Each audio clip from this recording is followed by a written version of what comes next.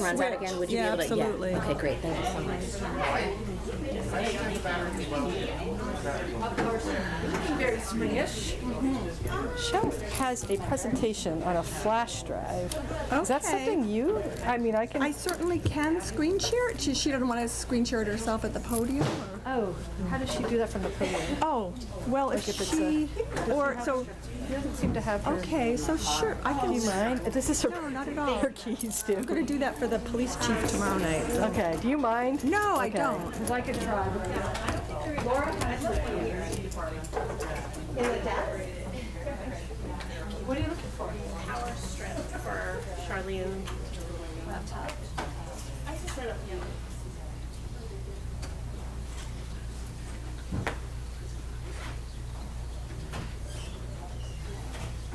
There's that 4-1 there. Yeah. And there's like an outlet over here that they might.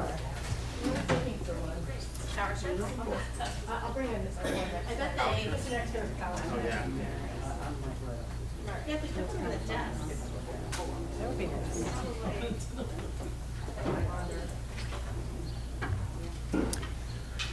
Okay. Oh, no, that's not yours. Sorry.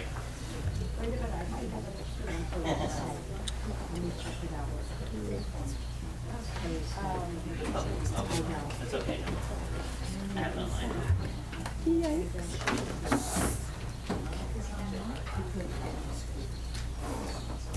Any key. Okay.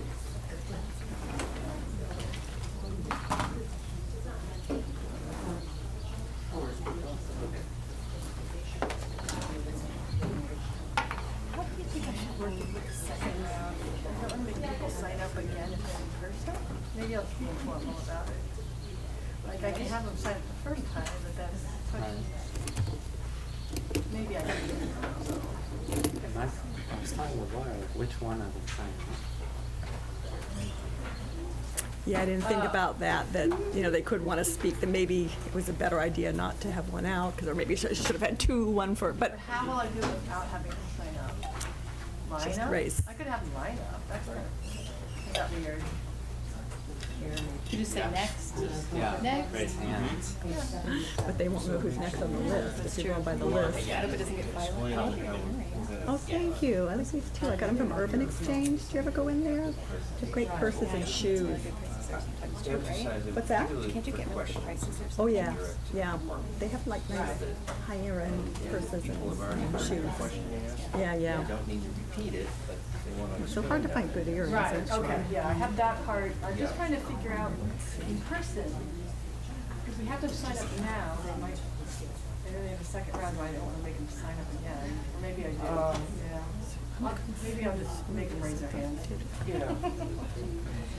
Yeah, I don't think last year people actually signed up for the comment after COVID. Okay, so it's almost time. I think we did. I don't remember having an issue.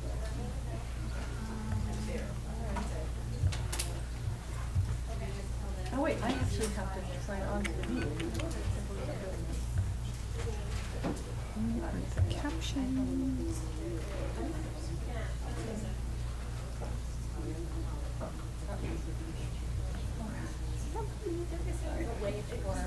Michelle or Meredith to advance the slides themselves, is there? Like a clicky thing? No, think so. no, unfortunately, yeah. They can prompt me.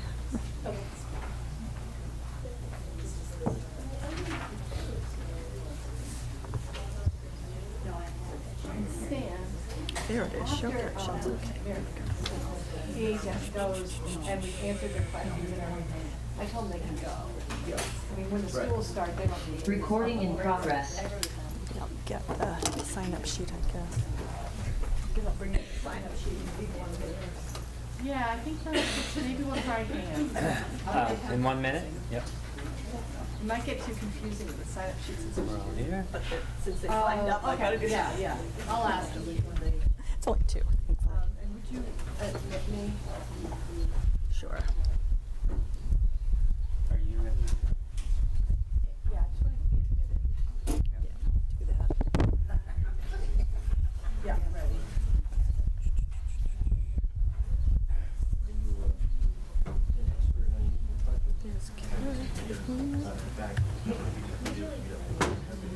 Hobble around. Trying to find you. I'm sorry. Oh, I'm connecting.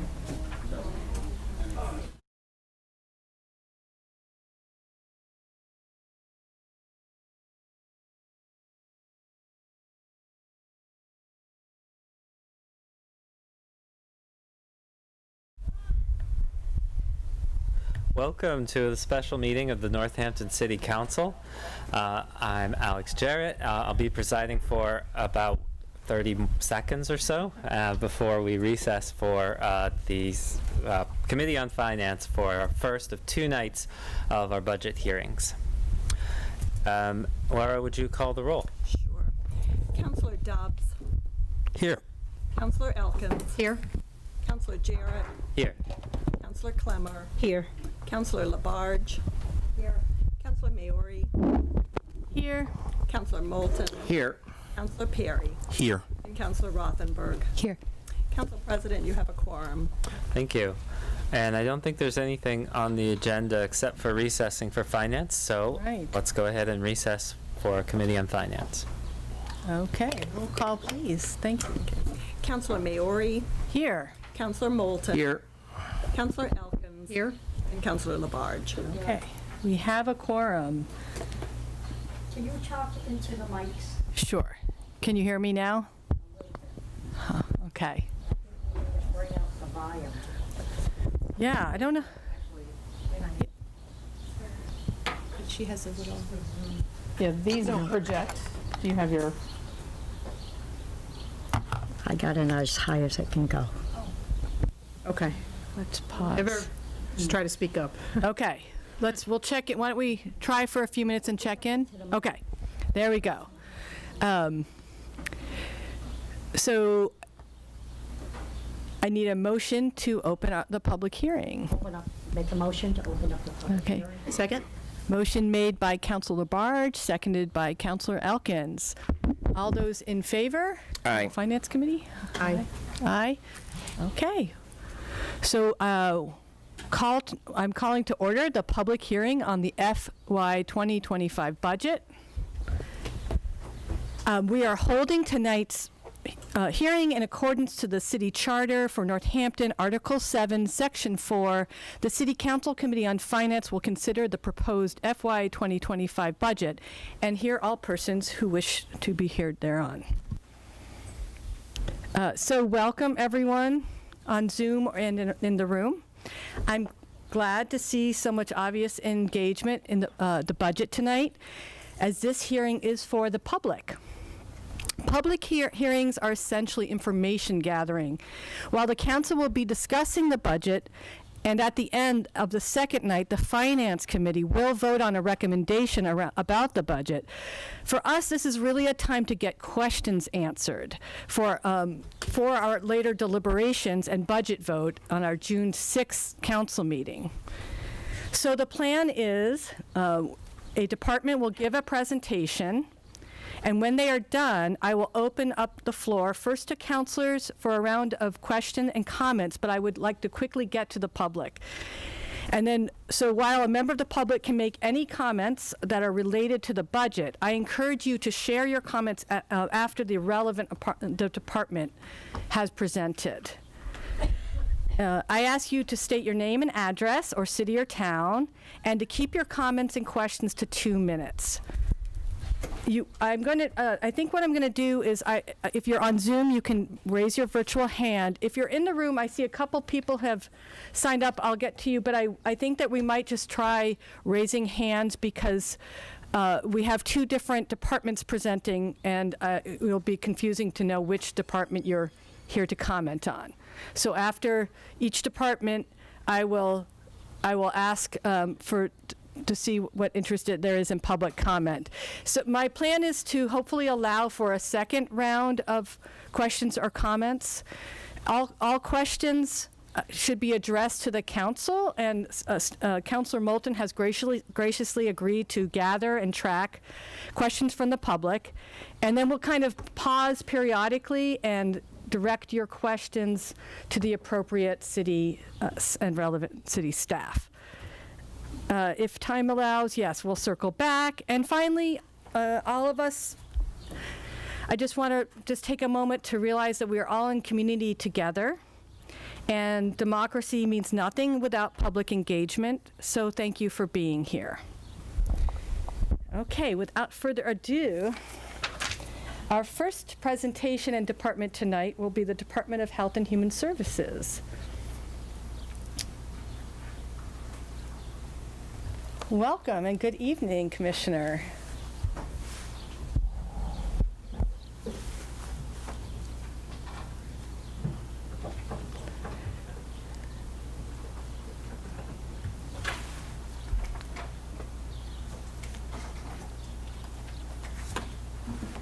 Can you hear me okay? Let's see. Okay, is that better? Is that good for you, Councilor Labarge? Okay. I don't mind. Is this better? It doesn't, I can, okay, all right. Okay, that I can do. Okay. It doesn't amplify, so we just have to speak up. Okay, fantastic. All right, I can be loud. All right, Laura, if you don't mind putting on our presentation. We've put a short presentation together for you today. And for those of you who don't know me, I'm Meredith O'Leary. I am the Health Commissioner for the Department of Health and Human Services. So good evening, everyone. I wanted to say good evening to our esteemed city councilors. Thank you for having me here, Mayor, and the public in the room, and the public on Zoom.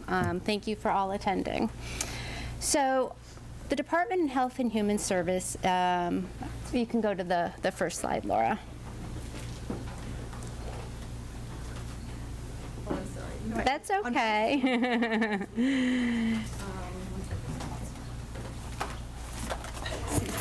I don't, You want to put it on a slideshow?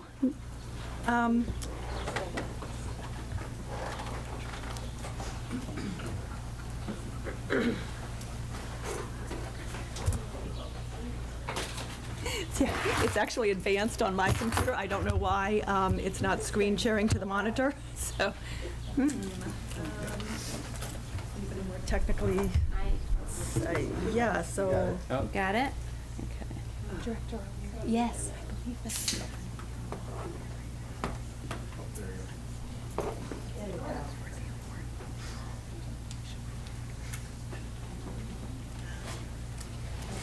It's like, it's a slide behind for whatever reason. See, this one. I don't get it. I think it's important. We're having. Oh, it's on okay, internet it's trouble, unstable. so I don't know if other people- Oh, gotcha. But- Okay. So thank you for the opportunity for me to present our proposed budget for the Department of Health and Human Services tonight for the fiscal year '25. And as you can see on the first screen, this is what we proposed. You all have a copy ahead of time. Oh. Not sure, huh?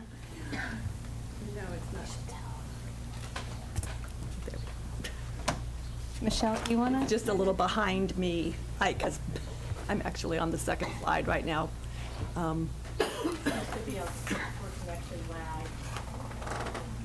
Would you like me to log in? I don't know if you know, like, It'll help. will help. Well, this will make it fun. So the Department of Health and Human Services is dedicated to addressing the critical health needs of our community. And this budget proposal reflects the commitment to improve public health outcomes for all residents. Over the years, we have faced numerous challenges, from public health emergencies to ongoing health disparities. In response, we have implemented a range of initiatives aimed at both immediate and long-term health improvements. However, to continue this vital work and to address the complex health challenges our community faces, funding and resources are essential. The proposed budget is designed to enhance our public health infrastructure, support essential services, and introduce innovative programs that address root causes of health issues. By strategically allocating resources, we aim not only to respond to current health needs, but also to build a healthier and more resilient community in the future. Today, I stand before you requesting a total budget of $1,315,247.26 for fiscal year '25. This represents a 3% increase, which is about $42,000 from the previous year budget, which will help to absorb some of the cost of living costs and the need to expand services to meet growing public health demands. The fiscal year '25 breakdown of the budget for personnel and salary, the request is $1,119,517.26. That's 85% of our total budget. The payroll and salary line item covers salaries for our dedicated staff, including public health nurses, inspectors, health educators, our Division of Community Care Director, community responders, and administrative personnel. This funding ensures we retain skilled, professional, essential staff for delivering high-quality public health services. Our operating and maintenance budget is 0.15% of our total budget, and it's about $195,730. And this supports our programs and services, professional development, supplies, contractors, vehicle maintenance, and travel reimbursements. Supporting the Department of Health and Human Services is crucial and plays a vital role not only in managing both past and emergent public health threats and emergencies, but also allowing us to focus on upstream public health approaches to help create long-term, sustainable improvements in our community health. The Department of Health and Human Services and local public health departments are the frontline responders in public health emergencies. We are often the first to detect and respond to outbreaks, whether it's a novel virus, a reemergent virus such as measles and polio, an arbovirus such as tick-borne or mosquito-borne viruses, foodborne illness are just some of the examples that we respond to. Beyond acute threats, local public health departments are essential in managing chronic diseases, which are a significant public health concern. We implement prevention programs, provide screenings, and promote healthy lifestyles, hoping to reduce the long-term burden on the healthcare system, which we call upstream public health. As the Department of Health and Human Services, we pride ourselves in looking at accurate and timely data and trends which help to inform our public health decision-making. We address health disparities by focusing on underserved populations to ensure that public health interventions reach those most in need, promoting equity and reducing barriers, and most importantly, fostering and building trust with the community is crucial for delivering effective communication and community engagement, which are imperative during health crises when rapid dissemination of information and public cooperation is essential. Before we delve into the specific questions of the budget, it's important for us to highlight the context in which these funds are requested. To start, I would like to first highlight over the past let's say decade or so, our community has faced a range of public health threats and emergencies that have tested our resilience and underscored the necessity for a robust public health funding. Laura, if you can, move forward to the next slide. I did, so we'll see. Let me see. I don't actually What happens if you go 2 ahead? Does it go back 1? Oh, here it comes. Fantastic. Great. So I've highlighted 9 public health emergencies and threats that we've faced over the last decade. In 2015, we have had the opioid overdose crisis. We've seen a significant rise in opioid-related overdoses requiring enhanced prevention, treatment, and harm reduction programs. Laura, if you want to hover, and I'm not sure if it's going to do it, where it says overdose data, I threw in a chart really quickly. I'm not seeing it, I'm sorry. It's right under number Oh, I see 1. Yep. It's my break entirely. we might just break the system with that, so that's okay. So you can see there that we have the opioid crisis, we have EEE, which is Eastern Equine Encephalitis that we've had to deal with. We've had to deal with EVALI, which was e-cigarettes or vaping products that created that popcorn lung. We've had measles and other vaccine-preventable diseases that we've had to deal with, hepatitis A outbreaks, flu outbreaks, climate-related threats, tick-borne disease, and of course, most recently, we've had the ongoing COVID-19 pandemic, and now we're dealing with a very upfront and centered mental health crisis, which I didn't include on there. So, next slide, please, Laura. In addition to addressing public health emergencies, we're also committed to a comprehensive approach that includes both upstream and downstream public health strategies. Our upstream efforts focus on preventing health issues before they arise by addressing social determinants of health, promoting healthy behaviors, and implementing policies that foster long-term wellness. Simultaneously, our downstream interventions provide critical care and support to individuals managing and mitigating the effects of existing health conditions through clinical services, health education, and chronic disease management. By integrating these approaches, we aim to create a resilient and healthier community equipped to handle challenges to prevent future health crises. No, huh? It's not responding. Here it is. So that's okay. So some key characteristics of upstream public health is upstream interventions target broad factors that influence health outcomes, such as socioeconomic, status, education, environment, and policies. Oh, look at the primary goal is to prevent health issues from developing rather than manage them after they occurred. Strategies are designed to impact entire communities or populations, not just individuals. Emphasize changes on systems and structures such as laws, policies, and environments to create healthier conditions. Laura, if you want to go to the next screen, maybe it'll get there by the time I do. The importance of upstream public health is disease prevention, health equity, cost effectiveness, and long-term impact, meaning systematic changes, creating sustainable improvements in public health that benefit current and future generations.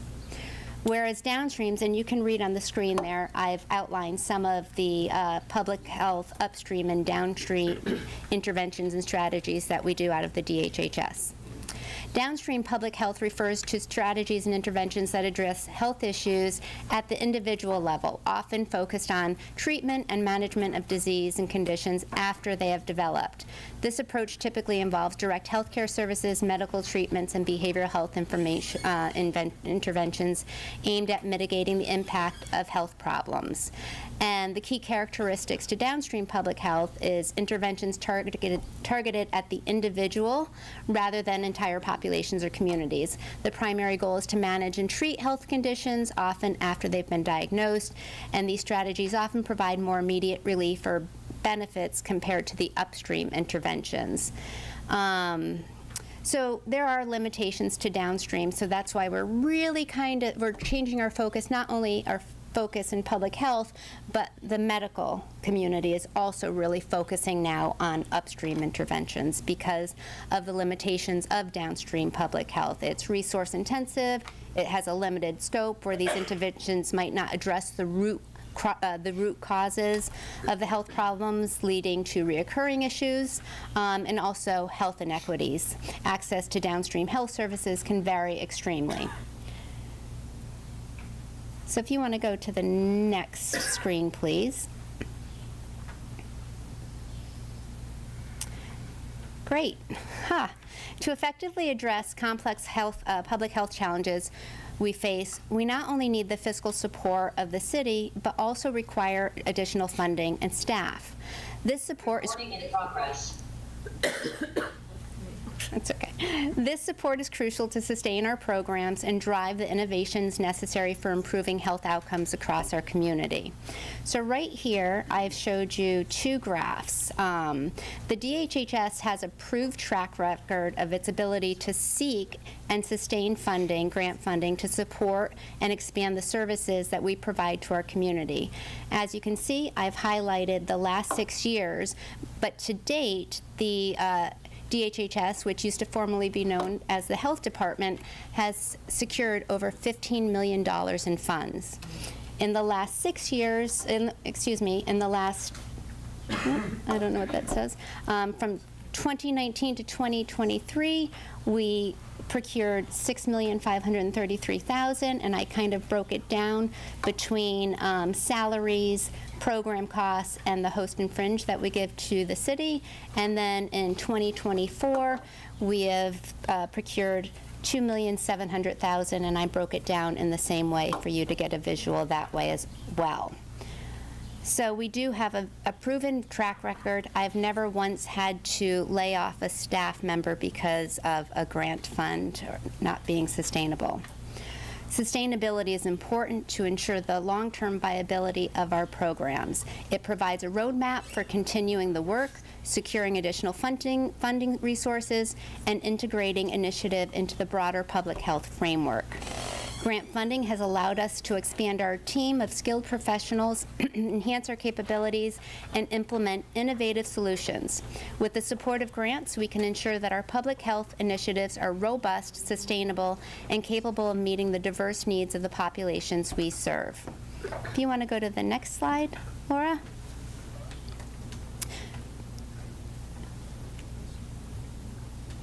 Great, fantastic.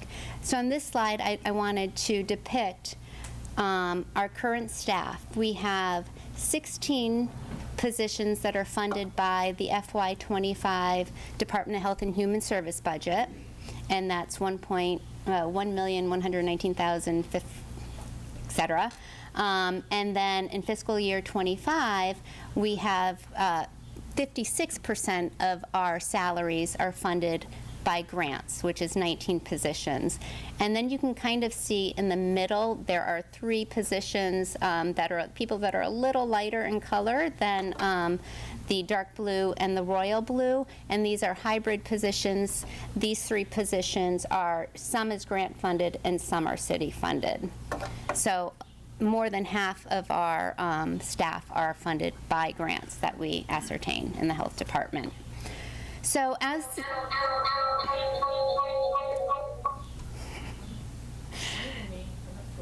okay, that's okay. So as the expansion in the scope of work and the services that we provide in the Department of Health and Human Services was recognized both by former Mayor Narkowitz and current Mayor Shara, in 2022, Mayor Shara, by administrative order, made a change to the city's administrative code to revise the title from being the Health Department to the Department of Health and Human Services, which better represents the range of services and activities that we provide. So if you want to go to the next slide, please. Under the new Department of Health and Human Services umbrella, we have 6 divisions that embody our work. Fantastic. And as you can see, it's emergency preparedness, Division of Public Health Nursing, Division of Environmental Health, Division of Public Health Excellence, Division of Substance Use Prevention, Division of Community Care. Each of these divisions, as they are separated on the wheel, the divisions intertwine. We all work collaboratively to address multifaceted health challenges and ensure a comprehensive approach to the community and the well-being.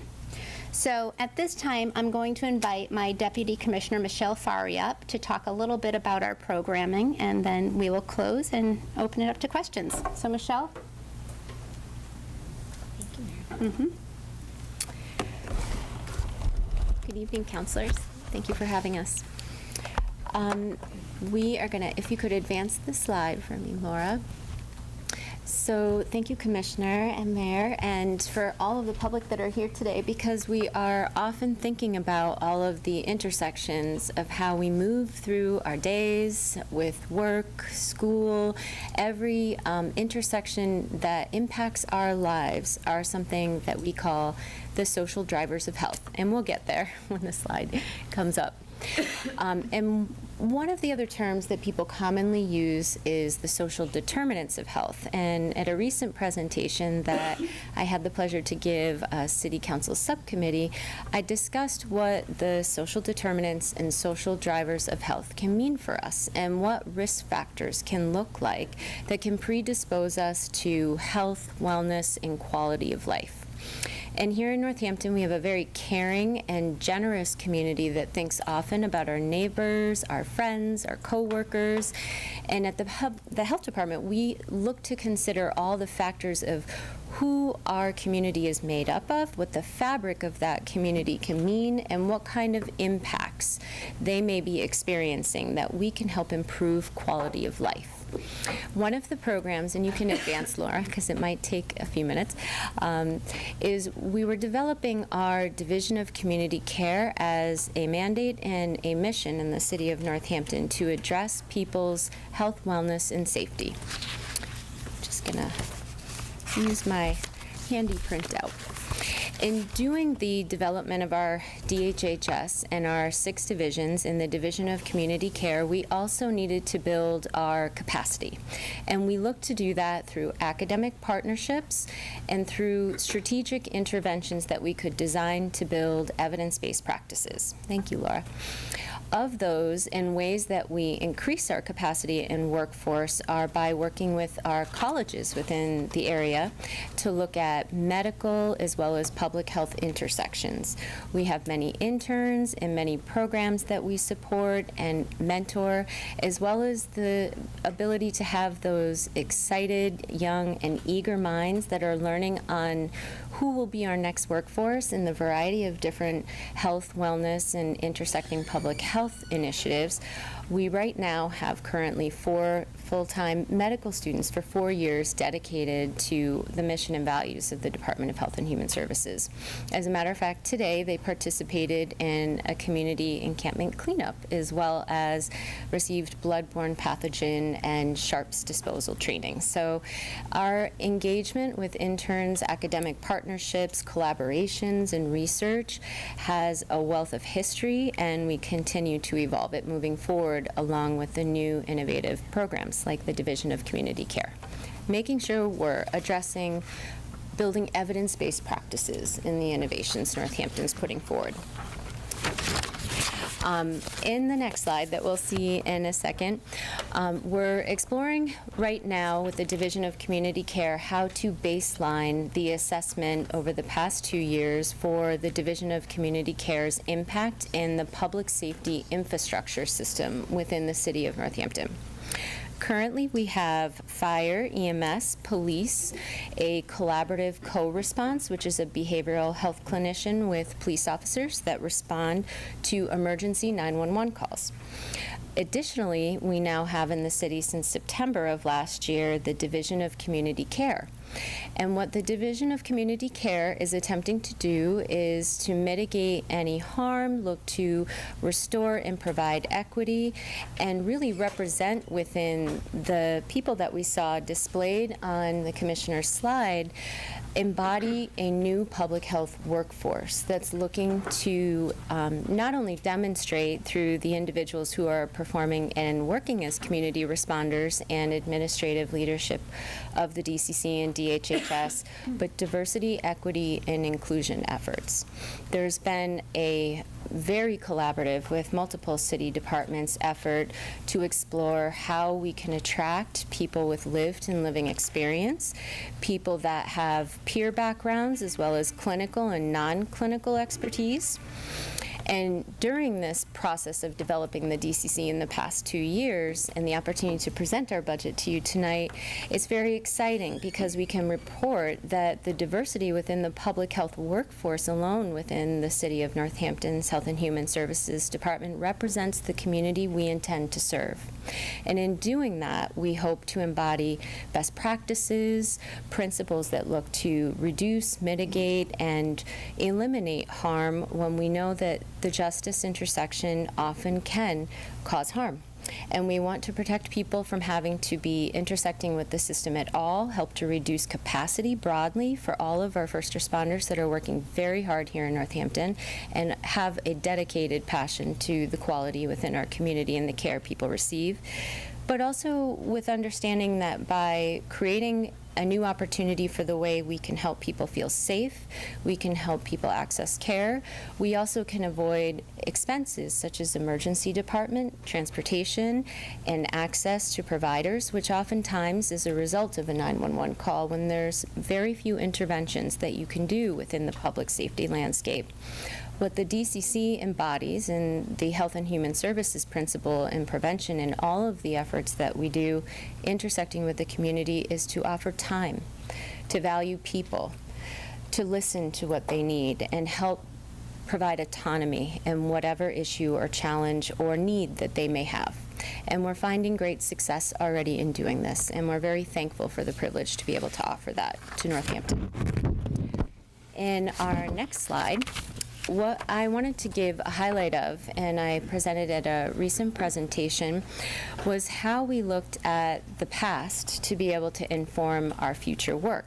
And we took a very critical look with the Law Enforcement Action Partnership called LEAP, which is one of the few national experts that analyze 911 emergency services calls.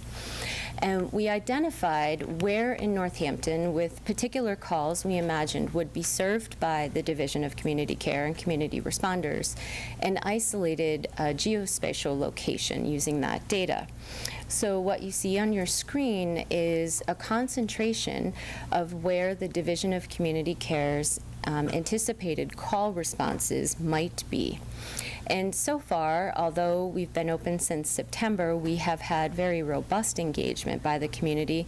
This has proven to be very true. We've isolated here right around where we're excited and looking forward to future operations for the Division of Community Care just up the street here on Main Street as part of the Resilience Hub project. And fortunately, the location couldn't be more ideal for where we see people's needs and vulnerabilities present themselves most. So we're very happy that this has aligned well, and we see the population and community members and organizations we're engaging with really holding true to this data analysis. And you can advance the slide, Laura.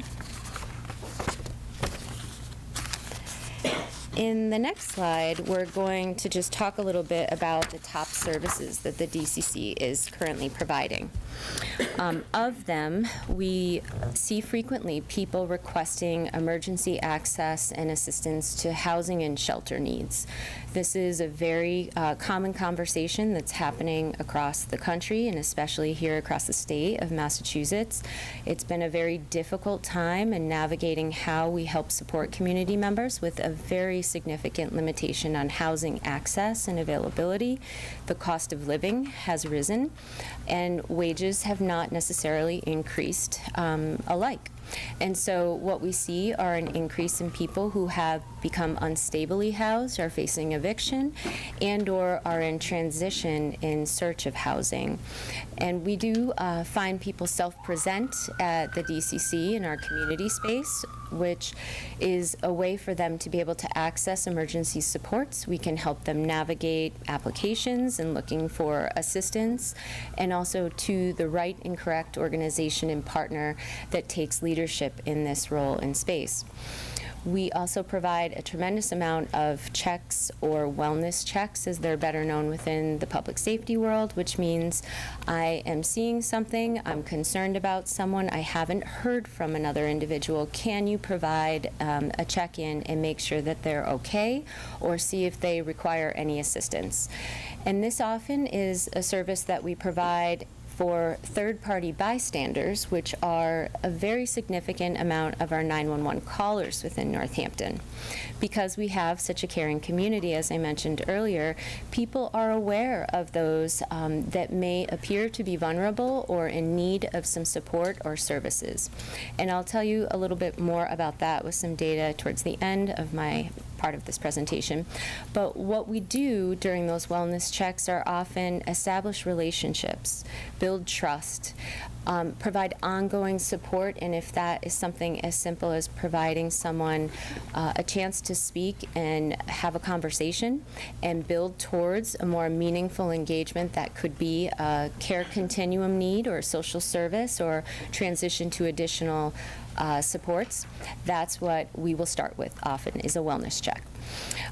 We have a variety of social services and community resources that are just growing, and we're very fortunate because of the work that we're providing. Often partners and organizations are reaching out to us to offer opportunities to collaborate. We do community-free legal aid, to applying for Social Security benefits, helping individuals who do not have documentation or have lost or not had an address to be able to have mail sent to, a simple need of a driver's license or Social Security card, or touching base with a variety of different social infrastructures that support people, often is one of the gaps that is left unfilled. So the DCC seeks to not only help provide access to those resources, but also assistance, and that includes accessibility, it includes language interpretation, and a variety of different methods that require people that we serve and our broader community to give focus and attention to. A major issue that often can result in a 911 call are conflicts. And there's lots of different ways that conflicts can unfold within the community. It can be interpersonal, it can be conflicts between people who do not know each other, it can be conflicts within compliance with rules or expectations within other social service organizations. But one of the key principles of the Division of Community Care is mediation and conflict resolution. And that means that we often can be serving two parties at the same time for one incident, which helps to reduce and de-escalate situations. And we find that the effectiveness of conflict resolution also proves to reduce impact on 911 calls, but also on the quality of life and the chance to avoid harm for individuals where there could have been another outcome, such as potentially an arrest or a form of harm that could come due to a conflict that could be resolved. So we work very hard for our conflict resolution and mediation to provide safe spaces and safe shared public spaces. We do know that the COVID-19 pandemic revealed a significant rise in complex health and mental health needs for all people, including our stably and unstably housed populations, and we work very hard to seek supports on behalf and for people, advocating through consent-based practices and often navigating what is a very burdened and oversaturated provider landscape for per patient to provider ratio. So the wait. It's in the puddle, honey. How about we just meet? So the wait time can often be significant for people in accessing care, and I often try and give the example of trying to reschedule a provider physical appointment. It can take months and extreme complex scheduling, and for someone that is more vulnerable or has challenges or less stability to be able to access care, this can be a major obstacle that can have negative health and wellness and mental health impacts. And then I just quickly move through the last few pieces of our work is the emergency public safety needs. And I appreciate highlighting this bullet because what public safety means to an individual is very personal. And how people feel safe and what feels imminent or urgent or an emergency-like situation can vary greatly. So we try to be very sensitive and inclusive by not naming emergency public safety needs with specific descriptors, because that can be, again, very nuanced depending on how and where someone might be in the situation and circumstances that might be impacting or affecting them. But we have an incredible array of what emergency, imminent, urgent, and self-presenting public safety needs look like, and I look forward to maybe in about 6-7 months to be able to present robustly how we're starting to find themes, trends, and ways that we can look to continue to do the work with the philosophy of the DHHS and DCC of prevention, to mitigate as much as possible people finding themselves in these circumstances that feel that their safety is not inherent. The last piece I'll just say very quickly is we have a physical location called the DCC Community Space. It's located in the One Roundhouse Building Plaza, which is where the former Peter Pan bus stop is. It's amazing how many people find us and how centrally and adjacent to downtown the location has been, again, which is ideal for the future home of the DCC. We really do experience a wealth of gratitude, appreciation, donations, as well as engagement and willingness to help support the DCC at the community space. We are very busy. We see people all day long, and we also take incoming calls from people that call the DCC directly that may not be someone that would have called 911 and are looking for support for themselves or someone else, as well as taking referrals and having the ability for people to directly just walk in with no appointment necessary. We also have time reserved in the afternoon with community responders for people with more complex system needs and navigation for appointments, for being able to organize and help provide technology access and a variety of different tools that we can plan for and build up towards, as people's needs can be very, they can be very broad. And I'll have you just advance, Laura, to the next slide. So the DCC and DHHS has always been known, and part of our growth has been from the incredible amount of partnerships and systems organization that we do. We work with, I think, pretty much any organization you can think of in sector. We try to build relationships with, have relationships with, and or want to continue to develop relationships with. What we know is public health and those social determinants or social drivers of health is that there isn't a system that I almost can't relate to public health in one way or another, which means we need to be out there, and that's what we expect and appreciate about our team and our staff members is we are in many spaces and places, and we're able to react, respond, and understand what those needs are of our community members because of those partnerships and trusted relationships that we can deploy and target and anticipate where resources and needs will be. And in the next slide, I'll just move pretty quickly. We've talked a lot about populations that the Health and Human Services Department serves, which is anyone and everyone here in the city of Northampton. And I put here in the slide, it's the next slide, I think, Laura, when you get there, there it is. The most recent data as of today, yesterday, a couple days ago, on our engagement. And I'll give you a few more data points here in just a second, but in comparison with other national community responder models, this is quite notable. I think with the incredible amount of awareness and forethought of the Policing Review Commission, as well as the efforts by council yourselves and our leadership of our mayor and our past mayor within the city, there was a commitment to this work and the community was ready. And so it was from the day that we opened that we had a literal line at our door and see this as a trend as ongoing. So it's wonderful to highlight that the repeat and the ongoing engagements have proved that people participate, they self-initiate ongoing follow-ups, and are very interested in ongoing supportive services by the Division of Community Care when that need is necessary. We transition people as a hub and spoke model to the experts in the many sectors and services here in the city, as well as to our north and our south, social service providers. But there are many folks that find themselves in need of services again.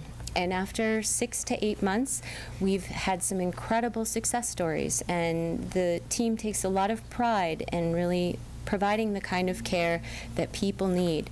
But what we do know is that life and unforeseen circumstances happen. And as people's needs vacillate, as the community, the environment, the climate, the social and emotional wellness of people are consistently on a evolving and secular experience we all walk through our days with, we know that we will continue to have people that need repeat and ongoing follow-up engagement and support. So it's really wonderful to see the team is doing phenomenal work and that people really appreciate having the opportunity to work with them. And then the next slide is a cover slide for the Division of Community Care and our assessment and evaluation partners, which is with the UMass Center for Program Evaluation and unique to our community responder model. I'm going to let those slides, since we're a little toggled, for anyone that would like to take them in after, but there is some wonderful timeline and I think I'd like to wrap up by leaving you with a few highlights from a key perspective. Without providing any identifying or revealing information, and given that we protect the privacy and anonymity of the people who engage with DCC, we often know that there can be individuals who have been high impact or in high need of public safety responses through dispatch. Some folks might have heard a frequent utilizer of the system, and we prefer to be respectful in that we don't know why, but some people do need to use our public safety service more frequently than others with gaps in care and access to the appropriate needs that they may have. But of last year, there was 2 different individual cases that we were very excited that are very stable and having great success, and individuals here within Northampton that were known and have been part of the city fabric for quite a long time. In 2023, of one of those cases, and this information was provided by collaboration with the police department and the Public Records Division, an individual had 146 calls last year, in the last calendar year. And to date, this individual's call reduction has been down to 8 calls for public safety. And I can say that they're doing very well as well. It's not just a reduction in call volume and resource allocation, but it's really knowing that they're thriving and they're happy. And that's what we all hope to achieve in these outcomes. And of the second case that I wanted to present, in 2023, this individual had 35 calls for public safety and has been reduced to 5 calls. So of the ways that we look to mitigate and create cost savings as well as innovation and appropriate and ideal resource responses to what people need, we also know that it's reducing the impact within our 911 system with the call volume. So very excited to take any questions, and thank you for your time. Sorry about the technology and the presentation, but we're thrilled to have been asked to be here this year.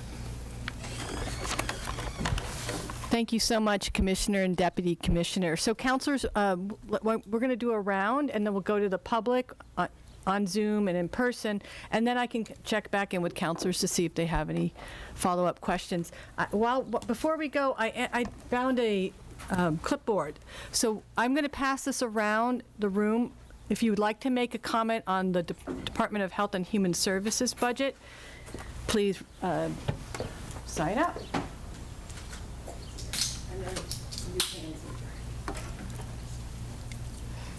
And I don't know, I see Janice and Jenna, I don't know if that was for the schools or for the schools. Okay. I'll remember that. So if anyone, if you wouldn't mind passing that around the room while we talk, we'll speed things up. All right. So counselors, any questions for the commissioner or deputy commissioner?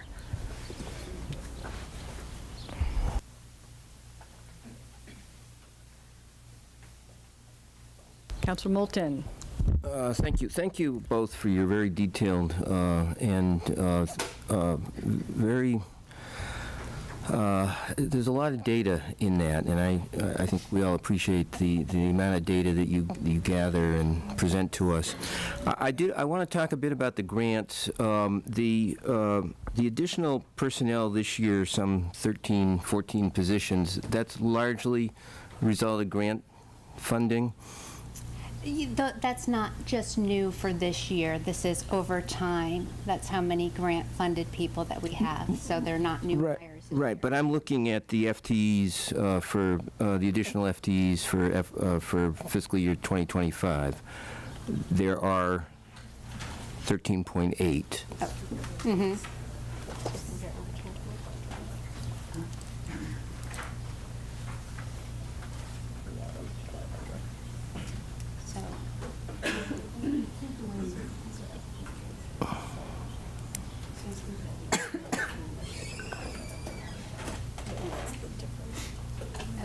So it's basically because we budgeted last year, you didn't have all those positions in place with funding over that budget. So just, if I may, I'm loud though. Can you hear me? Yeah, you too. Oh, they can't hear me there, excuse me. Good evening, Charlene Nardi, Finance Director. Just to explain, Councilor Moulton, that's from actually hirings in 2024 throughout the year with grants. Are not reflected in the book because the book is static as once we give it to you, and then throughout that year, 2024. So it's reflected of this past year and what's coming forward in 2025. So it's the 2 years. Okay. Excuse me. And that those positions are largely the result of your successful Yes. Obtaining grants. Yes. Correct? Yes. Okay. So first, commend you on your grant. You're very successful in finding and securing grants. And Commissioner O'Leary, you said that you hadn't had to lay off anyone because of grants ending, and I want to get your sort of sense of whether that is likely to continue. I mean, are you seeing a grant money being very flexible in being able to be used over, an extended period of time, so that we're not faced in the near future? I think it's great that you're able to expand your staff through grant money, but not faced with the decisions having to be made about how to roll them into the operating budget. Sure, I understand. So it's not about the grants being flexible. There is very little flexibility within the grant. It is about us in the department being innovative and thinking about what's coming down the future. So in every grant that we write in a sustainability plan, and we're not going to be able to get the same funding for the same program. So we always have to be 1 or 2 steps ahead of the game in order to procure funding to sustain those positions. So we have an amazing track record. We started with our first very large grant back in 2015 when we saw an uptick in opioid overdose deaths. And again, those positions are still funded today, almost 10 years after the fact, because we are very innovative and progressive. And it's always, between Michelle and I and a couple of our other department leaders and coordinators, we're always looking for funding mechanisms to support what we do. One of the biggest, and Michelle can speak to this really well, we have some of our initiatives aren't just standouts here in Northampton or Hampshire County or even the Pioneer Valley. Some of the initiatives and programs that we do have gotten nationally recognized, and we've had to go out to California and talk and be mentors to other public health departments. So we are looked as leaders not only locally but nationally as well. Public health technology is Michelle's wheelhouse. She loves to talk about it, and that's put us on the map as well. Okay, thanks. Councilor Labarge. Thank you. Very, very happy about community care You know, I've done, and then I have attended 2 sessions already about the hub and so forth. I'm looking at DHHS awarded the 3-year Office of Justice programs.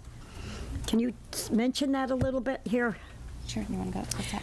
Yes, the Department of Health and Human Services, and back when we were the Northampton Health Department, was awarded a grant by the Department of Justice, which is a strategic Bureau of Justice Assistance initiative called COSUP, or the Comprehensive Opioid Substance Use Stimulant. They did change their name, program.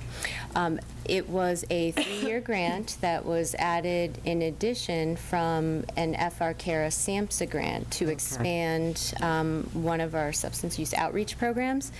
And we found tremendous effectiveness and success that we were awarded a second 3-year term for that grant, as well as the former SAMHSA, we were awarded a second 4-year term, which are independent and unique applications, require data and evidence-based practices, and the funders utilize the ability to assess your work to refund you with a new and unique application.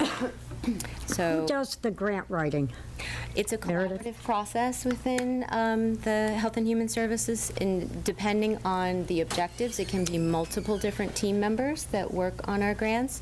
And we've had really passionate and dedicated public health professionals that work extremely hard with us as a group to articulate the problems on behalf of the city, as well as our local communities that are our neighbors, where we know people do not stay in one community in an isolated fashion. So we often have to work between communities and provide a variety of different resources to make sure we're preventing harm in the case of substance use. I'm very impressed with all the grants that your team is doing.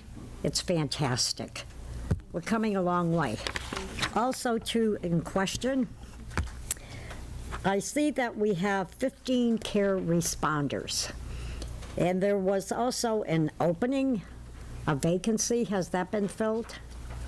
No, we still have a current vacancy right now. Mhm. Now, can you explain to me, with 15 care responders, do they have different hours? Well, we have a variety of different mechanisms to be able to provide the capacity we do. So we have community responder teams that work within the community space. We have supervision and infrastructure, part of our organization, and then we have our out teams that go out to respond to emergencies. And as well as part of our outreach initiatives, have utilized a mechanism of our DART program to help fund some of the work of the community responder team and expand as experts in substance use part of that work.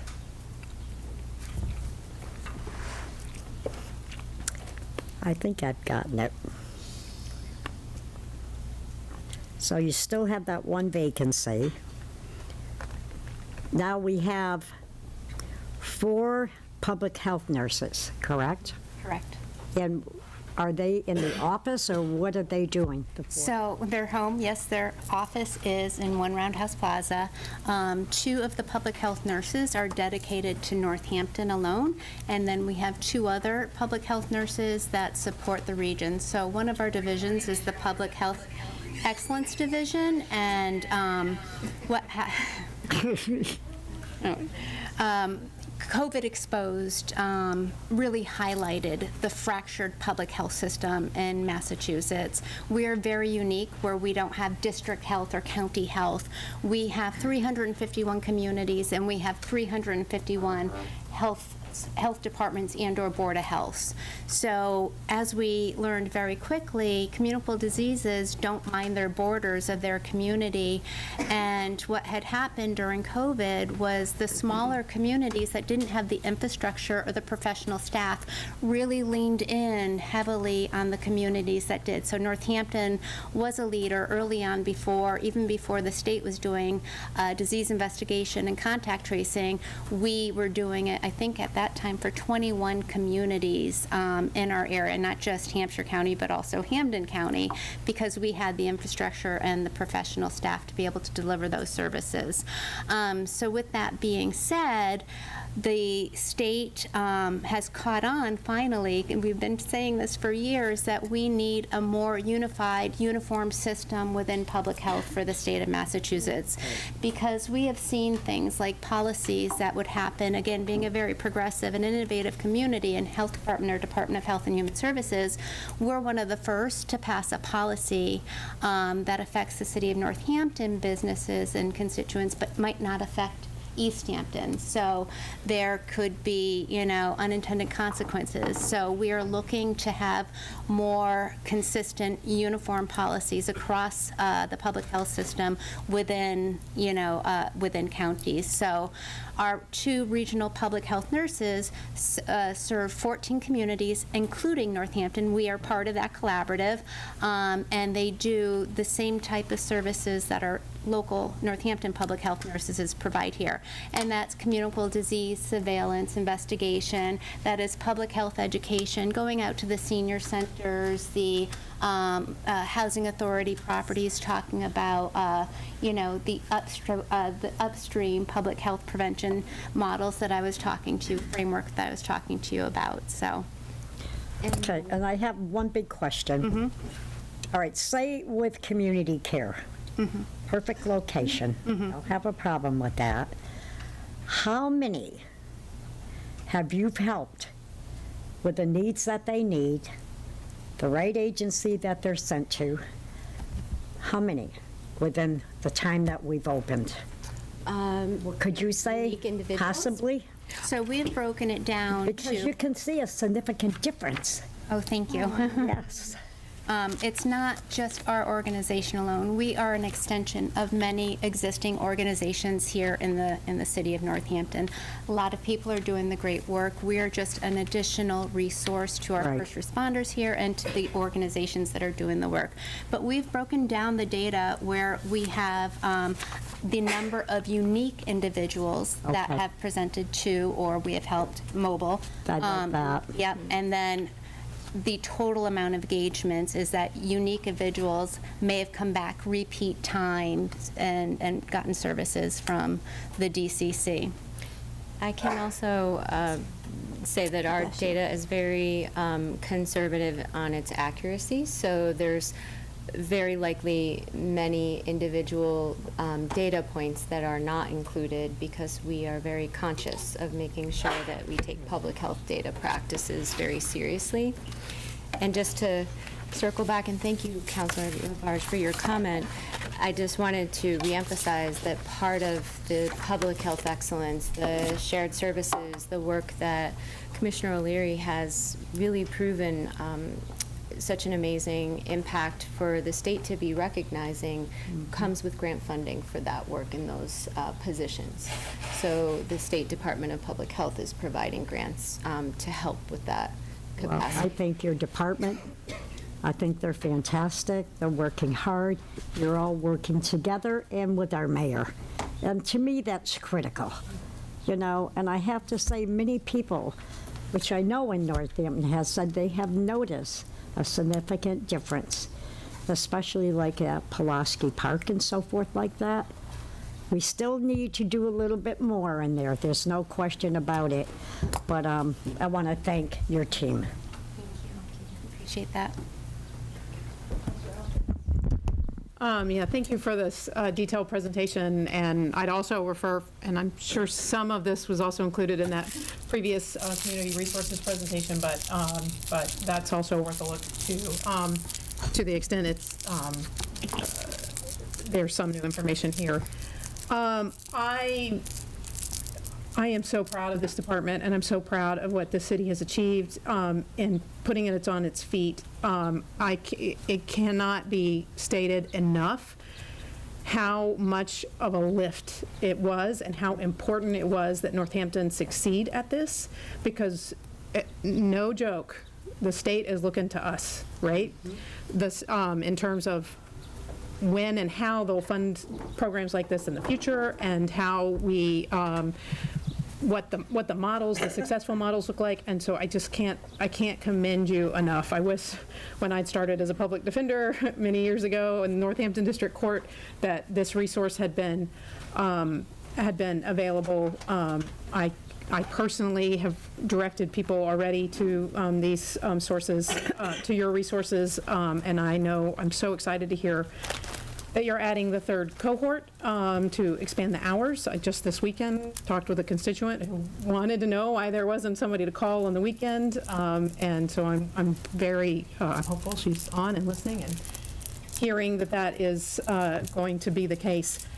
One thing I want to comment on is that in my time on council, I've learned the term shovel ready, which is to say for capital infrastructure projects, our ability to get the grant that does the sustainability project, that, gets the funds to redesign Main Street or, whatever it may be, depends on us having done the work and being shovel ready, being able to put those dollars to work.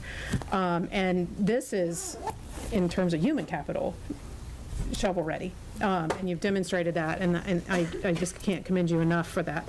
I also want to make a specific point. I think one of the trickiest part of DCC response seems to me to be those wellness checks, and that is the point where I think the most potential contact with police, the things get more dangerous, the conflict resolution comes into play the most, and I'm very relieved and glad to see that you guys that you have found a model, that you're making it work, and that you're able to integrate where you do with the police, and then also stand on your own as the public health initiative that you are on its own. So I really highly commend you. I have to say, of all of the, no place is perfect, and of all the problems that we can have, I personally view it as the best problem to have is that we are a kind and compassionate community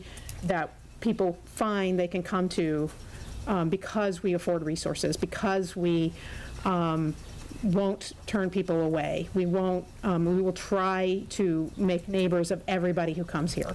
And I think this is so core and so pivotal to that. So thank you very much for your work.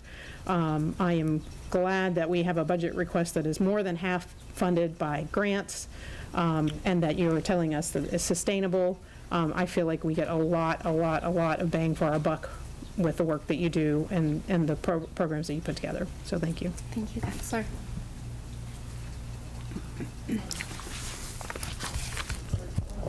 Hi, thank you both for the presentation. And I want to echo everything that my fellow counselors have said about what a wonderful job you're doing and how fortunate we are to have you in our community. So often you see people in need and you don't want to send them to the emergency room or call the police. So it's really wonderful to have you as a resource and benefiting so many people. And I'm really glad you're expanding the hours too. And it's hard to get people to work evening shifts, and I'm glad you managed to do it.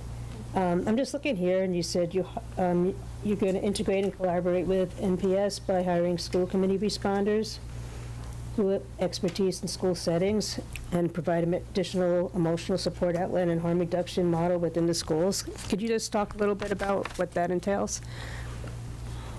So that's a future goal, yep. Mm-hmm. That is an area that all of our team, many of which have come with working with youth in their past roles, have prioritized, and we have been seeking sustainable funding to be able to implement something that we know will last. And developing those relationships within the schools for us has always been incredibly important, and knowing the impacts on families and educators. We do not want to introduce something that we do not feel that we can maintain and continue forward for many years to come. We also want individuals to be identified and specifically focused on that particular area of work. We intersect with families constantly within the DCC, people that are impacted through justice involvement and reunification to all sorts of different challenges that families face just as individuals face. So our goal is to try and acquire funding that could introduce something that would be part of the school infrastructure between us and public health and other functions that we work with the schools on already, and the amazing people working hard to take care of our youth. Yeah, I appreciate you making it sustainable, because there's nothing worse than saying, oh yeah, they were here for a few months and now they're gone. So it makes a lot of sense to do it that way. Okay, thank you very much. Thank you. Yeah, I'll echo what my other fellow counselors have said. And I wanted to ask, another goal you have here is integrate dispatch into DCC community response. Could you talk about that challenge and what you hope to accomplish? Sure. So that is, we put that down as our goal, and we, just to give you some context to who we are, when it comes to an equitable alternative approach to policing, we are only the only one freestanding in public health model where every other program that we know of is embedded into public safety.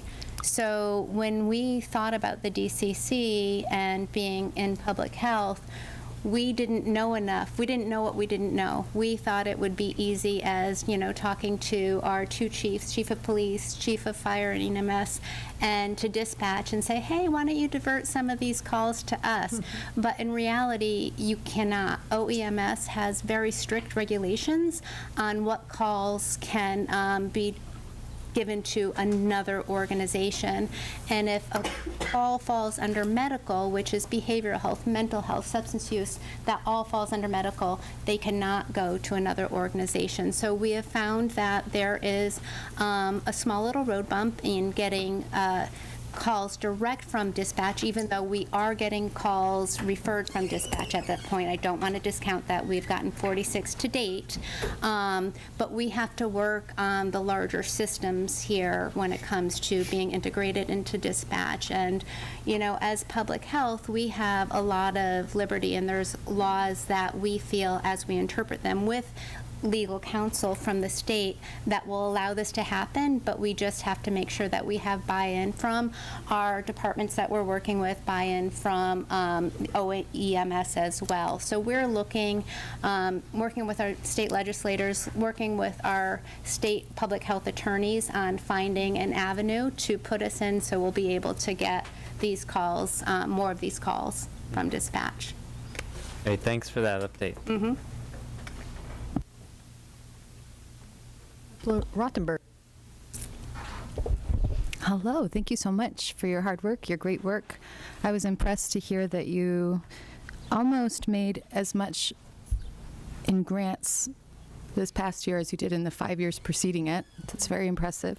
And I'm also impressed that you have never laid anyone off. I imagine that's not because the grants have been never ending, but because you really carefully planned.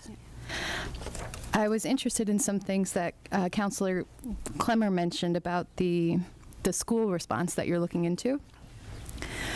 And, sometimes folks say you should never ask a question you don't know the answer to, but I'm going to do that right now. I'm asking this in the most innocent, childlike way that could be asked.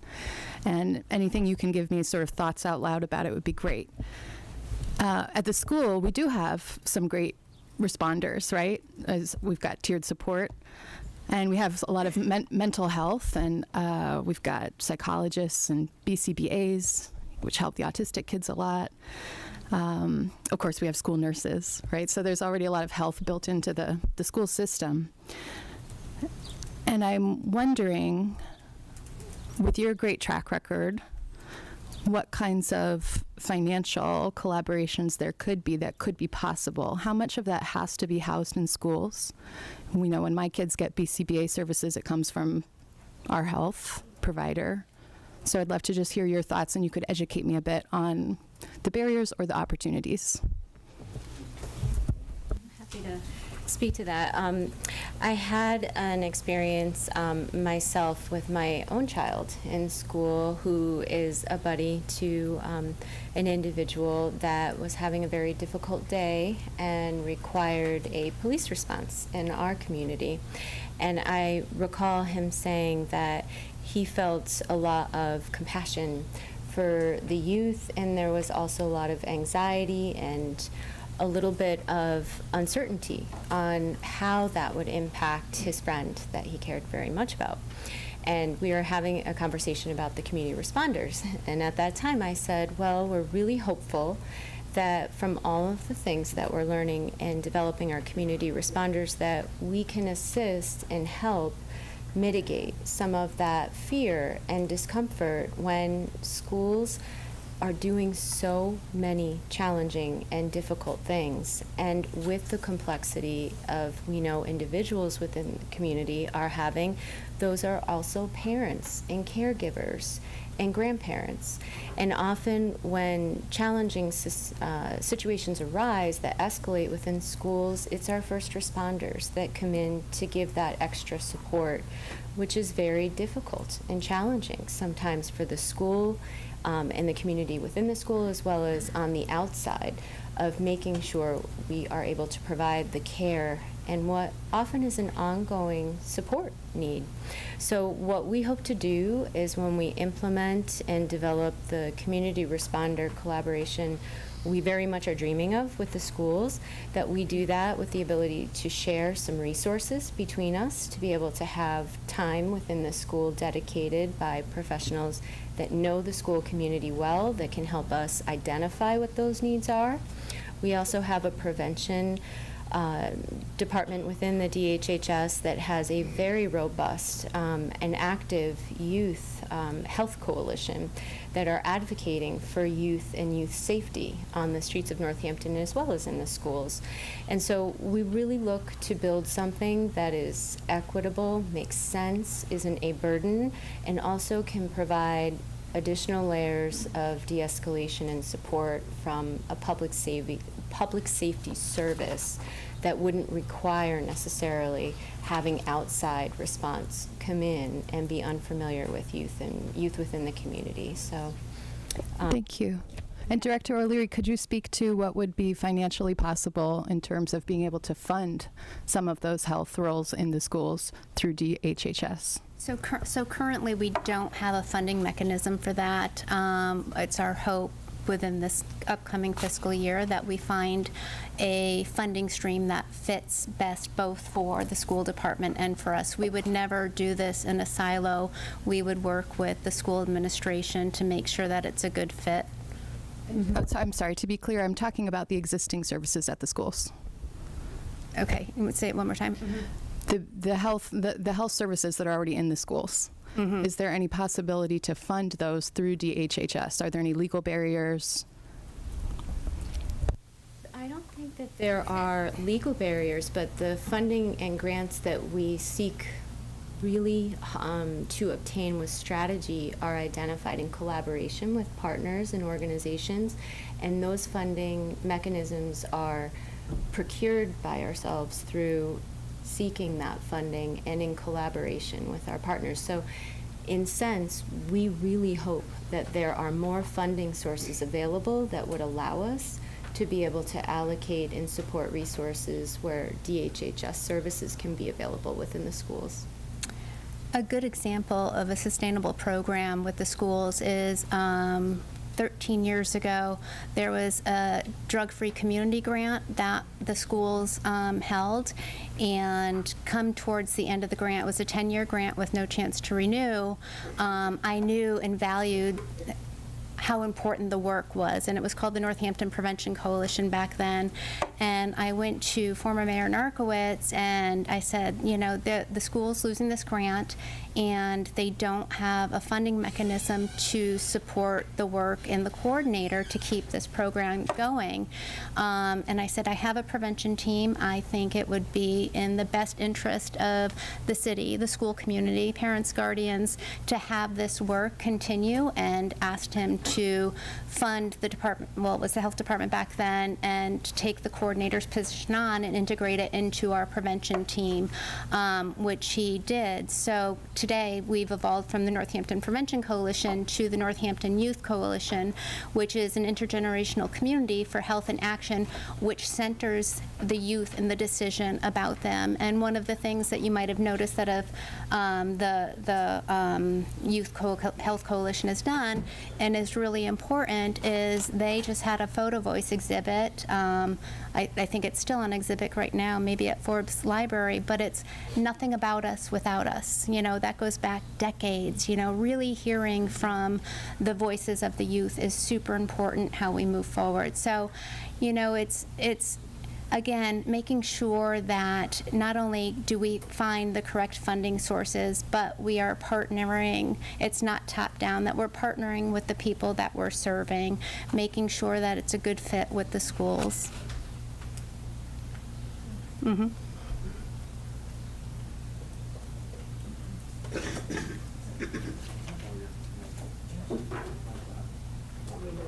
Councilor Perry. Reason they're not working. I just want to thank you guys, as everyone else has, for your presentation and all the hard work. A lot of my questions were already answered from these great minds in this room. But I also want to tell you that I really enjoy your holistic view of the city and the intersectionality between all these things.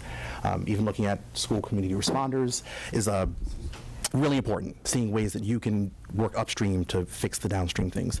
One thing that I did want to ask about in one of the slides, because they were going pretty quick, was the internship programs you guys have. There was one that stood out to me. I saw there was an internship program working to establish the Resiliency Hub, which I think is very forward-thinking, because that's a little down the road. Could you explain a little more about that and what's happening there? Sure. So we have multiple different interns that have contributed to the Resilience Hub project and the DCC and the intersection of many of our divisions that wanted to be along this journey, to see it to fruition and provide some capacity in research. There was recently a Resilience Hub presentation where students provided Spanish translation. They also did a lot of research to help think about models across the country of resilience and what resilience looks like in a building and within the community more broadly. They did literary reviews. They have presented projects. They've helped with the presentations and attending, actually. So the goal is for at least the UMass Medical School Chen Perch students, the whole objective of that program is for future providers to have community-based experiences. So we hope that on the track for the Resilience Hub that they may even be providing an element of direct service and support.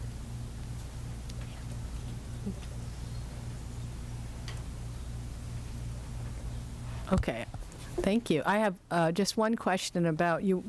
I know that we're leaders regionally in the area, and I'm really proud of that. Can you just describe how that works monetarily? Is it kind of a collaboration? Are we kind of funding that, or communities kind of just contributing?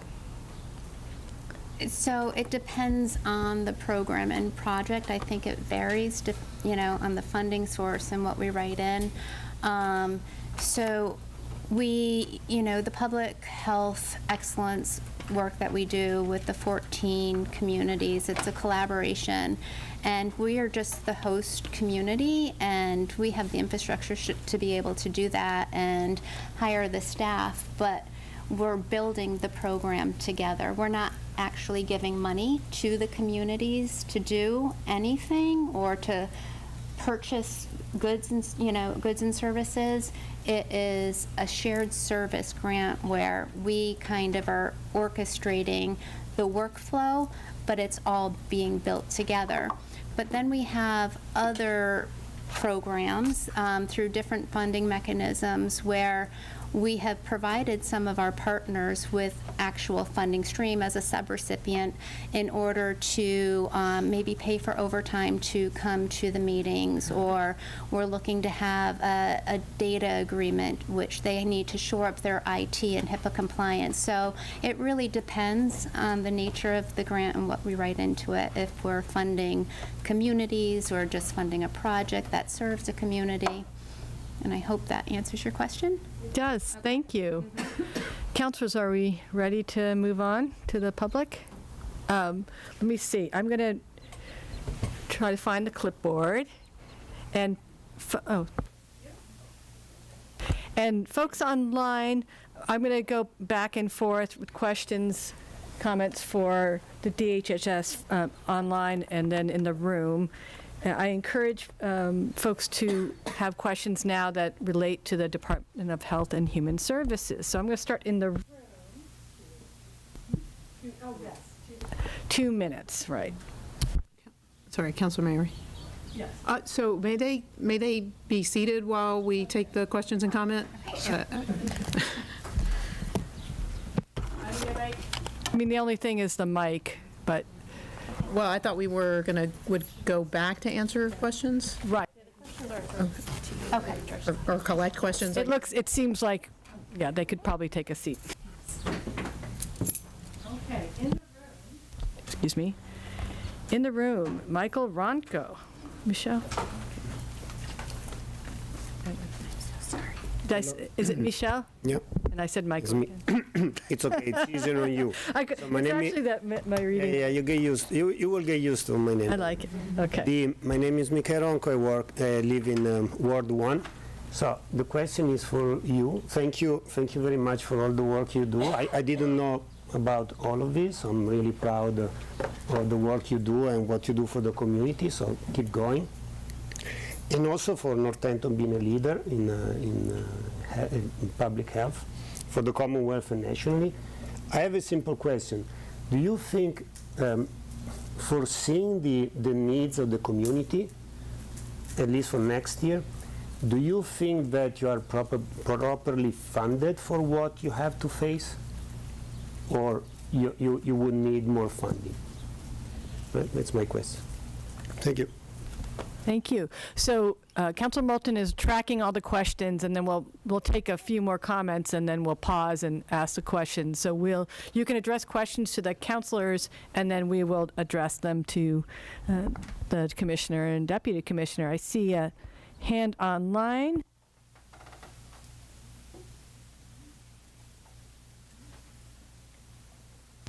Okay, Gwen, could you state your municipality or address? Yes, hello. My name is Gwen Navad, and I live in Ward 1. And I'm interested and curious about any type of programming or any kind of work that's being done with people who live in public housing, federal and or state, and what the intricacies of that are. Thank you. Thank you. Okay, back in the room, we have Melissa. And would you, when you come up, will you tell me how to pronounce your last name? Makabrowski. Thank you. And your town and address after I learn how to pronounce your last name. I live in Northampton. My question for you is, how does it compare having a behavior interventionist in the school that has a long-term relationship with a child versus someone who comes in a moment of crisis and doesn't have a relationship with that kid? Is it difficult for the kids to open up and for you to have actual change versus if there's someone who works in a school and is working with a child every day over the course of a year? How would it affect them if that person was fired from their job? Thank you. Thank you.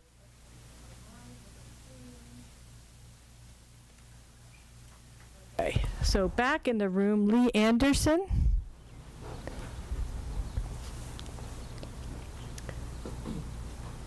So I don't know if this is appropriate, but I don't really have a question for her, but I am part of an agency in town, a private agency that does similar work to the DCC. So I just wanted to say a supportive note for the commissioner. We've done quite a lot of work, and she has built a department that was a true resource for us, whether it be information, whether it be just panic, deflection when we didn't know how we would get through the pandemic and help the most vulnerable in the community.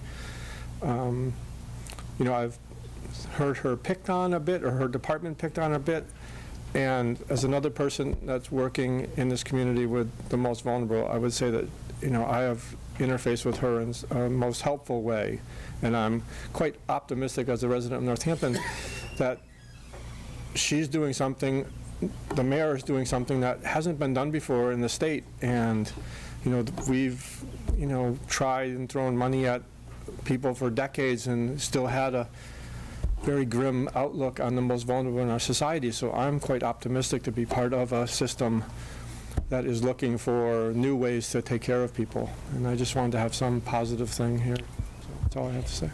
Thanks. State your address or your municipality. Oh, I'm Northampton, Bridge Road. Okay, thank you.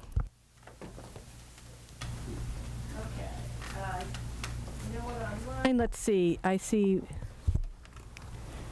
William Camo. There you are. Take your time.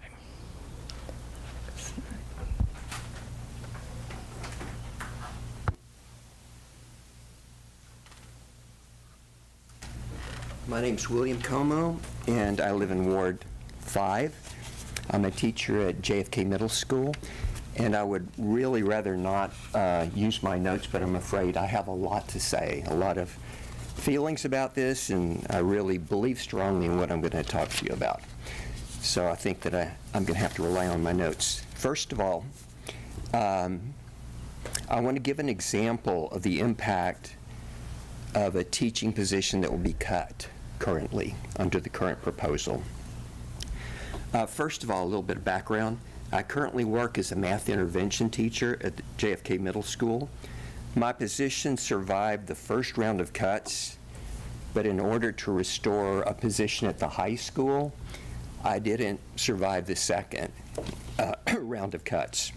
And that position, I'll say, I fully support that position being restored.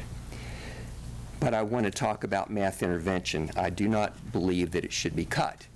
And yet, I don't think the principal has been left with a good alternative right now.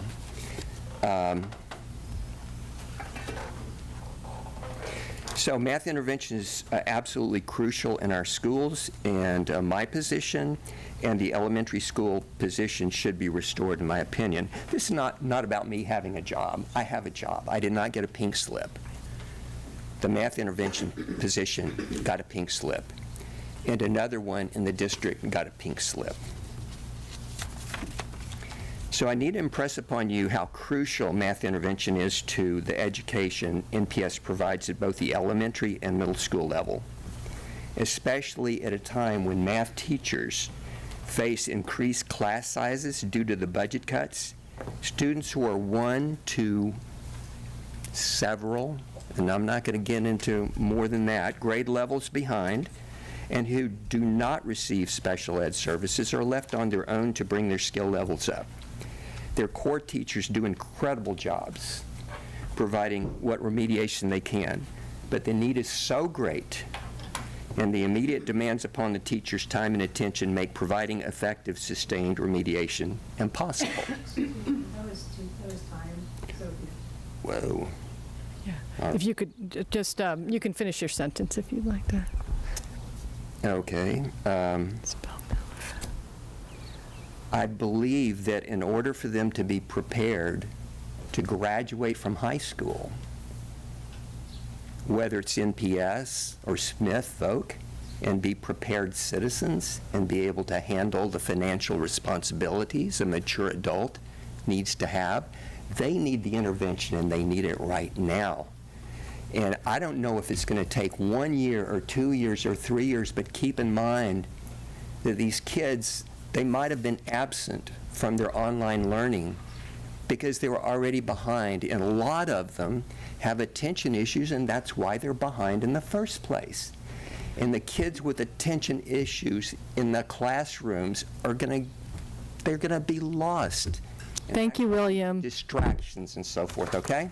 Oh, I could not believe in it more strongly. Right. Thank you, William. And just to reiterate that, when we go to the schools, you can come back and make another comment. Okay. Or ask a question.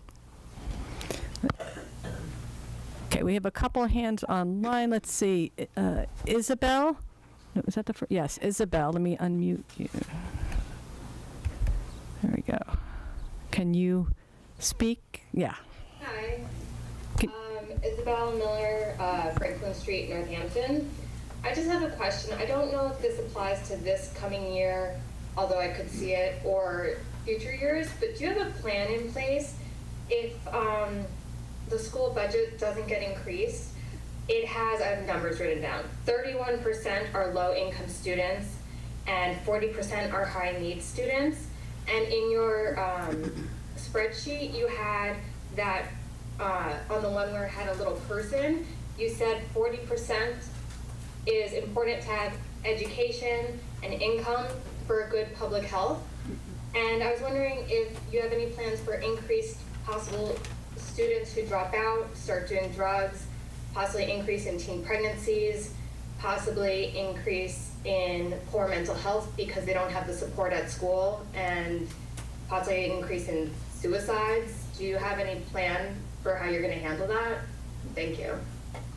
Thank you. In the room, we have Michael Stein. Turn her.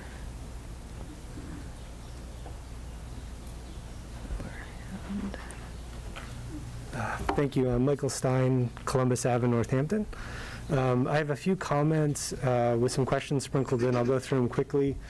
I really just want to say I appreciate the work of DHHS during the pandemic, where we all really saw that we have no public health infrastructure, really.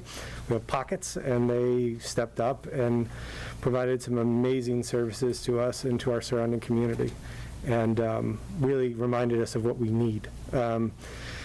I just want to say a few things. One is that there's just like a level of cognitive dissonance in the room hearing about the importance of these services for vulnerable populations in this presentation, and then the details on eliminating those types of services from the schools we're going to hear in the next. So I just want to name that. It's come up in a number of questions already, and we should think seriously about that.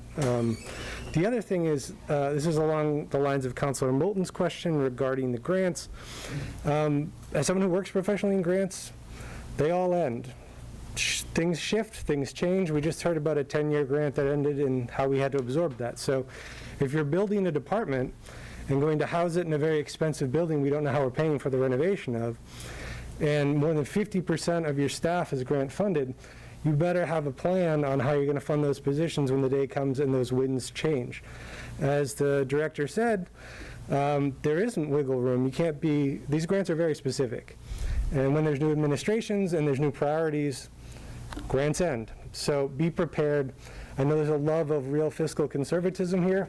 So your liability on over 50% of your workforce being soft funded should be considered. I know at the schools we're constantly told that that's inappropriate. The other thing I want to say is I would love to get some clarity on the fringe rate. I saw there that it was 16% for a certain number of years and 22. What's the actual fringe benefit rates for the employees that we have, and is that covering it? Because there could be additional costs of those employees that are absorbed on the city side that are not covered by the grant. So it'd be good to understand how much those positions are actually calling you or not. Maybe we're making money. And my last point is really, okay, thank you. Okay. I don't see. Okay, looks like we've covered everyone in the room and on Zoom. So we're going to get Councilor Moulton to relay these questions back Perhaps the deputy commissioner and commissioner would like to come up to the mic so that folks can hear your answers. Thank you. Okay, I will ask these one at a time. Do you feel you have enough money that you've requested for the next fiscal year to fund everything that you are proposing to do in FY25? Counselor, that is a very wonderful question. We are big visionaries. I don't think there's enough money in Hampshire County to fund what we really want to do, but we have a phased-in approach. We have short-term goals, long-term goals, and we just have to keep on pecking away and looking at alternative funding streams to achieve these goals. There was a question about programming in public housing, and particularly, are there, Gwen used the term intricacies or challenges for that programming? Sure. So public housing is an intersection with every single division of the DHHS. All of our staff work with the public housing on so many different levels. Recently, we just had a wonderful initiative that we outfitted every single public housing property with outdoor and indoor nalox boxes. I think there was 60 boxes in total with a total of, 300 kits of Narcan. So that's just one initiative. But another initiative that we're just starting on with our public health nursing is every single Wednesday we're going to one of the public housing authority properties, and we're kind of doing like a coffee hour with public health nurses. One of the things that helps drive work is data. We love evidence-based practices. We love data. That helps us develop a framework and work plans. We're currently conducting a community health assessment for Northampton proper. There's one done at the hospital that includes all of the hospital catchment areas. We're doing one just here for Northampton, and really we want to hear from the voices that aren't generally heard from. So, while we're at the Public Housing Authority properties, our public health nurses will help people fill out these surveys. So we're always thinking about, people who might have barriers or access in giving information, barriers and access to getting services, and how can we better serve them. So, of course, we're working with the Housing Authority properties. Okay, thank you. There was a question in response to the planned addition of community responders in the schools, and it is thinking about the impact of someone who comes in to respond to a specific crisis versus a behavior interventionist who is in the schools, has perhaps a longer-term relationship with that particular student, and how those two might be integrated. So not being in the schools at this point, I think we can talk about it a little anecdotally. I think one of the comments that that person had mentioned is, you have somebody working with someone continuously over a period of time, and then that person is no longer employed or works with that student anymore, or an individual in the community. We are thinking of this and the work that we already do, and we feel it's really important to integrate multiple community responders to help work with individuals, because that is so true. What if one of our individuals is in crisis today, and they normally work with our community responder Jess, and Jess is not at work today? They're not going to feel comfortable. Building relationships and trust is the core of the work to get to the work that we do. And so we find it very, very important that our team, this is we're a trauma-informed team approach response resource, not just individual response. So I think that was one of the questions. Do you want to ask? There was another part to that question. Well, I think it was just comparing the the longer-term relationship that a school behavioral interventionist would have with a student versus a community responder coming in not having that prior relationship with a student, the effectiveness, perhaps, of the response by someone on your team. Want to tap in? Yeah. I just want to say that we as well agree that school-based resources are absolutely instrumental at stabilizing and providing consistent and ongoing support, and the level of effort and knowledge that people within the schools have would be how we inform adding anything additional that we can secure funding to help support schools with. But we understand this value of those relationships with students. We also believe that that is an incredibly important relationship, and a community responder role in any way that we would hope to complement the existing staff within the school would be sought through grant funding, and we would not initiate any sort of partnership or endeavor without having a lot of forethought and planning and sustainability in mind. So it would be only to add additional resources, not an if/or.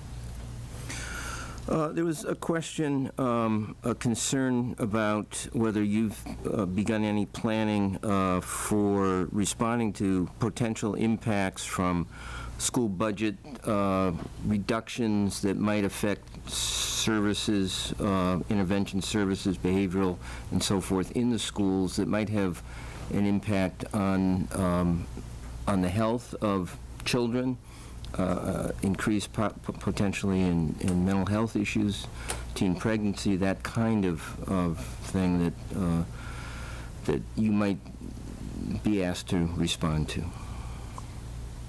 I absolutely think that it's very important to understand that all of the different intersections that people experience, youth experience within the community are very real, and that prevention and every effort that we can do as the Health and Human Service Agency to support, look to prevent, look to create connection, opportunities to support everyone within the community is our priority as public health.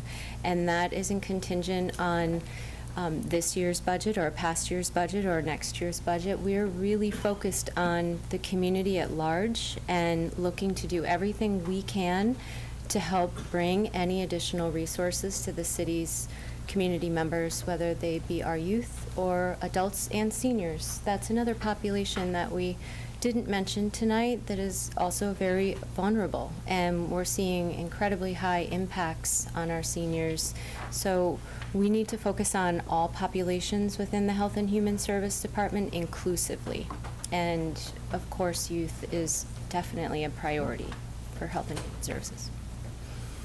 The final set of questions related to the grant funding, and I guess whether you had what your level of concern is about the liability in the future of having over half the staff currently grant funded, and then specifically any information you can offer on what the impact on the city budget is of the fringe benefits.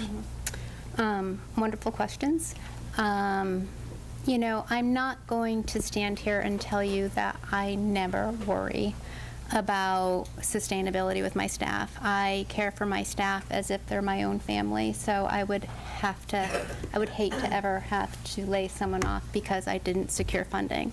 So that drives me even harder than, you know, just writing for a grant without staff. I want to make sure that they feel secure in their positions. And that question's asked a lot when we are hiring for a grant-funded position. So I do have nights, you know, that it keeps me up late thinking about it, but I, again, go back to my success rate that I have been writing grants for the city since 2012, and I have not had to let one person go to date.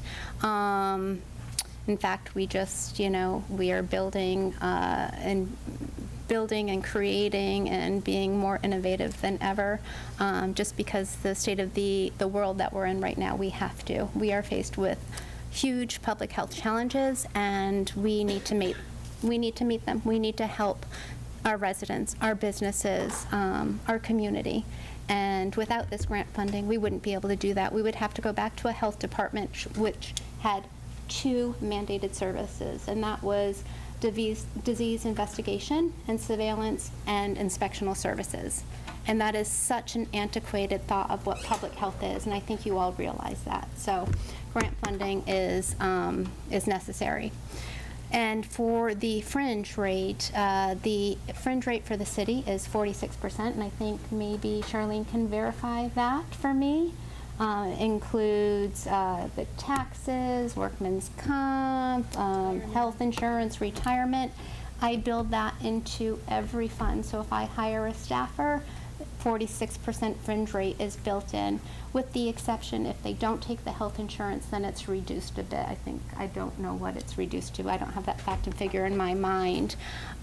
So that on top of a host fee, most of the grants that I write allow for a host fee anywhere from 5 to 15%, and that's for incidentals like keeping the lights on. So at the end of every year, I give Charlene a substantial amount of money for that.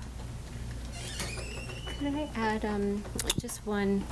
I know when I had the pleasure to start working with the commissioner several years back. As an intern, like she was an intern for me. Yes, and I would have done anything to get to work with Commissioner O'Leary because she was considered to be a pioneer in public health, a leader in the state, and also very forward-thinking and taking on incredibly challenging and stigmatizing issues that we do stand here and talk with a lot more normalcy about, in substance use and overdose and racism and all of the pains that cause the traumas over years within our community that we're now working really hard as public health to address one issue with one focus and often one grant at a time. And of the position that my grant-funded role was created with was the initial opioid overdose response of an FR Cara SAMHSA grant, and the city of Northampton was the only city in the country. And of all of the other FR Cara awardees, they were at state levels. So it was very notable to be able to be part of a team that was willing to tackle incredibly difficult and not easy to address issues, to do that in partnership with multiple sectors and diversity in the approaches. And I just want to name that, that grant funding created my role.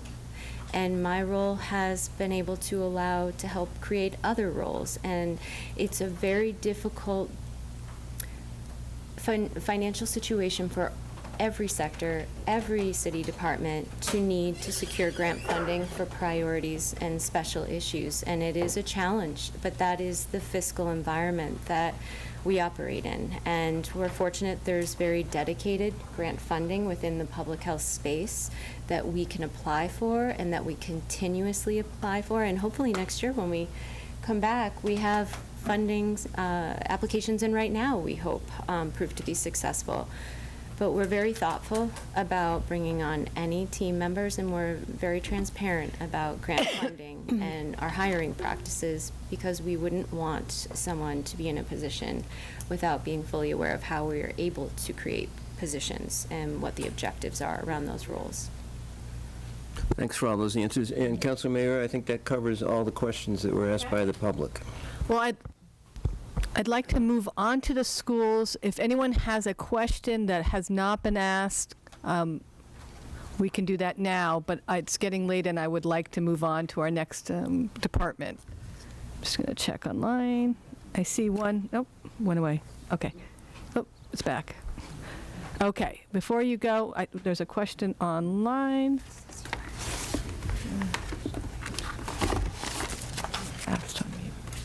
Okay. Joella, can you unmute? No. Oh, no. I think Can you hear me now? I can. Okay. I was just saying thank you for this information and the speakers. I just have a question regarding, I don't know, it's for the Health and Human Services. My question is, I live in a place in public housing, and I have been seeing last year and just most recently, one with residents, but I've seen people seemingly under the influence of a quote-unquote zombie-like drug. It's supposed to be a mixture of animal tranquilizers. I think they mix it with heroin and fentanyl and all this stuff.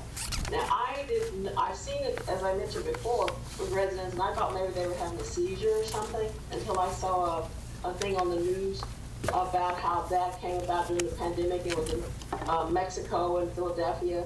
And from what I see, and I'm not an expert, that's why I'd like to ask them, it seems like it's here in Northampton. And as I've sent information on that, it didn't seem like Narcan was pretty effective with that.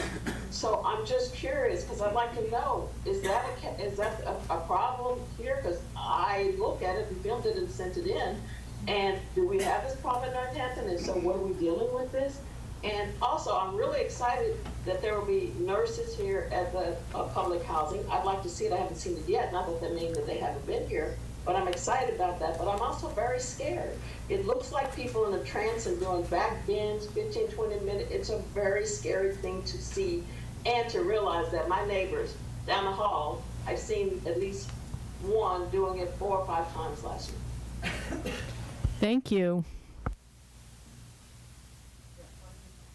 Since you're already standing here. Yeah, that'd be great. Thank you. It's called xylazine, and it is in the drug supply, and Narcan doesn't seem to be effective for it, unfortunately. We do get, Tapestry does do testing of the drug supplies periodically. It's something that we're very aware of.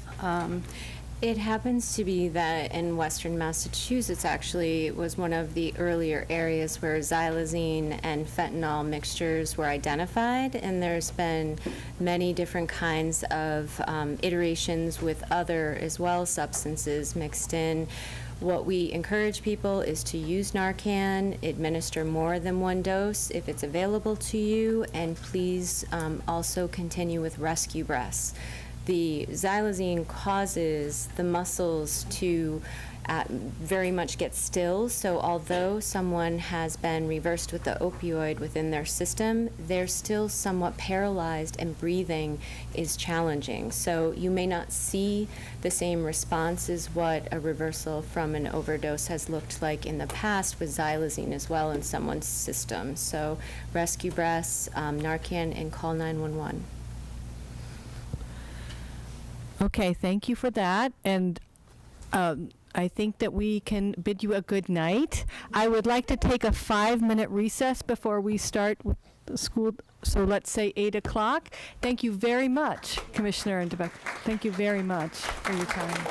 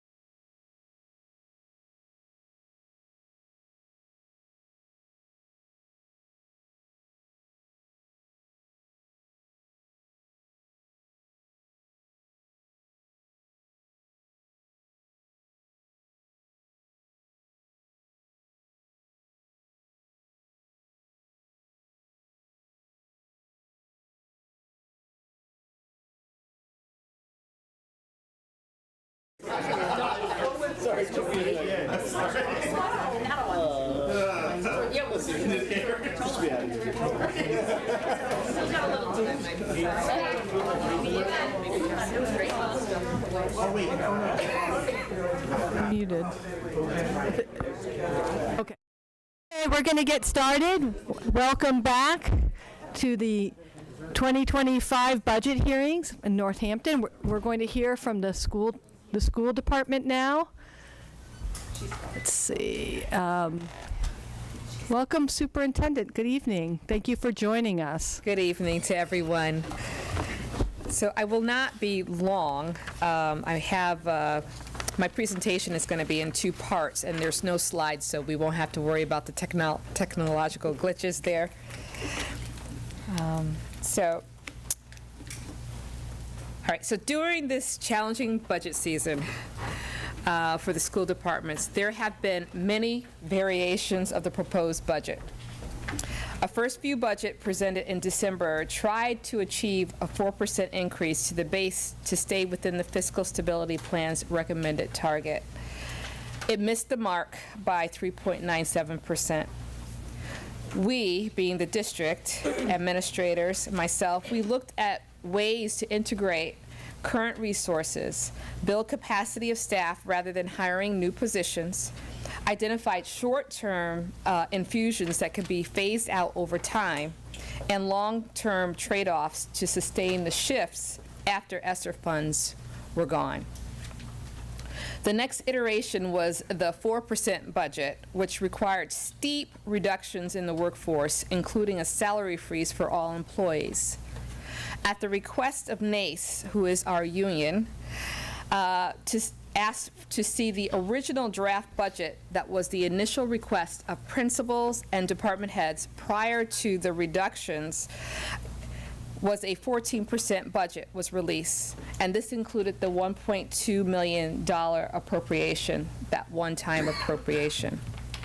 The latter is the budget in which the school committee approved, which gave a total of $42,805,908.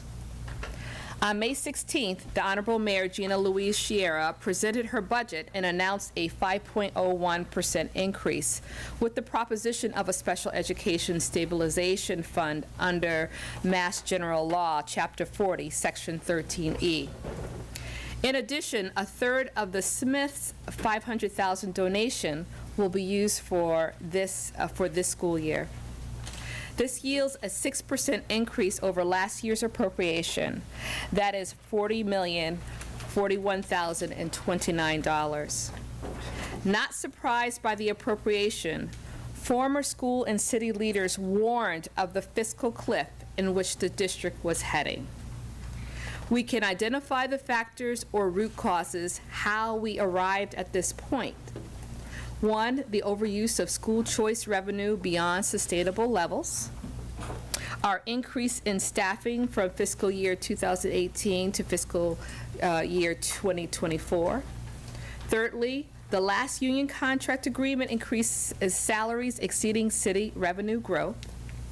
Fourth, reliance on ESSER funds for reoccurring expenses. 5, the pandemic-related stressors. And 6, outside factors such as Chapter 70 and the Student Opportunity Act.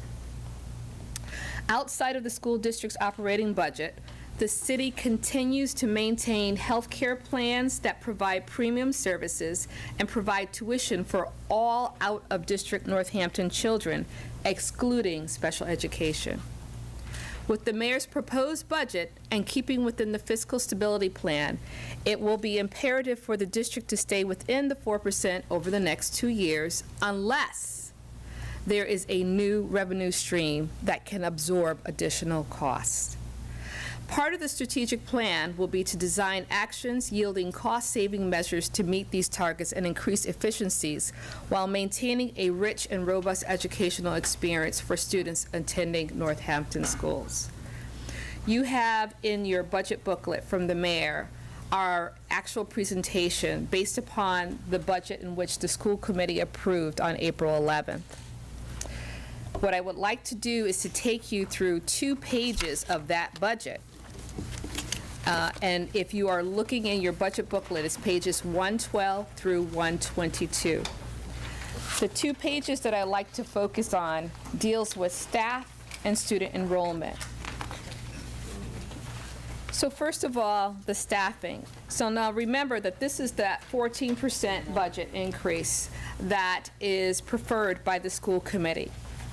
And so in that budget, there was a request for additional staff on top of what we currently have.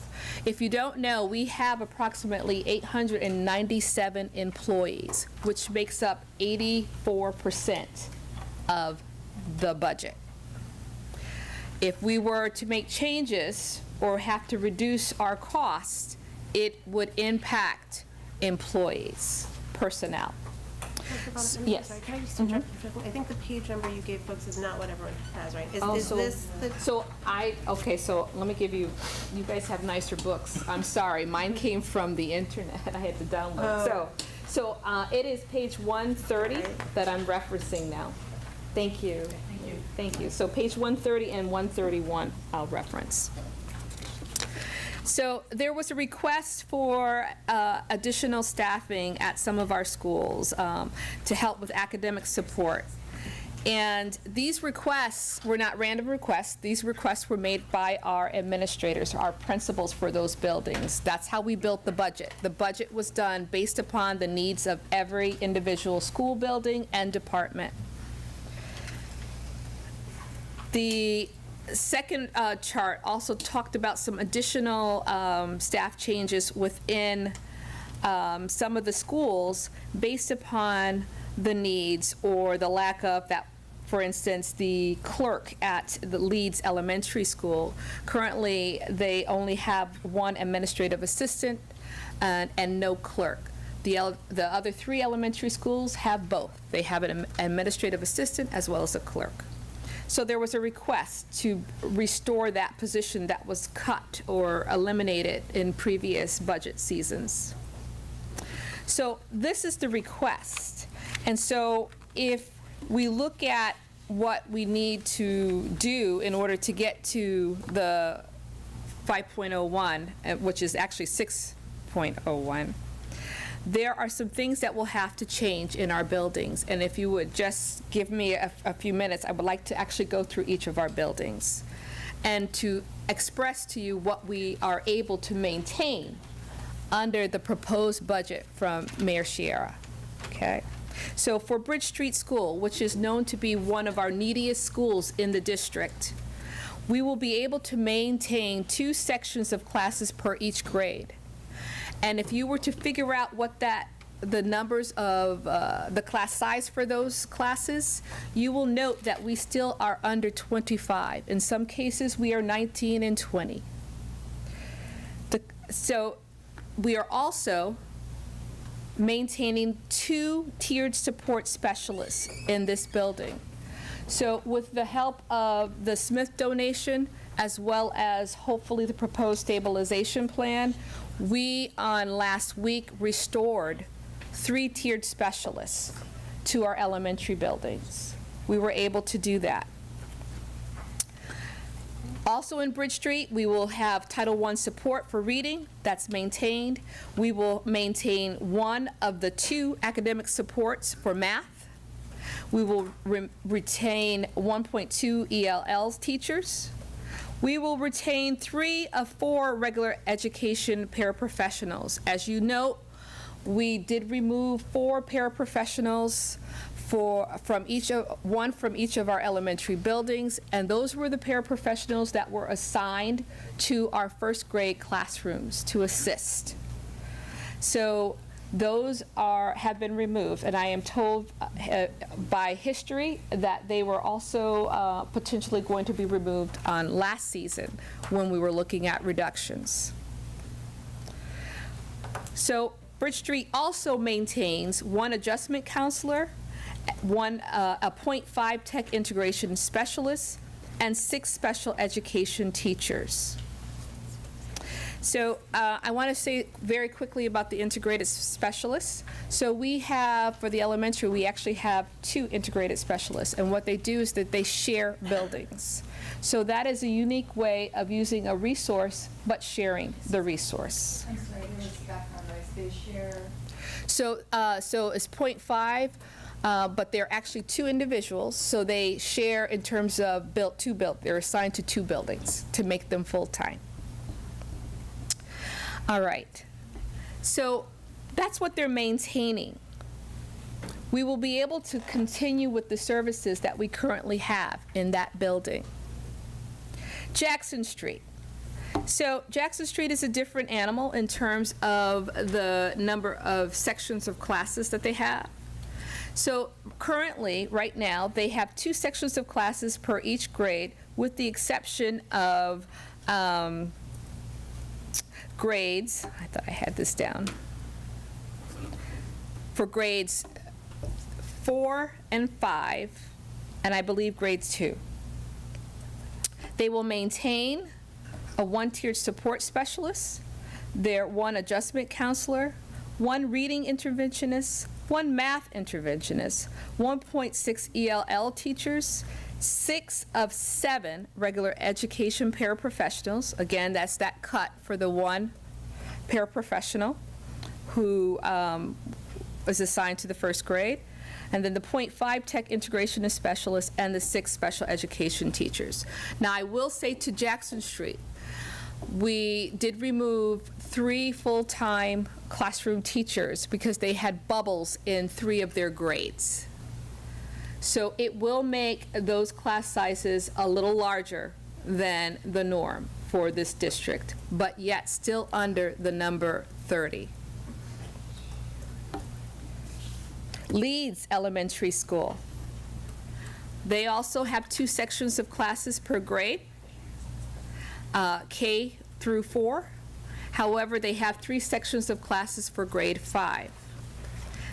Class sizes are still under 25 for grades K, 1, 2, 3, 4, and 5. This administrator elected to keep those class sizes that way in terms of what she chose to maintain in her building and where she chose to reduce. That's the reason. All these decisions are not in silos, but in conversations with administrators.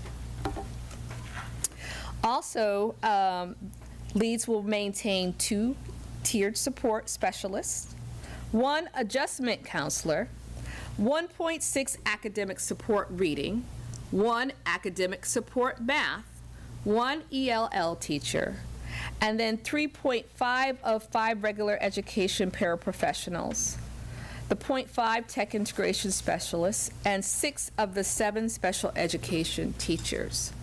This building will be able to maintain the programs in which they currently now offer. Ryan Road, 2 sections of classes per grade. They will also maintain 1 tiered support, 1 adjustment counselor, 1 academic support reading, 2 academic support math, a 0.8 academic support math and reading, 1 ELL teacher, and 4.5 of 6 regular education paraprofessionals, their 0.5 tech integrated specialists, and 6 of the 7 special education teachers. I also want to remark in terms of, again, through looking at where we can make reductions, the elementary schools will be sharing the paraprofessionals for coverage in the libraries. So there will be 2 paraprofessionals, each assigned to 2 buildings. So we will be able to provide that service. Talking about the middle school now. So the middle school will maintain the current teams that they have right now. So their grade 6 will maintain the 3 teams. And again, average class sizes are under 25. Grade 7 will have 2 teams, as well as grade 8 will have 2 teams. And both of those class sets of teams will be under 25. All the specials are maintained, And creatively, what they have done is that world language schedule for every other day rather than every day, they've shifted the schedule to be able to make those reductions, but still be able to provide the extracurricular opportunities for the students. Okay. The high school. So with the high school, it will maintain 30 of 32 academic teachers. It will maintain 15.5 elective teachers, which they currently have now. They will maintain 12 of the 12 special education teachers. And then the change will be that there will be 3 of 4 adjustment counselors, and they will maintain the 4 guidance counselors that are currently there. Central office also had reductions. All the services will be maintained, but there has been reduction in hours for our registrar and our school committee clerk. So those are the things that we are maintaining, which I think everyone needs to know that although as hard as it is and how difficult this may be, we will still be able to provide those services for our children. So there were some questions that were asked at the last council meeting, and I hope that I was able to respond to those questions. But what I like to do is to allow time for you to ask more questions if indeed you do, and then also for the community to also ask questions. So I will stop here. Thank you, Dr. Bonner. Okay, counselors. I'd like a 5-minute recess. That's a lot of information to take in for me as an accommodation. Let's just say 8:25, back here in 8:25.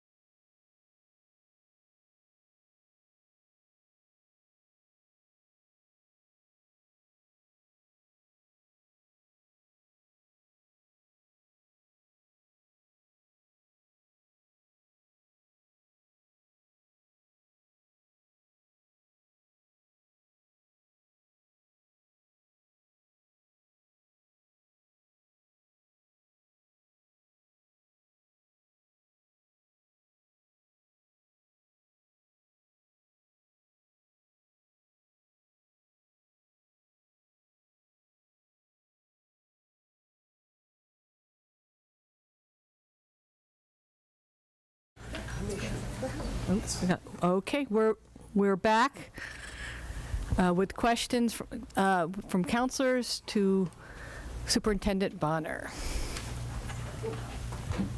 Counselor Dobbs. Thank you. I appreciated your explanation of what positions will be maintained at the schools. I was wondering if maybe you could also give us an explanation, which I think would be helpful for all the counselors, about like what will not be maintained, like what the cuts will be. Okay. All right. So, And I'm sorry, for me, if you could go a little bit more slowly this time. I had a hard time keeping up. I'm sorry. Thank you. I was trying to save you your time. All right, so Bridge Street, they will reduce, again, the first grade paraprofessional, a reduction in the clerical staff hours, and one of their academic support, which is for math. Jackson Street, so we're reducing 3 full-time classroom teachers. First grade paraprofessional, and again, reduction in clerical staff. Leeds, reducing one section of classes, and that's by the fact that bubble, there used to be 2 bubbles in terms of the grade sizes there. So we no longer have that bubble, so that we will be reducing 1 full-time classroom staff teacher. The library paraprofessional will be reduced to 0.5. First grade paraprofessional will be gone or removed. And 1 full-time special education teacher. Bryan Road, the library paraprofessional will be reduced to 0.5. First grade paraprofessional will be gone. Reduction in the clerical staff hours, and 1 full-time special education teacher will be removed. Yes, yes. Okay. Yeah. By the way, I would like to introduce Bobby Jones, who is the business manager. Hi. So she's going to clarify. Yeah, I just want to make sure, because we actually did some additional cuts. You did that one. Going back to Jackson Street. Okay. You did that one. We decided in this last round with the principal that she could cut 2 non-SPED paraprofessionals, and that was in order to keep the tiered specialists in each of the elementary schools. And then we had 2 academic support teachers that were reduced. And that was for Jackson Street School. Reduced or eliminated? Eliminated, yeah. And then Bridge Street School, there was 1 tier support that was eliminated. And then 1 Title I reading position. We originally, in the draft budget, had increased it from a 0.8 to a 1.0. We decreased that back to a 0.8. But that is no changes to what we currently have. And then Leeds, I think you said the SPED teacher, 1 SPED teacher. Originally, there was going to be 2 special education teachers, and in further talks with the principal, it was decided that it would be 1 special ed teacher and 1 math interventionist. I'm sorry, this is getting a little confusing. Well, the originally and the now. Can we just do a slow list of what it is? So why don't we just provide that list for you, because this is a living document. This is something that after last week's decision that we had to go back, and we don't just randomly do it. We brought in the principals and had our conversations. So these are our notes. So we will have to give them, we will provide that, if I may, provide that to you electronically via the email on tomorrow. Thank you. And you do have, you have the list in the book of the original budget that was presented December, and there has been some. Can you, I'm sorry, it could be me, right? I'm autistic, I'm slow to process things. I'm having a hard time following where we are today. So can Bobby take it from the top, nice and slow? because my notes are getting jumbled here with crossing this out and point A to that and 0 and then 1. It's a mess. It's a mess for me. Thank you. I think I'm hearing that there is a document that could be provided that would be clearer than receiving all of this orally. I hear that. I assume in terms of the document that you met before, tomorrow's continuation of the hearing, which is at 6 p.m. Would we have that document? You would have it by then, but I would try to get it to you tomorrow. But, so I guess our option right now is to continue going over it the way we were. Yes. Why don't we just take, is that okay if we go over it verbally now and then get the document before the continuation of the hearing tomorrow? Okay. Okay. Okay. Go ahead, Bob. All right, we'll start with Bridge Street School. We have a 1.0 paraprofessional, which is a grade 1. We have a principal clerical that was added, but then reduced, so all the elementary schools will have a 0.5 school year administrative assistant in addition to their regular full-time. 1 FTE for tier support was reduced. There was an interventionist paid through ESSER funds that was reduced.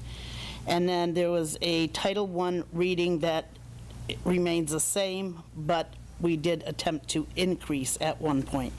But it is the same as it currently is. Jackson Street School, all the elementary schools will have that clerical position that was reduced. So that's that position. They reduced 3 FTE teachers due to enrollment. They reduced 2 non-SPED paraprofessionals. They reduced 2 academic support teachers. And they reduced 1 paraprofessional grade 1. And that was they did that to restore that. To restore the tiered specialist, yes. Leeds School, they did reduced 1 special ed teacher, 1 math interventionist, 1 classroom teacher, 1 tiered support staff, 2 academic support staff, the principal clerical change, 1 grade 1 paraprofessional, and reducing 1.5 library paraprofessional. Ryan Road, paraprofessional, grade 1, reducing a library para to 0.5. 2 academic support teachers reduced. Principal clerical, 1 special education teacher, and an addition of a 0.3 BCBA. For JFK, there was a 1 teaching position, which was a 0.5 PE and a 0.5 tech. 1 foreign language teaching position. There was 1 ESSER coach position that was paid through ESSER, that's not being funded. Tech integration, retirement, that's not being replaced. A math interventionist, and this position was decreased to save the high school guidance counselor position. And then a 0.5 504 coordinator, which again was a suggestion in order to help keep the tiered specialists at the elementary schools. And then at the high school, we had 2 teaching positions, 1 English, 1 math. They have 2 teachers that have dual certification, so they will be doing half in their certification and half in English, half in math. 1 adjustment counselor that was a retirement that's not being replaced. 1 school year clerical that will be reduced.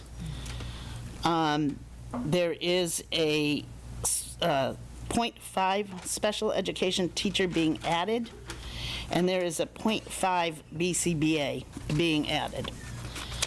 And at the district level, reduce, excuse me, reduce school committee clerk to a 0.5, reduce the registrar's hours by 1 day, and then changed one of our special education clericals from budget funded or general fund funded to 0.2 grant funded. So the position remains the same, but the funding changed. And then administration COLA is reduced. And that's all of the, yeah. Okay, you're welcome. Thank you, Bobby. You're welcome. Let me stay here? Yes, Yeah, okay. thank you. Councilor President Jarrett. Thank you. So you talked about maintaining services. Can you explain what that means to be able to maintain services given all the cuts that are proposed? Okay, so first of all, the classroom teacher is the first key instructor, as the union likes to say, the student-facing. But they are the main ones who instruct. They're the first line of defense. They're the ones who make sure that they do the Tier 1 and the Tier 2 interventions in the classroom with the students if they have special needs. So that's the first level. So we have maintained our teachers as best we could. The second piece is that if students are having difficulty in terms of reading, let's say for literacy, and that the strategies that the teacher employs in class is not meeting their needs, that's when we start to go to the interventionists to come and assist. And so they would assist in terms of using different strategies. There would be some push in, pull out in terms of whatever the student's needs are to address those needs. It's not to be a permanent time of working with those students, but it's to work on certain standards and whatever is going to get them back and push them back into the classroom so that they can be successful. So that's just one component. That was the academic component. And I've heard a lot of community members speaking out about the concerns about behavior and trauma and the social needs, those behavioral needs that are concerning. And so the tiered specialists assist with that, as well as the adjustment counselors. And so if there is a need for a child to have to be removed from class for any various reasons, just to cool down or calm down, then those specialists would be called in to also perform that duty. Adjustment counselors, they are literally kind of social workers in terms of in the buildings, / guidance counselors, particularly for our elementary levels, because they don't have guidance counselors. So they do help in terms of restoring conflict that may occur within the building, addressing different behaviors and so on. But we also have district level layers that also assist. So we have coaches that would help if a child, they help actually work with the teachers to be able to do those interventions in their classroom. They are the ones who will model or give suggestions or strategies and supports. We also have our school psychologists. So there are numerous bodies in the building that can still perform needed services for our students. Thank you. Yes, we are hearing about the $800,000 special ed stability fund. Assuming we fund that, it's my understanding that would be, and this may be also a question for Director Nardi, that is going to be seated with free cash, undesignated funds left over from this fiscal year. Is that correct? So, can you ask the question again? The Special Education Stability Fund? Yes, we would be requesting that it's funded with free cash or undesignated fund balance. And that's from the current fiscal year that? Correct. What's left over? Yes. And so that it will be immediately available for use by the school committee and yes, uses, correct? Yes. Dr. Bonner, can you tell? Add something to that? Oh, sure. So, assuming that the council votes to establish it and the school committee votes to establish it, we would be bringing also an order for a first annual allocation. So that would be for, I think there's some confusion about this. It would actually be an allocation for FY25. So it would be for this budget that we're working on right now. And based on the prior year's Medicaid reimbursement, it would be $250,000. So that's another $250,000 that would be put into this budget for FY25. Well, I want to make sure I follow that. So it's seated with 800,000 now from, if we approve the order.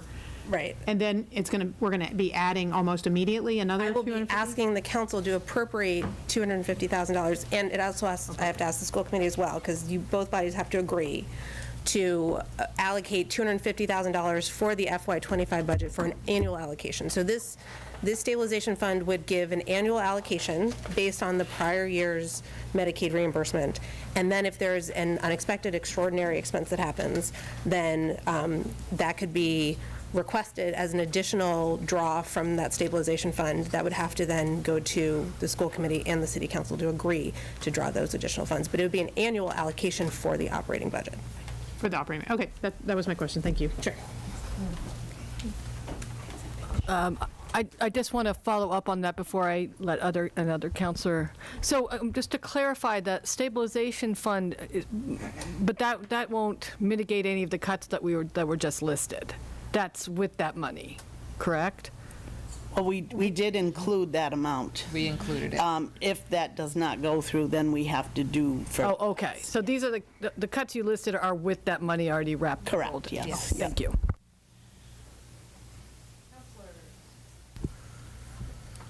Councilor Moulton. Thank you. Dr. Bonner, you began by saying this is a challenging budget season. I think we all agree that that is the case, and I appreciate the work that you've done this year in your first 9 or 10 months to work on multiple iterations of the budget. And I understand there's a lot of moving parts, so I think that while there's some, we have to take in a lot of information tonight verbally, I look forward to that document tomorrow that will lay it out for us. I do have some questions about Jackson Street, and I want to make sure that I'm basing my questions on what you said tonight and your letter of May 24th to us. I believe that you have said that there are going to be 2 sections of classes for each elementary grade, except for grade 5 at Leeds. Is that correct? Is that correct? Jackson Street as well. And Jackson Street. Jackson Street will have larger classes. They'll have 2. Right. Okay. But there will be 2 classes in grade 5 at Jackson. Correct. I'm asking about Leeds. You said in your letter that there were going to be 3 sections of classes at Leeds, okay? Correct. That's still correct, okay. Yes. So I'm looking at the numbers for next year, the projected enrollment, 57 grade 5 at Leeds, 54 at Jackson in grade 5, and 55 in grade 4. And I'm wondering, those are very close to the 57, and they're significantly higher than the other elementary schools. So I'm wondering why the elementary teachers, loss of 3 elementary teachers at Jackson, which are going to create class sizes in the over 25, and why you came to that decision. So again, the decisions are in conversations with the administrators in terms of what they want to maintain in their buildings. And I will let you know that this actually Leeds right now has 61 in their 5th grade, but it's fluid, it changes. So Leeds offered up other things to be reduced to maintain that. There was other requests that Jackson Street decided to keep. So, I mean, it can always go back to have a conversation of, do you want to restore a classroom teacher? Then what are you going to give in return? Those are the kinds of hard conversations that we have had over the last couple of months. What are the 2 academic support personnel that are being eliminated at Jackson? It's a math and a reading academic support. The math and reading interventionists. Yeah, Is that- some call them interventionists, some Yes. call them academic support. Okay, so on top of larger class sizes, the proposal is also to eliminate the interventionists, which would provide that support for students who are falling behind, correct? So I'm having a real hard time in terms of equity in the 4 elementary schools, understanding, I guess, why. And I guess a question would be: has there been discussion about any intra-district incentives for choice by parents to, for example, if you look at the 2 downtown schools, there's much fewer students at Bridge Street in those 2 grades particularly. Is that a possibility? So we've already had that, the intra-district choice. And I will say that Jackson Street is one of the popular schools that people want to choice into, and I'm sure that that's one of the reasons why there is a bubble. And so literally, to take a look at the enrollment, it would be a very difficult conversation for me to have with a parent to say, now that your child has gone through the school and reached the last grade, can you go back to your residential zone? That would not work well to balance out the classrooms. I understand that would be a difficult conversation, and I'm wondering, as a parent myself, if my reaction might be, I wouldn't mind moving my child if it means being in a class of 20 students versus 27 or 28. So I'm not sure you can make the assumption that that wouldn't be received. Okay, and that's something that we will definitely open up to our community. Thank you. Thank you. Let's go over on... Your microphone. I'm sorry. Let's go over on Ryan Road School. Can you go over the facts for me again? And from kindergarten up into the 5th grade? You're looking for reductions? Because the information I got was different, and now things have changed tonight. And I appreciate you emailing me the facts of what you presented tonight. Thank you. I want to know exactly how many layoffs are there going to be. For an example, from 2018 up into 2023, all right, were those, because how many positions then were hired between that? What was it, 20? 47. 40? How many? 47.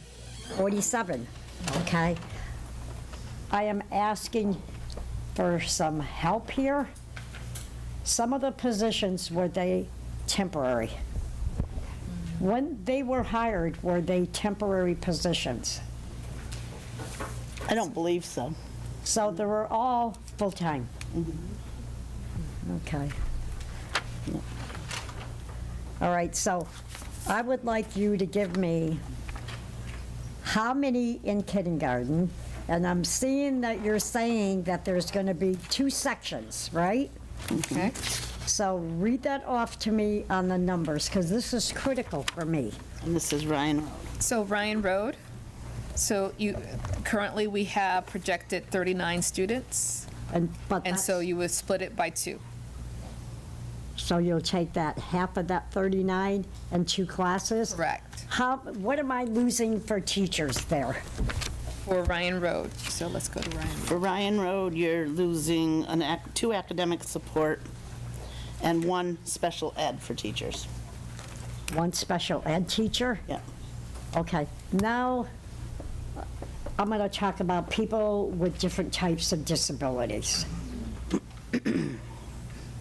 Who, say you have a young child who really has a serious behavior problem, which I've heard from parents, not just about Ryan Road School, but throughout of this concern, Superintendent Bonner. My concern is if we're going to be losing a special ed teacher, how critical is that position for, say, for our youth with special needs? Could you answer that? So it does not remove all of the special education teachers. Okay. You know, we looked at the numbers and the caseloads for special education teachers to make sure that we are meeting at minimum what we need to in order to make sure that we're meeting compliance for meeting goals for their IEP. Okay. The other piece too, though, you mentioned behavior, so it's not just the special education teacher that's involved there. So you got the psychologist, yes, right? But you have the BCBA, who is the one who's very critical in terms of doing behavior plans. How many of those are there? So there's throughout the district, and I can't really give you a count for BCBA. Have it with me. But I can let you know that. Let me write it down. But I could add to that, Director Dixon, the SPED director, made a presentation, and one of his suggestions was to increase the BCBA at Ryan Road by 0.3, and that is included. So there's an additional. Because Superintendent, I have great concerns. Not just Ryan Road, but I love Ryan Road. My children went there, they graduated, went on to high school and graduated, went on to college. I have concerns. And I recall at an open house, and I'll never forget this, where I went to Mr. Provost and said to him, I'd like to talk to you, and I was with two teachers who brought me into the bathroom to show me what they had to deal with children with disabilities in a wheelchair, which they needed to use a Hoyer lift. And I went up to him and I asked Mr. Provost, who should know what I was going to ask him, with a good answer back from him. And I'll never forget that. And I asked him who the ADA coordinator was. He didn't know. He didn't know. So can I ask you, please, who is the ADA coordinator? It's twofold. Who is it? It's twofold. First of all, our Director of Student Services makes sure that we have the necessary building accommodations for our adults or people with disabilities, but also Tony Kisneers, who is our buildings and grounds. So as I say, twofold. They work together in terms of making sure that we are in compliance. Okay, because I have to say that because of the two teachers who brought me into that bathroom of the concerns of the child being hurt on a Hoyle lift, no room, and that's a small bathroom, okay? And the two teachers, no room, could have also been hurt. So I went with the principal of the school, Margie Riddle. Her and I worked very hard on this, of making that bathroom accessible. So we looked at the nurse's room, and that's all there was a cot, a Hoyer lift. Okay, so we put it in for capital improvements. We're waiting and waiting, nothing. Then our previous mayor, David Narkowitz, had approached me to say they ran into problems. The pricing went up to like $80,000. I would like to know, because I'm hearing in question, there might be another child coming in with a Hoyer lift. Okay. And how that child will be accommodated in that bathroom. So if that is the possibility, then our Director of Student Services is in the know, already has knowledge of that, and has made the appropriate accommodations, and that's something that I can ask and check on. And probably with the capital improvements, to see how we're standing with that $80,000, the price has probably gone up higher now. It's been quite a while. If you talk with Margie Riddle, she'll tell you. I did talk to Director Kuzners in regards to that, because somebody had mentioned it to me. And he did say that that money that had been originally allocated through the capital funds for that project, with the increase of the pricing, and I wasn't here, so I can't give you everything, but this is from what I understand, that it did come to City Council to be reallocated. When? I don't know the exact date, but I can ask the director. I have that somewhere in my notes too, so I'll add that. Thank you. Okay, counselors? And also, too, another question I have. And then we really got, I'd love to give the public a chance to start asking. I want to finish. Also, you had mentioned, Superintendent, about the overuse of school choice revenue beyond sustainable levels, correct? And you also said increase in staffing from 2018 up into 2024, correct?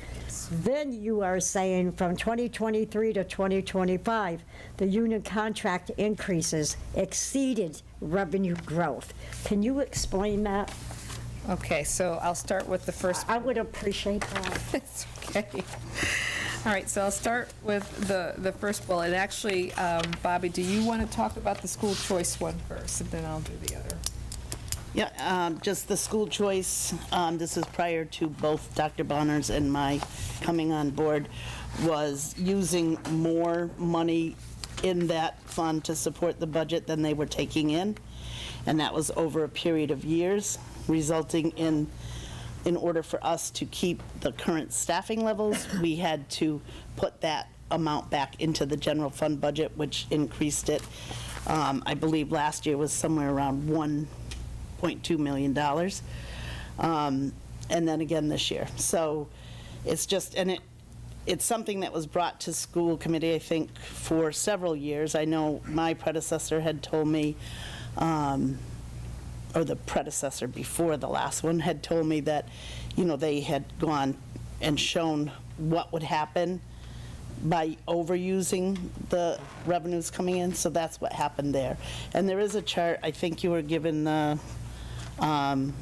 budget book from our December 14th. Yes, did I you was share? told that you shared the December, so you And have the first. you will see in that book, there is a couple of school choice slides that will kind of show you how that progressed. I appreciate that. Thank you. All right, and then the second bullet that you asked about was the increase in staffing from fiscal year 2018 through 2024. And so there could have been numerous reasons why that occurred, since that predates me. So it was right off of the time of the pandemic. So there could have been hiring to help in terms of any students who were still at home, extra paraprofessionals to cover duties, extra staff that provided either the hybrid or the online resources as opposed to just the classroom teaching. So there was probably a myriad of reasons why that increase. And then also, which is very significant, is that our special education population is very, very large. We are about 26%, which is very high, higher than the state's average, and duly noted in the Western region. So that's about 700 students or more. And so we have to meet their needs. And so those are definitely reasons why you would hire additional staff. The third bullet, the last union contract agreement increases salaries exceeding city revenue. So I'm learning the history about the contracts and knowing that I keep hearing one of our school committee members pontificating about paid in the lowest 25% percentile. And so that their salaries were not anywhere in comparison to other districts in the area. And so by good faith and by right, the last union negotiation contract was to definitely to provide what what was necessary to get into a competitive salary, but to also pay and value our teachers. And so by doing that, though, we still, on the city side, have to be prepared to be able to pay those salaries. And so we find ourselves where there's like approximately an 8% increase over every year for the 3 years of the contract for our Unit A members, which is our teachers. And so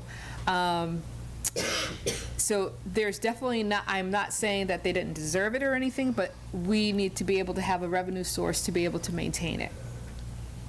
So those were the 3 bullets. Thank you so much.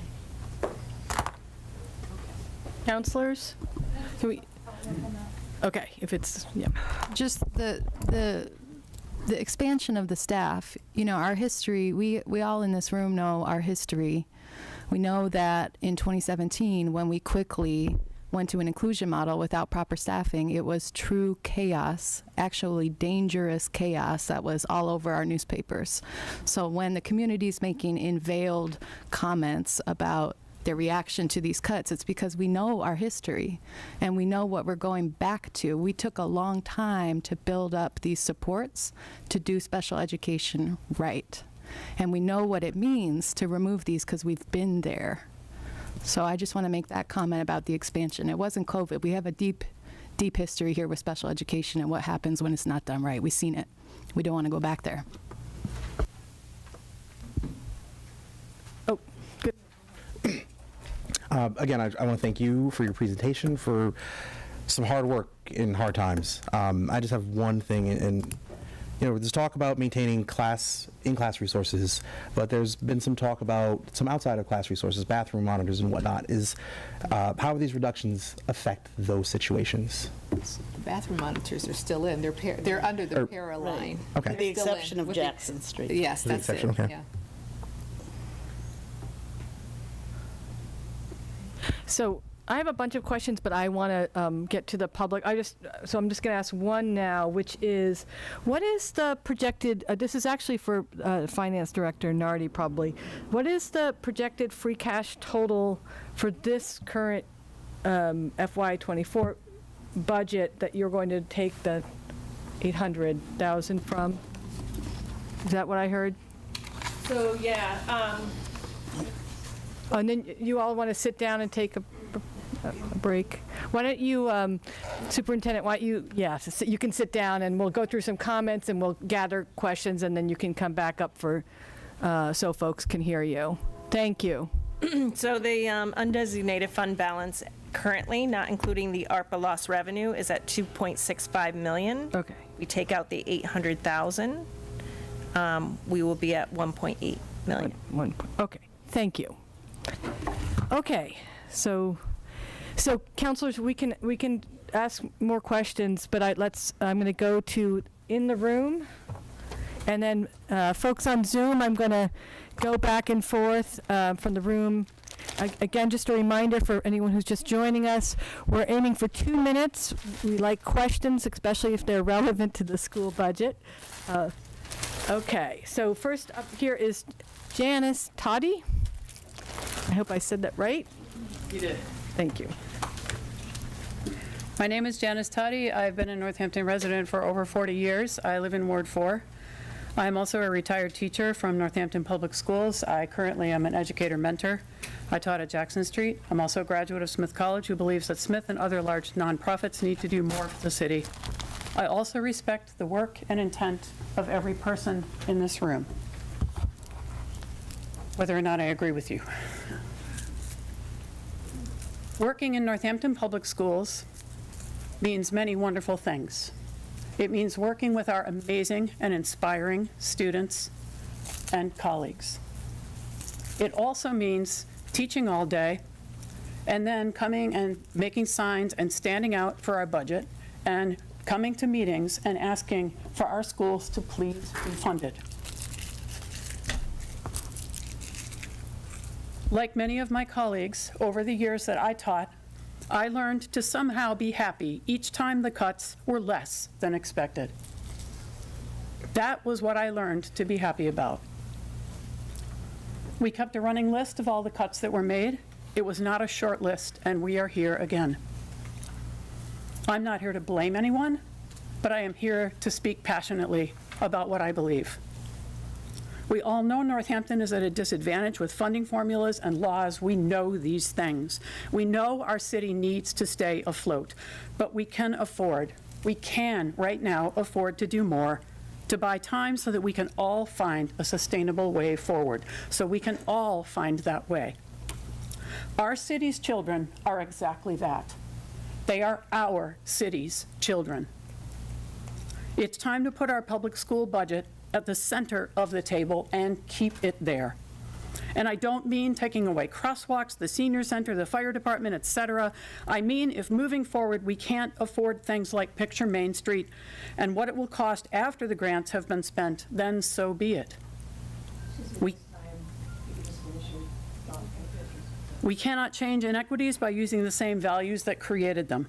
I propose that we adopt values from some of the most resilient and skilled people on the planet, people who do not have access to wealth and privilege, people who give what they have and center each other, those whose lives are most likely to be affected by these cuts. Budget problems are things for adults to shoulder, not children. Please change this budget and level fund our schools. Thank you. Okay, thank you, Janice. And now we're going to Zoom. Let's see if I can unmute you. Oh. Sakaya, I hope you can tell me how to say your name. Asked on you. Okay. Tell me if you can talk. Nope. Okay. Huh.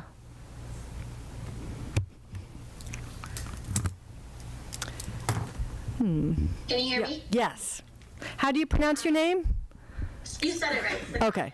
Okay. And just your address or your city and town. Thank you, Sakaya. Hi, yeah, I'm Sakaya. I live in Northampton and Ward 4. I have... Oh, I wonder how that happened. Sakaya, did you hit mute by accident? You can pause her time. Or did something happen? Hold on just a second. Let me see. Huh. Okay. Can you? Yeah. Okay, you can start it. Sorry, okay. Yeah, no, continue. Can you hear me? Yep. Okay. Yeah, question 1 is just to be in accordance with open meeting laws.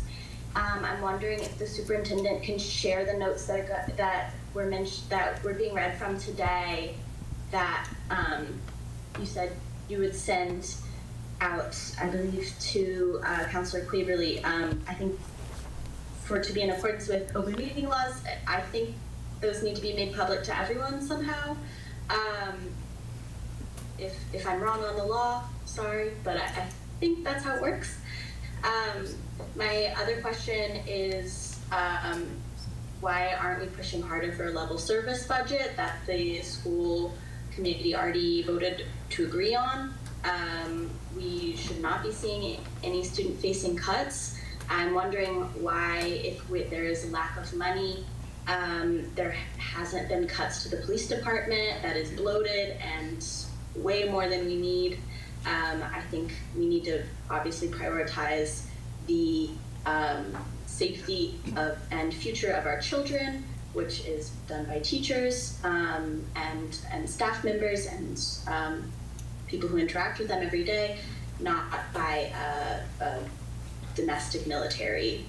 So I think obviously that is the way forward. Thank you. I see the rest of my time. Thank you. Yep. And just to remind people on Zoom, we're writing your questions down, and then we will pause and relay them to the superintendent and Bobby. In the room, we have Jenna.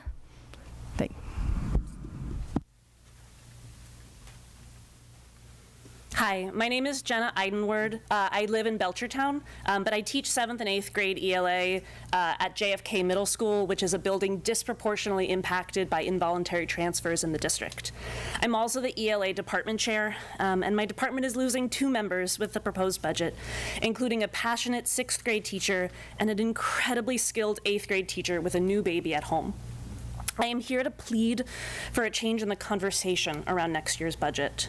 In the past weeks, since the school committee's recommended 14%, people have sorted themselves into two camps: fully funding level services or drastic cuts. There is so much space in the middle, and there are so many people caught between those two extremes. Smith's $500,000 donation could save 6 jobs right now if we let it. I understand the admonition that we should not keep kicking the can down the road on the budget.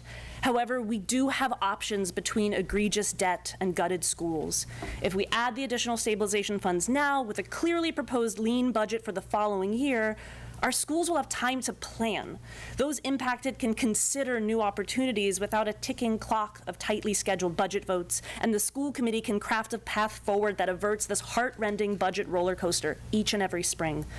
Dr. Bonner's initial December budget included serious cuts, but at least it was created in collaboration with building administrators. We had months of warning when our positions were considered for cuts and face-to-face conversations to let us know. There are ways to cut budgets humanely. This spring has been demoralizing for many of us in NPS. There are whispers that interventionists can be replaced with software. There are extraordinary teachers looking for other jobs because they've lost hope in this budget process. Yet despite all of this, I still believe that Northampton will do the right thing because I know the city values education.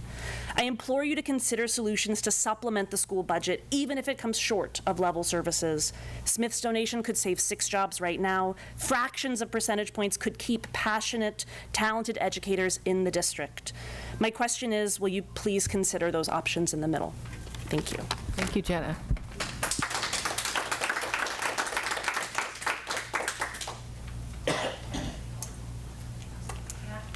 Back to Zoom.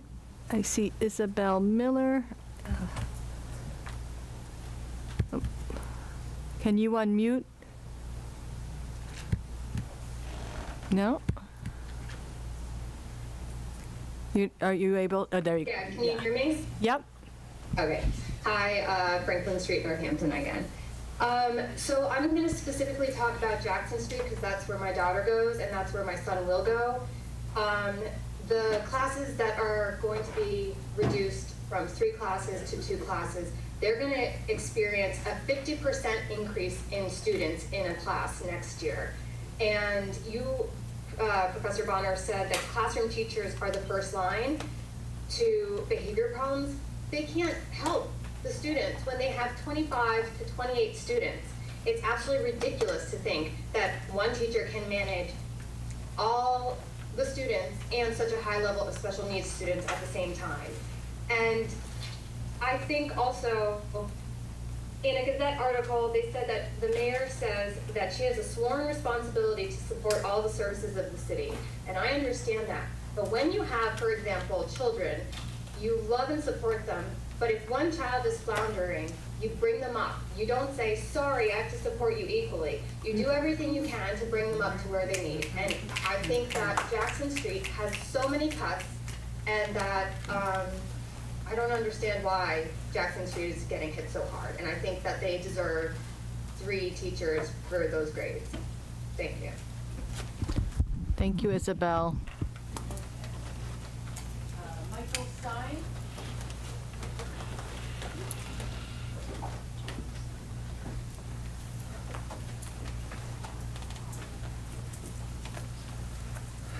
Thank you.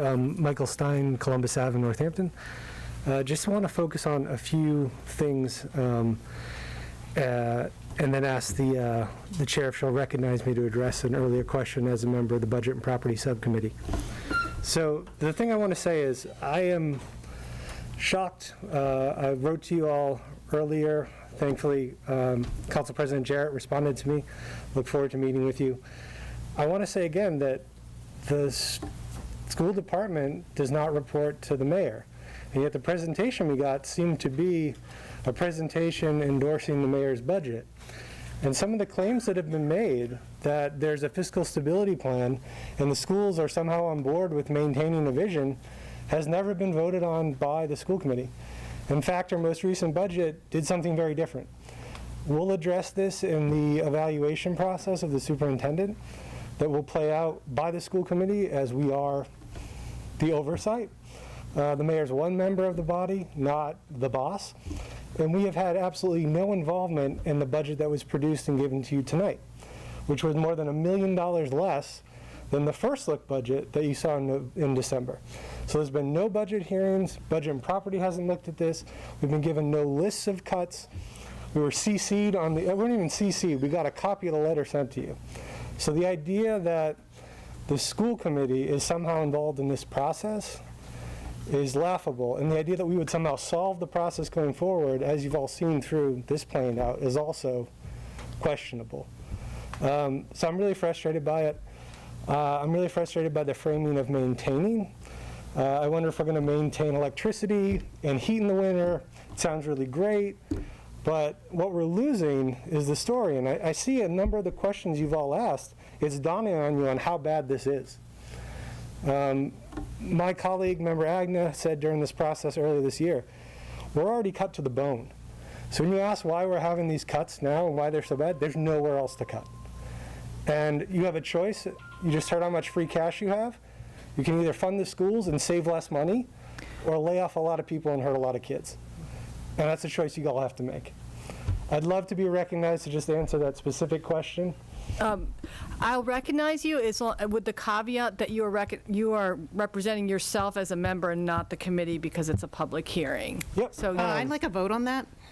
That's overruled. That's a chair decision. I What was the question that you were? Point of order. I believe we have to have a vote to recognize somebody.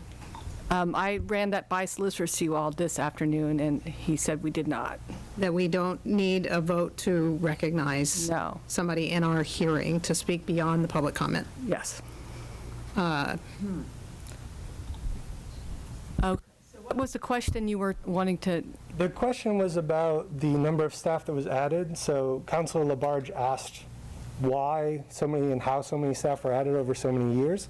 And the answer that she received from the superintendent was that it was COVID. And Councilor Rothenberg mentioned, well, there's this other story. And I wanted to just point out that if you look at the slide from the first look budget. Point of order. I'm really sorry. Is Member Sine here as a member of school committee? Because it's my understanding that that is not within his purview to be representing the school committee. He's representing himself as a member. He is not representing school committee or the subcommittee. I believe he asked to be recognized because of his membership on the budget. As one member. A member, but he cannot speak for all of them or for all of the budget. How is he not speaking on behalf of that committee? If that's believe he's talking about his. May I ask what the problem is with him speaking at all? Why do you have a problem with it? I have a problem because this is our hearing and our deliberation. Well, and what's the okay, guys. What's the rule? But we're not going to speak out of turn. I've overruled this. I would like him to finish. I call for a vote on the. I'm not allowing that. I'm the chair, and I'm saying no. Please continue. Please keep it brief and answer that question so we can move on to the other members of the I believe I can have a vote on I believe Councilor Mallory already spoke. I believe Councilor Dubs is not on Finance Committee.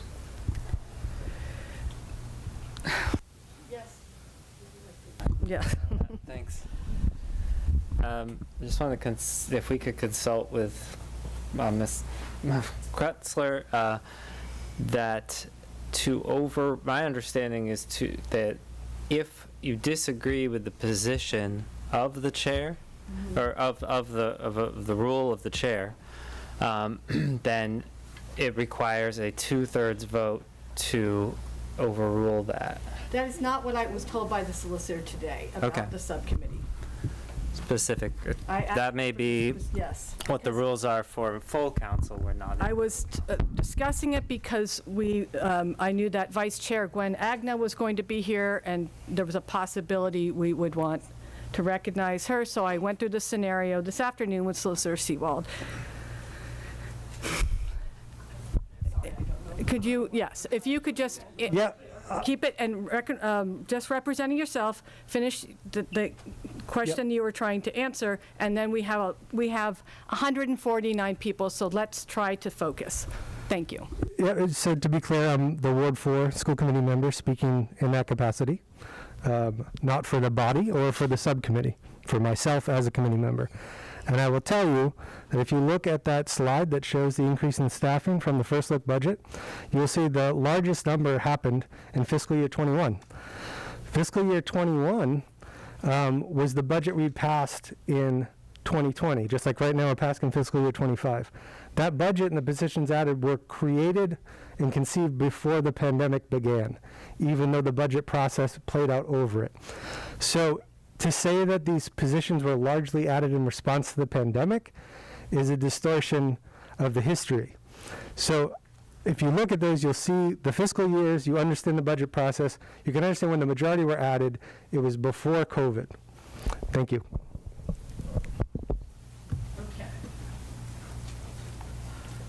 On Zoom, Madeline, I'm unmuting you. Can you unmute?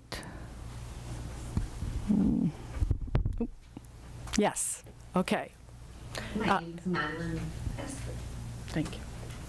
My name is Madeline Zook. I live in Ward 7 on North Main Street in Florence. I am a very proud mother of a kindergarten student at Leeds. I think the world of my child's kindergarten teaching team and the principal at Leeds. And I am speaking because I am the mother of a child that the superintendent described. I have a child who receives tier 1 and 2 instruction in the classroom, and to make the academic progress that they need to be making in kindergarten in reading. They also need a little extra, a double dose outside of the classroom with a reading interventionist. The type of position that is being cut across the district. And I think about my child and other children like my child in the district who just need a little extra.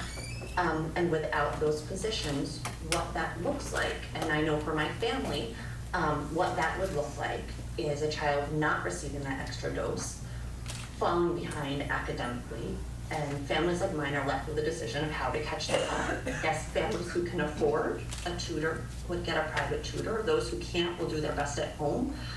Or you just wait and see if your child falls far enough behind that they might qualify for an IEP, so they'd be entitled to services. But this is neither an efficient nor equitable way to run a school system. I'm speaking with a comment, not a question. I speak to urge you to have a level fund for our school. Thank you.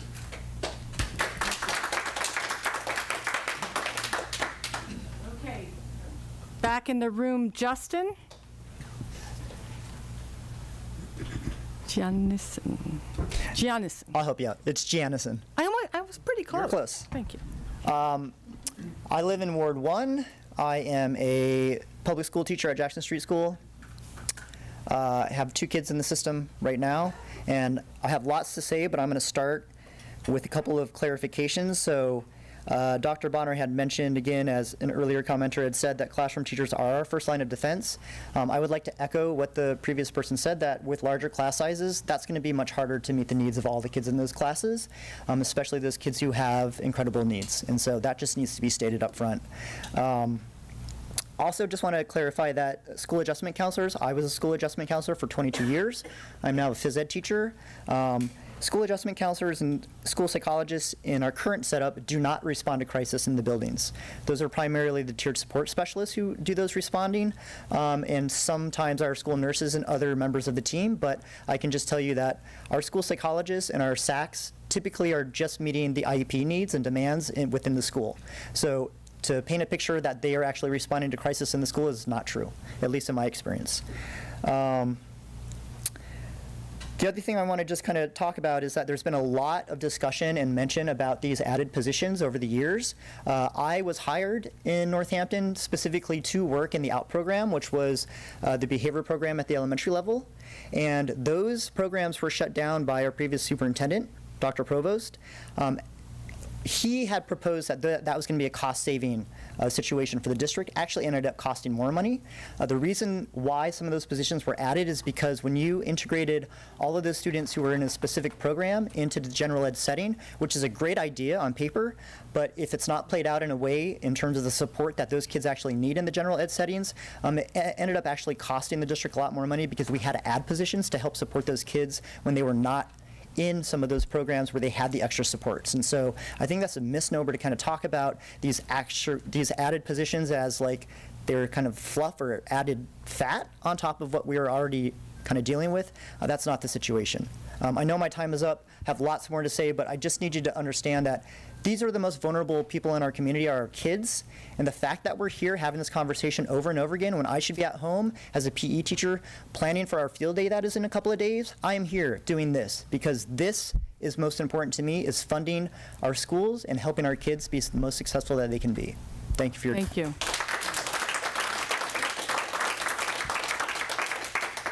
Okay. Going to Liza Ellington.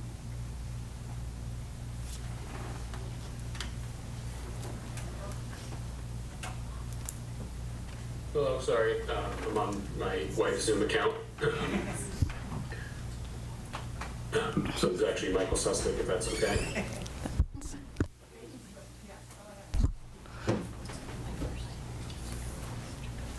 Yes? Yes, yeah, that's fine.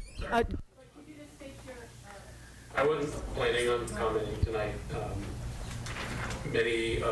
So I am the Michael Sustick, I live in Northampton. It's a child that goes to Leeds Elementary. I'm a teacher at Jackson Street and the math interventionist. Me and many of my colleagues logged in tonight to find out actually the fate of our positions, and to hear Dr. Bonner start by saying that my job and many of my colleagues' jobs would be saved. I was elated. It's a job I really love. Sorry, I'm just feeling emotional here. The job I really love. I feel like we provide so much good for so many kids, and then just minutes later to be corrected and told that actually I made a mistake. Your pink slip remains. It's just making me feel it's making me feel confused, angry, a lot of good things, which I think you could probably understand. Beyond that, I'm hearing that the school I work at, Jackson Street, will lose 3 full-time teachers, right? So we're going to have the largest classes in the district. On top of that, we're losing all of the academic support that we had. And I'm curious, I feel like Stan asked this question and it was not fully answered, how that decision was made and how it can be defended. I also heard the superintendent talk about our 26% special education rate and how that's high. And I just don't quite understand what people expect will happen when we have larger classes and less academic support. The rate is going to go up. So I ask you that this budget, for full service level budget, I'm sorry, I'm mixed up here. That's fine. Thank you. It is time, but thank you for your comment. Heather Brown.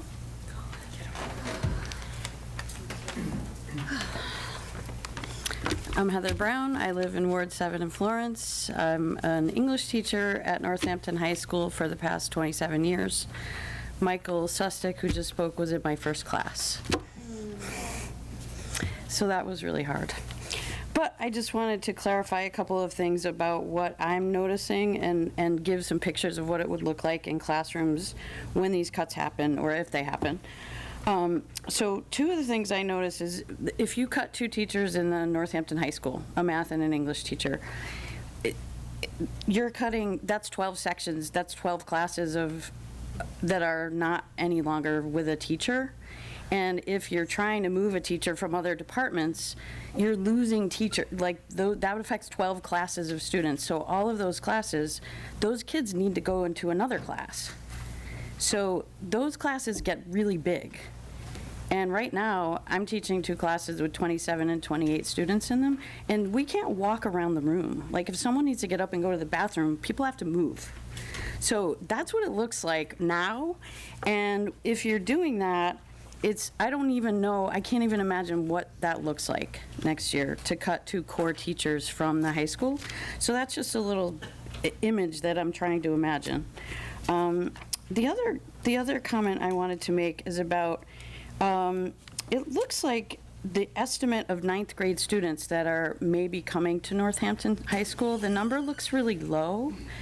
So I have been teaching there for 27 years, and I've never seen the number that low, 165 estimated students to come into 9th grade. So pretty much over every summer, we get 20 or 30 more 9th grade students than we estimate. And I don't know why we're not learning this lesson. We keep projecting these low numbers, and then we're not prepared for what happens. So if you're cutting teachers and cutting counselors, and we're going to look at that number now, it's going to grow, because it always does. And what are we going to do? So I was impressed with the planning that the Department of Health and Human Service folks told us about. You know, they make these projections, and then they... We're going to have to wrap it up, but they fund it through grants, and they planned. And if we're looking at these numbers and looking at these cuts, I don't see any planning happening for the devastation. And I did have 3 ideas of suggestions that we could probably do, but I'll save them and email them.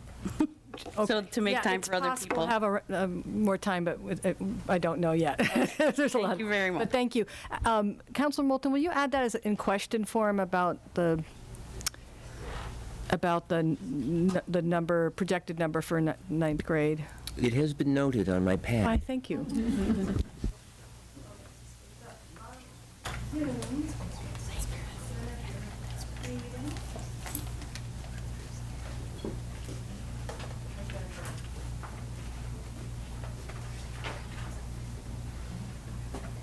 Can everybody hear me? Yeah. Okay. Good evening. My name is Jennifer Hayden, and I'm being punished for dreaming. 2 years ago, with the encouragement and support from my principal at the time, and with approval of Superintendent Provost, I embarked on my journey to transition from paraeducator to special education teacher, my dream. The Unit C contract states the following. Paraeducator to teacher ladder provided by the collaborative continues to offer the program. The district agrees to pay for 3 CES courses needed for a provisional license as a teacher of moderate disabilities for up to 5 paraeducators a year. I successfully completed these courses, earning all A's in each and every course. Upon completion of this program, I was excited to take the next step in my career and began working as a 6th grade special education teacher this year. However, despite my dedication and the significant effort that I invested, I recently received a pink slip indicating that my position had been terminated. This news has been incredibly disheartening, especially given the promise that paraeducators would be considered as preferred candidates for special education teaching vacancies within the district, only to be bumped by another teacher who is being involuntarily transferred to my current position. I always thought the goal of this program would be to help and support employees that want to take the next step in working with the most vulnerable populations of students, not to mention that a brand new IEP is being launched this summer. Do more with less. How is that going to be possible with 3 less special education teachers? If hindsight was 2020, I would have known that accepting this special education position would mean that I would not have a job next year. I would have stayed working as a paraeducator and continue to work with my 2 extra jobs needed to make ends meet. Do more with less.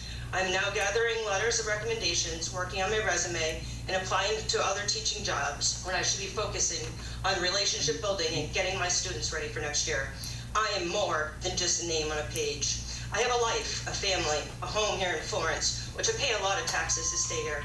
And above all, I'm a special education teacher. I remain committed to my role as an educator, and I hope to continue to serve our community students with dedication and passion. I should not feel like I'm disposed, but I do. Disposable. Jennifer, could you just finish your sentence? Thank you. Yes, thank you. Thank you for your time. My hope is you do the right thing. If not for me, do it for the students. They only deserve the best. And also, we don't use the word SPED. It's degrading. Okay.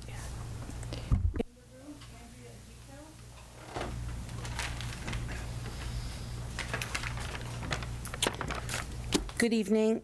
I'm Andrea Agito. I teach kindergarten at Ryan Road Elementary School, and I am the president of the Northampton Association of School Employees. I'd like to clarify a couple of things, and then I have a couple of questions. The first thing I'd like to clarify is something the mayor brought up in her budget presentation about when we discussed and sent out a joint press release around the 1.2 million that was added from reserves, that we would work together to lobby the state for more funding. A week after that meeting, we sent a busload of educators to the State House to lobby legislators. And this year at the MTA, the largest labor union in the state, at the MTA annual meeting, myself and someone from another district presented a new business item to have the MTA use the full force of its lobbying power and political clout and publicity power to lobby for minimum aid communities, which is what Northampton is. So the promise that I made to the mayor last year is still happening. That's one clarification. The other clarification is about the added positions. Those positions in FY21 that were added because the inclusion program imploded. We had multiple grievances, multiple injuries that resulted in ambulance rides and hospitalizations of our staff and students. In order to fix that problem, we had to add the staff. When Dr. Provost initiated the inclusion model, every staff member in our schools said, this is not going to work. You can't just do away with specialized programs and not have added staff to cover the needs of those high-need students. And so in FY21, those positions were added basically as a result of multiple grievances and hospitalizations. So those were my two clarifying points.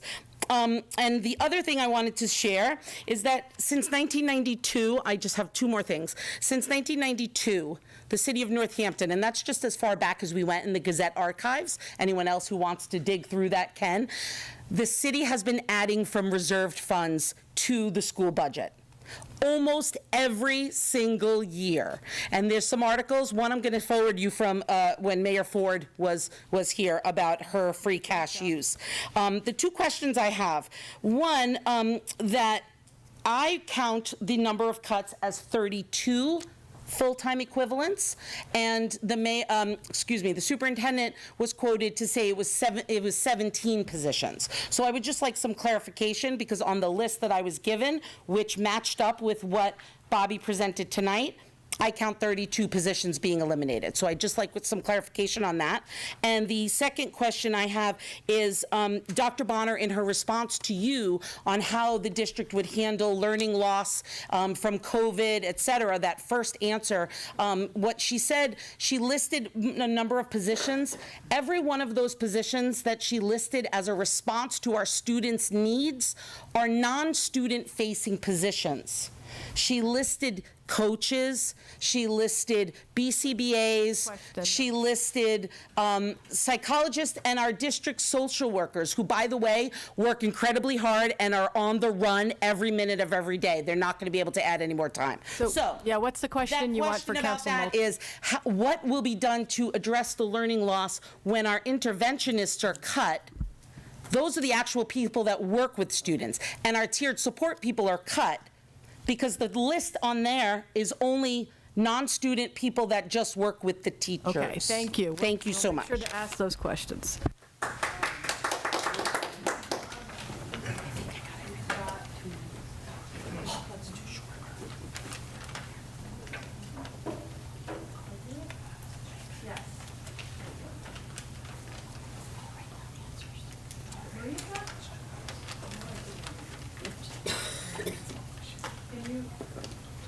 Hello.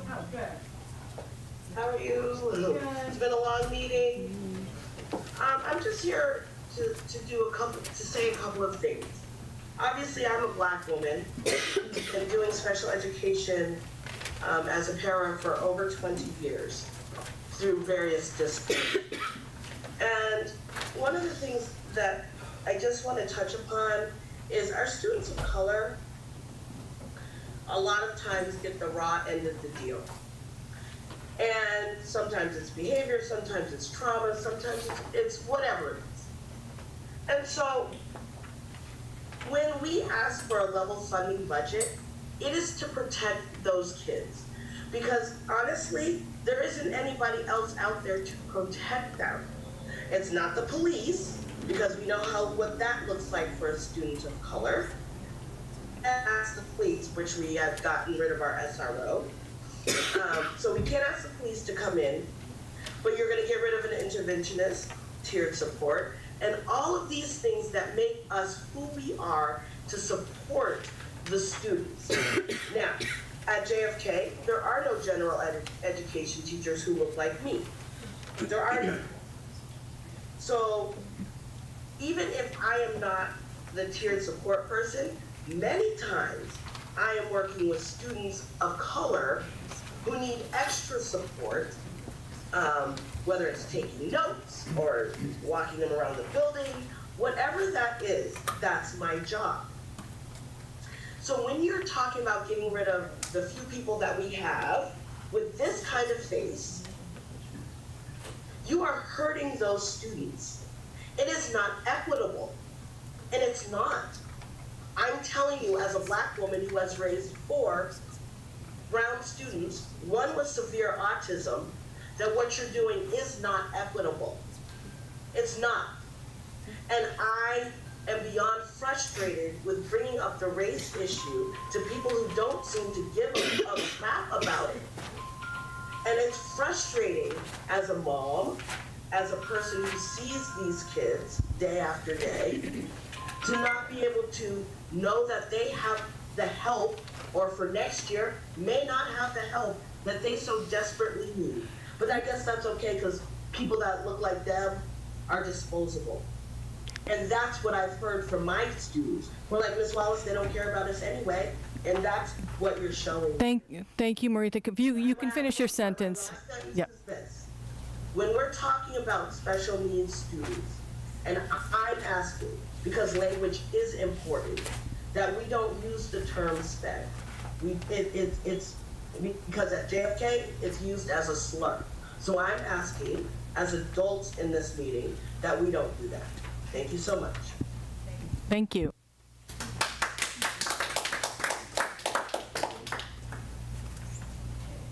Jalronko? I said it very nicely this time. It's fine. So, my name is Michael Ronco. I live in Ward 1. And if possible, I would like to have each one of you answer one simple question, right? But I think it's the essence of the discussion, including the superintendent, the mayor. Do you believe the school committee budget proposal is overestimating the needs of the community? Yes or not? Because if it's overestimating the needs, okay, we can maybe we're missing something.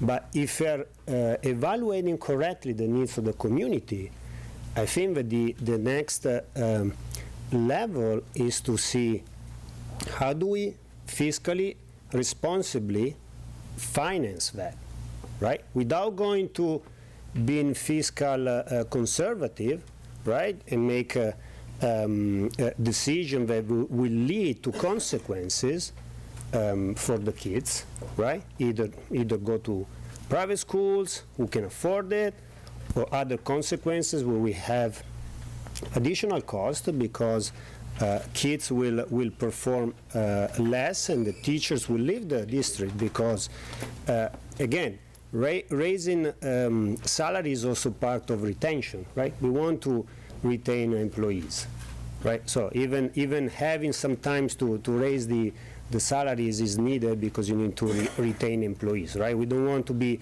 the town where people start leaving the school system and we're left with less good teachers, right? So I would like just to know what you think about the essence, which is the budget that the school committee asking proper? And those are the needs of the community, yes or no? Right? Thank you.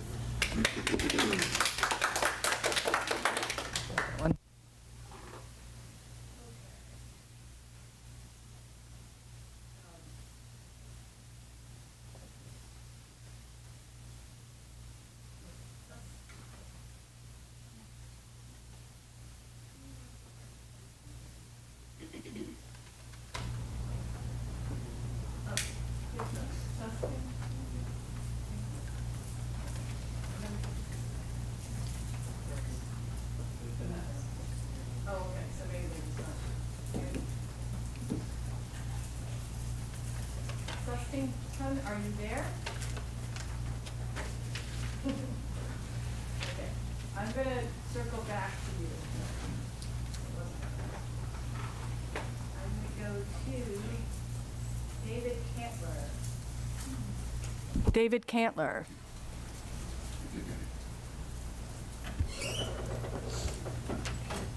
There we go. Okay. Hi, David. Hi there. My name is David Cantler. I work at Jackson and Bridge Street Schools, and I live in East Hampton. I just want to thank my colleagues who have so eloquently and powerfully conveyed the negative impacts of funding levels that will cut positions, and I encourage you to please listen to them. I've just finished, or I'm about to finish, 7 years with NPS. It's a job that I love.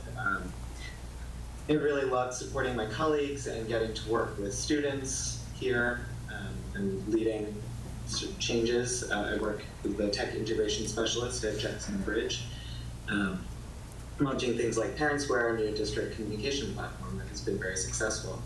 But instead tonight of planning or adapting a unit, I'm here, as so many of my colleagues are.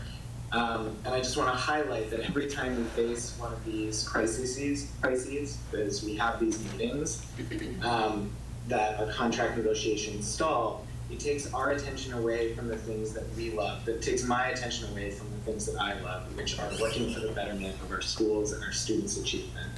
And so I encourage you to help figure out how we can get ourselves focused back on the things that we're good at and that we love, which are providing a great quality education for the students of Northampton, and how we can avoid these happening what feels like every year at this point, where we spend months waiting and having to evaluate, do we need to leave our jobs and find different ones in other districts, or will there even be a job for us to come back to? So again, I encourage you to please listen to the accounts of my colleagues in particular as you consider these hard decisions ahead of you. Thank you. Thank you. Okay, in the room, I don't think Melissa's here. Here we are.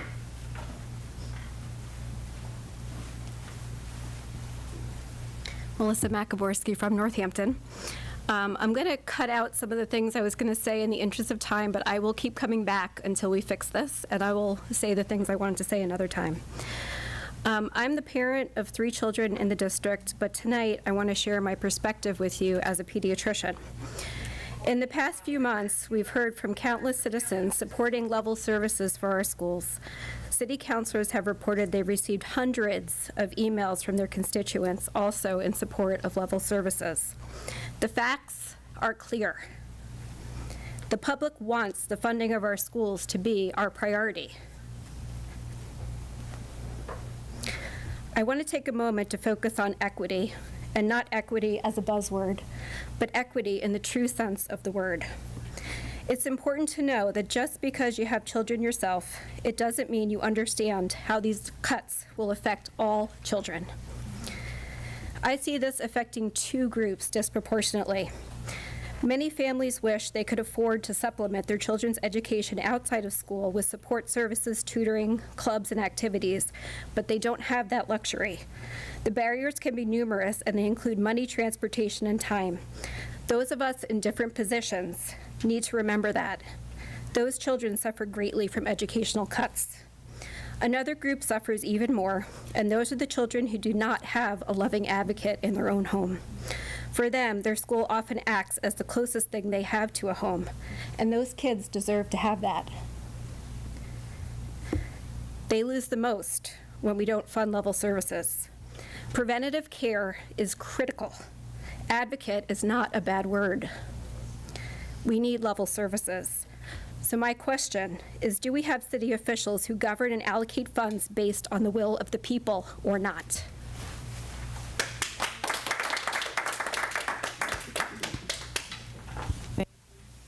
Melissa, I'm going to circle back to Sustington. Are you there? Hello, I am here. Thank you. Yeah.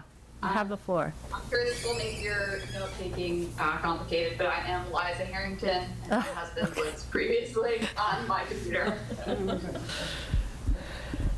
So I am Liza Harrington. I live in Leeds in Ward 7 and have a kindergartner at the Leeds School. I just wanted to speak to process a little bit. When I initially heard Dr. Bonner presenting, it sounded as if there were 7 or 8 positions potentially being saved, about half of the 17 proposed layoffs that have been mentioned. And I just want to reiterate that each of those is a living, breathing human being. And more than that, each of those positions impacts hundreds of students in our district. I understand that this is a very complicated and fluid situation, but that, even in the most generous interpretation, was confusing. And just to close, I just want to reiterate that school services, I really think, should be funded as more of a priority in our city budget. Northampton Public School alumni go on to run our successful downtown businesses. They become the nurses and doctors in our hospitals. They run vital city operations, becoming the next generation's teachers, firefighters, etc. Cutting schools like this makes people leave the town, and it cuts the future of our town, and it's very short-sighted. So I don't have a specific question, but want to speak to both process and to better prioritizing schools in our city's budget. Thank you. Okay. Thank you, Liza. William Como? Might have left. Nope. Okay. Well, let's go back to the room. Meg Robbins?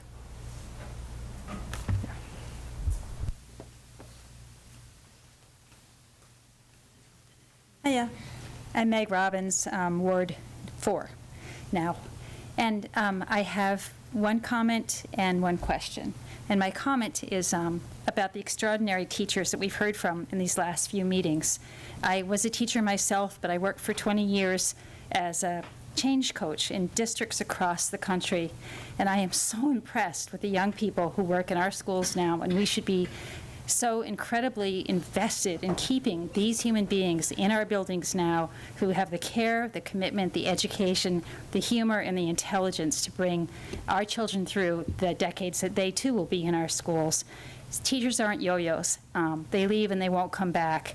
It hurts every time that happens. So everything we can do in order to preserve the future that they offer our children is something that we need to do.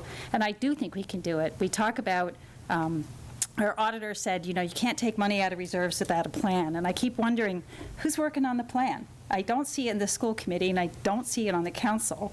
And I don't see anybody putting their heads together saying, you know what, we have an issue that we really need to be able to be intelligent about, and we need to be creative about, and we need to talk about, not just make black and white decisions. And I had one major question that's really bothered me, and I wrote recently to the mayor and to Dr. Bonner, but they haven't had a chance to get back to me, is I've heard the term that there was an agreement that the school committee made about a 4% budget if we got the $1.2 million from the mayor last year, which we were very grateful for. But I don't remember us ever making that agreement, and I don't remember us ever taking a vote on that, and I don't remember that ever being something that was written into how we got that money. I think what I remember is the mayor saying, I'm going to give you the money, and this is how I'm going to give it to you. But it was not an agreement that was ever made with a school committee. It certainly wasn't made with the union, because the union doesn't do the budget for us. So clarification on that, on the meeting that we had and the vote, would be really helpful. Thank you. And you can do this, you guys. You really can. Thank you, Meg.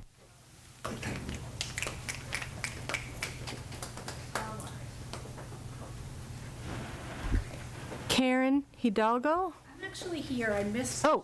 Around to the pay. I don't know why that totally drew me. It was like you were coming out. I'm Karen Hidalgo. I live in Ward 1 on Barrett Street in Northampton. Let's talk about how we got here. Sometimes I hear people talk about declining enrollment, misuse of school choice funds, and the Chapter 70 formula. However, there's more to it. For decades, the city of Northampton underfunded its schools. It managed to maintain mostly adequate staffing levels with some serious gaps for underserved students by underpaying its staff. We were told year after year, while the police and the firefighters got raises, that we couldn't get a real raise because there were too many of us. The mostly female workforce worked 2 or 3 jobs or relied on the income of a spouse to get by. We were, for all intents and purposes, the lowest paying district in the state. Finally, our staff is not at the bottom of the pay scale anymore. The city cannot now turn around and say we can't afford to pay our workforce and maintain it at a level that meets our student needs. Actually, the city needs to do both. Before the pandemic, our then superintendent talked about how our demographics were shifting and that we were serving more students with higher needs. Then came the pandemic. Needs increased drastically for a huge number of our students, and they are not all caught up academically, socially, or emotionally. I want to reiterate at this point that the high school has been understaffed for many years. We can barely schedule our students into classes each year as it is. When you compare our staffing levels to all the schools we compare ourselves to, and I mean all of them, not just Amherst and Longmeadow, the high school is understaffed already. As a district, we really should be adding staff at the high school and maintaining it elsewhere. We have stability funds for a reason. They are to be used for emergencies, unforeseen circumstances, and maintaining needed services in difficult financial times. Funding our schools for our children in this time of pandemic-accelerated crisis, when the adults figure things out, seems to me like a completely rational and appropriate use of rainy day funds. I'll also just say that Heather Brown is correct that that estimate sounds very low for incoming 9th graders. We do underestimate every year, and I have said I think that's a low estimate. I've said it a bunch of times, but I'm certain we'll have more than 165 9th graders coming in next year. Thank you. Thank you, Karen.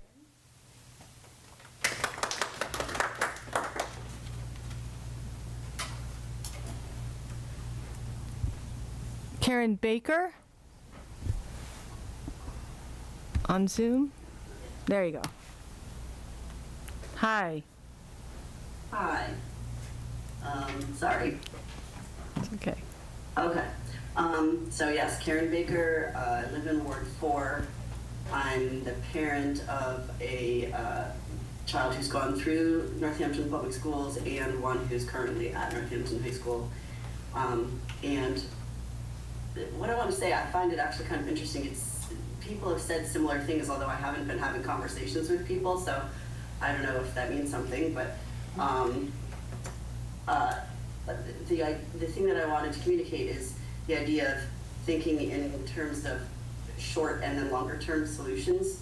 Obviously, from what everyone is saying, it's clear that this school district is already suffering and more cuts would be really, I don't understand why anyone is contemplating them, but I understand that people are worried about the extra costs, the rising costs, and the fact that that's hard on the Northampton budget. It's not what was planned for, and so on. And so what I would suggest is that you think of, at least in the short term, finding the funds. I understand people have the sense that it couldn't be sustained. The higher costs that level service funding would take would be very hard to sustain over years. So don't think about doing it over years. Think about doing it for, some short term, even if that's all that's possible, that's that many more students who have gotten that much more support, and that's huge. Every year that you can do that is really meaningful. But meanwhile, it seems that a lot of the problem comes from the state funding level. There's also the possibility, in addition to changing that, there's the possibility of getting more money from Smith College. And I can say, and other people have mentioned this, I'm an educator. I teach in the Amherst School District, and I know that through my experiences in that setting that there are parent groups and there are educator unions, multiple, that are looking at the state level and trying to figure out. Excuse me, Karen, if you could just wrap it up, thank you. In that form. Yeah, you can. That's something that I think, in the long term, that can be something that we can all be working on, including the school committee and the town and the city council. So I would urge people to think about working, helping our kids now while we all work together to come up with this longer term solution. Thank you.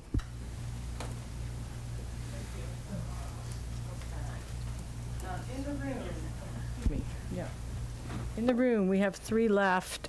Kate Fontaine.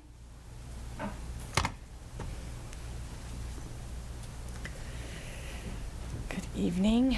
Hello, my name is Kate Fontaine. I am a teacher at Northampton High School. I'm also the chair of the History and Social Studies Department, as well as I am in union leadership. So I want to talk about a couple of things really quickly. I want to echo everything my colleagues have said. They've really hit the nail on the head all across the board. And the elimination of positions is extremely detrimental. However, one of the things that's not being talked about, and this is the question that I have for the superintendent, is I think it's important for the council and the public to get a list of the forced transfers. Because when you eliminate positions, you have people that are able to bump into other positions, and this isn't something that they're asked about. This is something that happens per the contract. But what that means is that teachers are moved into jobs based on their licensure, not based on what they're really good at. So I'll use myself as an example. 10 years ago, when I taught in a different district, I was working in the special education department, K-12 license, special education. So I teach high school social studies, AP psychology, women and gender studies, U.S. history. I could conceivably, imagining that was still my licensure, be transferred to teach special ed kindergarten. Could I do it? Sure. Would it be great? No, that's not what I'm qualified to do. That's not where my experience is. And so because I represent Unit A, all the Unit A transfers and all these people that are being moved are having, they're really concerned about these positions they're going to be asked to fill, which are not in their area of expertise. And that is only detrimental to the kids in our district. In addition to that, to learn a new job is a huge task. We don't have any money. Where's the professional development going to come? If you're changing schools and changing grades, and I have members that are going from elementary school to preschool. We have people that are going from elementary school to the high school. It doesn't make a lot of sense in terms of doing the right thing for students. The other thing I want to add is the high school. Our principal, Bill Worley, said that we need 4 special ed teachers and 12 general ed teachers added to our staff to even be on level and comparable to districts around us. I teach social studies. Last 9 years, I think I've had 2 classes under 25. Usually they're 28, 29, 30. Okay. That is not doing right by our children either. Thank you. Thank you, Kate.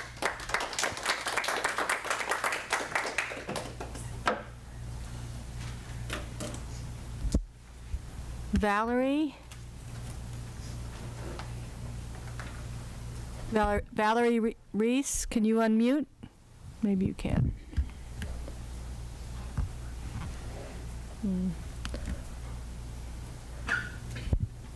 Okay, Valerie, I'm going to circle back to you and go to, wait.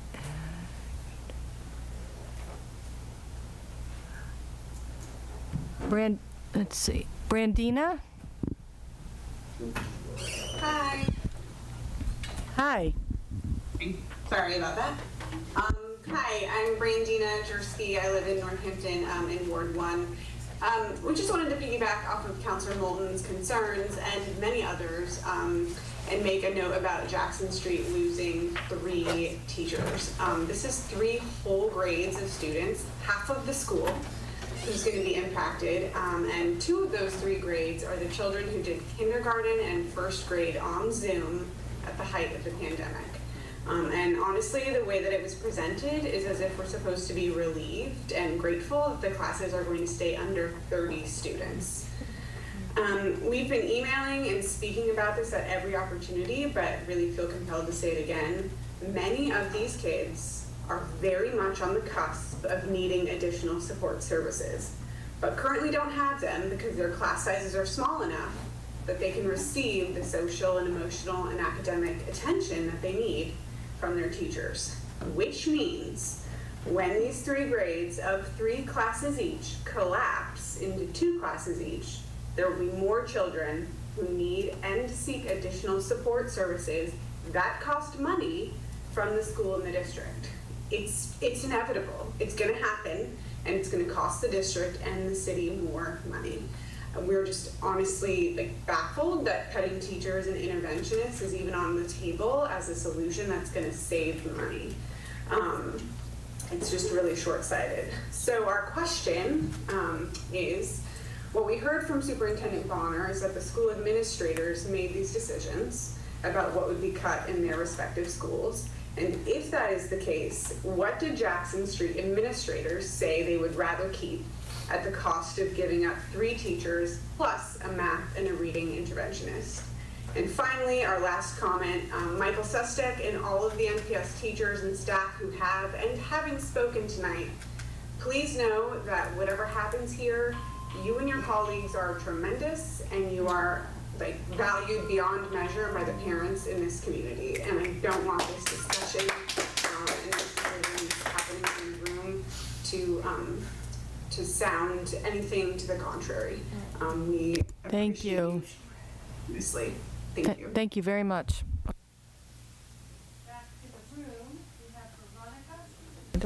Veronica, thank you. Thank you for your patience. Oh my goodness, I'm so tall and this microphone's so short. Hi, I'm Veronica Douglas. I live in Northampton, Ward 3. Hi, Quaverly. I also teach at Northampton High School. I wear a lot of hats there. I'm the AP coordinator, so I'm going to be speaking about that tonight.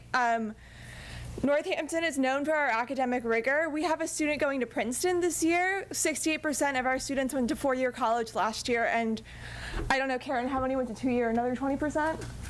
Another 20% went to a 2-year school. So 80% of our students, 90, I can't do math, attended post-secondary education. We are a very academically vigorous school. We administered 600 AP exams, and we have a little over 900 students at our school. So for every 3 students, that's 2 exams we just did. And I'm very concerned that cutting a math teacher and an English teacher is going to result in cutting AP courses. We offer AP English Language and English Literature, and we offer AP Calculus and AP Statistics, and the students want AP Calculus BC, but we can't offer it because we don't have enough math teachers. And we're cutting another math teacher. And the reason I ask this is because all students take AP classes, or many different kinds of students take AP classes. Students with learning disabilities take AP classes. Students who are ELL take AP classes. When I ask about this, I'm not excluding those groups of students. But I'm very concerned that families are going to see these cuts and pull their children out of the district. And they're going to go somewhere else that offers these AP classes and offers other AP classes that we don't even get to offer. And that's only going to make our school choice money problem worse. If these families are leaving the district and going somewhere with better course offerings, that's money we have to pay. That's declining enrollment. I'm very concerned about this, and I would love to know what courses are going to be cut. I'm also just generally concerned about where our students are going to go during the day. We had 75 students taking AP Calculus this year. That was a full-year course. If we have to reassign that teacher, where are those 75 kids going to go during the day? Just sit in the hallways? I'd love to know. Thank you. Thank you. Okay, Valerie, are you unmuted? Hello. I am. It wouldn't work before. I don't know why. But, I'm Valerie Reese, and I live in Leeds, Ward 7. And as a parent of a 4th grader at Leeds Elementary who has relied on services that will be reduced, I want to express my profound disappointment in how the mayor and much of the city council have approached this school budget season. I've witnessed a lot of finger pointing at the school committee for being reckless by funding essential services, and even at high school students who are trying to save the integrity of their school and their theater department. And it's just really frustrating to watch this, and I'm kind of appalled, because while all of that is happening, it is not hyperbole to say, and we saw it at Bridge Street, to say that we're on the brink of potential catastrophe with these cuts for children and for our city. So can we just please stop blaming and deflecting and just listen? Because your school committee and educators and parents and students do actually know what they're talking about. And no, we're not budget experts, but people in the schools do understand how they connect to everything that our city purports to value. So please listen and do what you have to do to fully fund the schools. Thanks. Thanks. Thanks, Valerie. One more person in the room, Al Simon. Bring it on. Good evening, Al Simon, Ward 2. I want to bring the discussion back to money. I have no doubts that the reductions in the services are going to have a negative impact, but to me, the most interesting bit of information I learned tonight was that we have at least, what was it, $2.6 million in projected surplus from this fiscal year budget alone. The mayor is willing to use $800,000 of that. Why wouldn't we use all of it? Why wouldn't we use all of it to buy some more time to solve this problem? I'm a big fan of kicking the can down the road, because you shouldn't cut these services until there's no other choice. But we have choices. It's a choice to cut services. It's a choice. It would be a choice to use cash to fill the hole. We have enough money in this town. That statement that I heard early on, we don't have the money for the schools, that's just not true. It's not true. Why don't we use the money, buy some more time, figure out the problem? Thank you.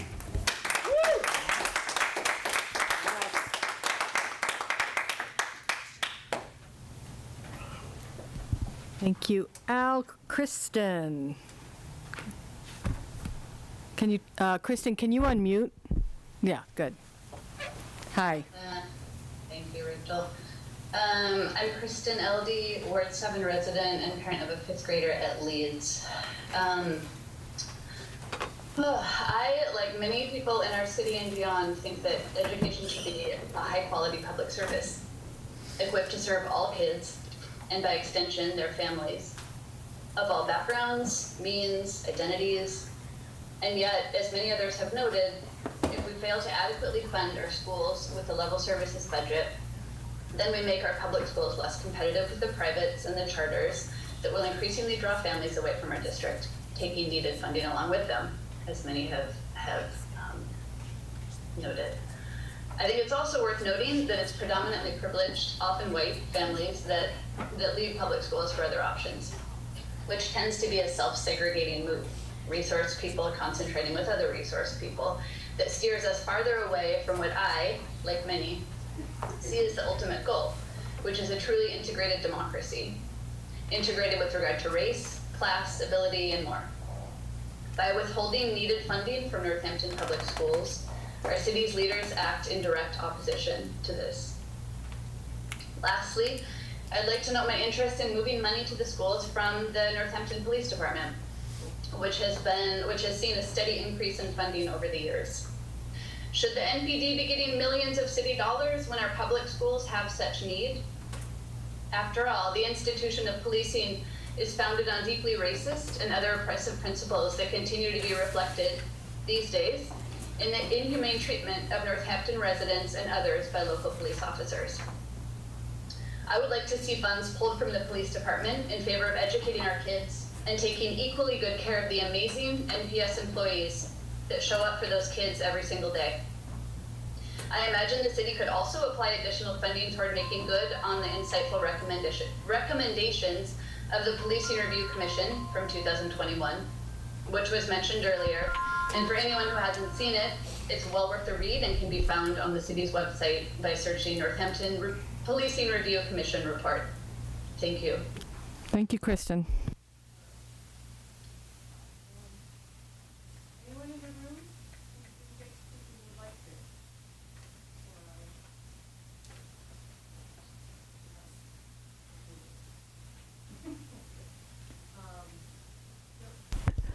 Joella, let's see. Can you, there you go. Hello, everyone. My name is Joella Jada Carbon, I'm in Ward 3. And I think I came on and mentioned this before, that I was impressed with the collective forces of residents, students, parents, community, current and former teachers and students who've come to address their concerns and share their experiences regarding budget and services in the Northampton Public School. And I do appreciate that, and I have to admit that since 1992, I've been a certified teacher in Massachusetts, and a lot of what people are talking about, I thought that was the norm. And I don't think in my teaching career, I don't think there is probably one day in the week that I had in the teacher time because I was too busy covering other classes. So there's some real concerns, but I didn't teach in Northampton. I taught a self-contained classroom and other districts. So I just want to say that. And I also, again, as I mentioned, I would like to see this enthusiasm. In public schooling, extend to public housing, who have students there too. All these people with this, people collectively getting together and getting communication. I just wish that happened in public housing, because there are students there too, and they go to public schools too. So I'm just saying, a lot of stuff you're saying and people are talking about, and that woman of color who spoke so impassioned, because she looked like me, I know what she's saying. And I'm just saying, we also have other avenues. So we want to be Northampton progressive. I see the progression, but I don't see it when it's extended into other avenues. And I just also want to say this too, a shout out to Smith Vocational School. I showed them how to do hair. I went and taught them, and they did my hair. So I hope when they come back, they will have people who look like me who can go get their hair done there too. So that's all I want to say. Again, thank you, everybody. It's a long night. I'm going to sleep. Thank you. Thank you, Joella. Okay. Liz. Hi, Liz. Hi, my name is Liz Bowen. I am a resident of Ward 7. Sorry, it changed. Sometimes I forget. I'm still Ward 1. I'm a resident of Ward 7. I am a 4th grade teacher at Leeds, and I am the parent of a 1st grader and a 4th grader at Leeds. And I just want to ask for some clarification, because I keep hearing that these are new positions, and that's why they need to be cut. But all of the positions being cut, at least where I could confirm at Leeds, Ryan Road, and Jackson Street, existed pre-pandemic. The exception being the 1st grade pair position. That position was added in the 2020-2021 academic year, but that was because of the needs that had been identified in 1st grade across the district in the 2019-2020 school year. So none of these positions are new. Then how does that reconcile with the mayor's claim that it is the school district overspending and not the city underfunding that is the issue? And this question has been asked in different ways multiple times, but nobody's answered it. Thank you. Thank you.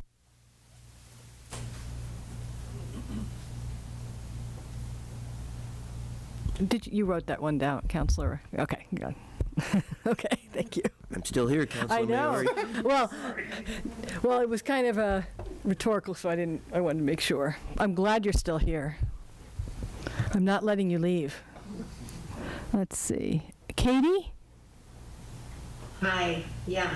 I just have a few comments that I really feel I need to make. I am in Ward 5. I have 2 kiddos at Jackson Street, one in 1st grade, one in 5th grade.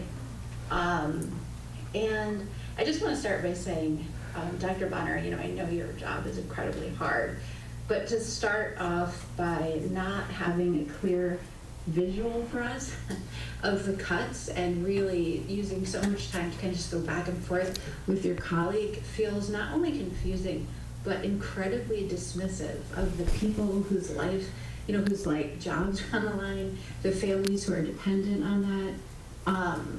And this whole process has felt quite dismissive as a parent who is concerned about her kiddos. So I just want to reflect that. I know technology is hard, but having a visual for all of us, I think is just so important. I think we need to be really clear. And I know it's a living, breathing document that's changing, but I think we all deserve some clarity in these moments. So I just want to reflect that. I also want to say my 1st grader, Masi, is 7. He has dyslexia. And so his future, if this goes through, looks like classes of 25 to 29 kids with a new IEP process in place, a new director of students in place. That's what we know. And then all the unknown consequences, like teachers leaving because these are crazy asks you're making of them. social emotional needs increasing because the rooms are amplified with just too many kids that teachers can't support. And so you're asking a 7-year-old to shoulder this for our city. I just, and he's one of, 1 in 5 kids has dyslexia. This is the citizens we're asking to shoulder our financial difficulties. I find that it blows my mind in the worst possible way. These are our children, and so it becomes, I know money is important, I know we have to be financially responsible, but I think if we do this right now, we really are putting our most vulnerable kids who need these IEP processes at such risk, and we're just asking them to shoulder more than I think is humanly possible. Thank you, Katie. Yep. You can finish your sentence if you'd like.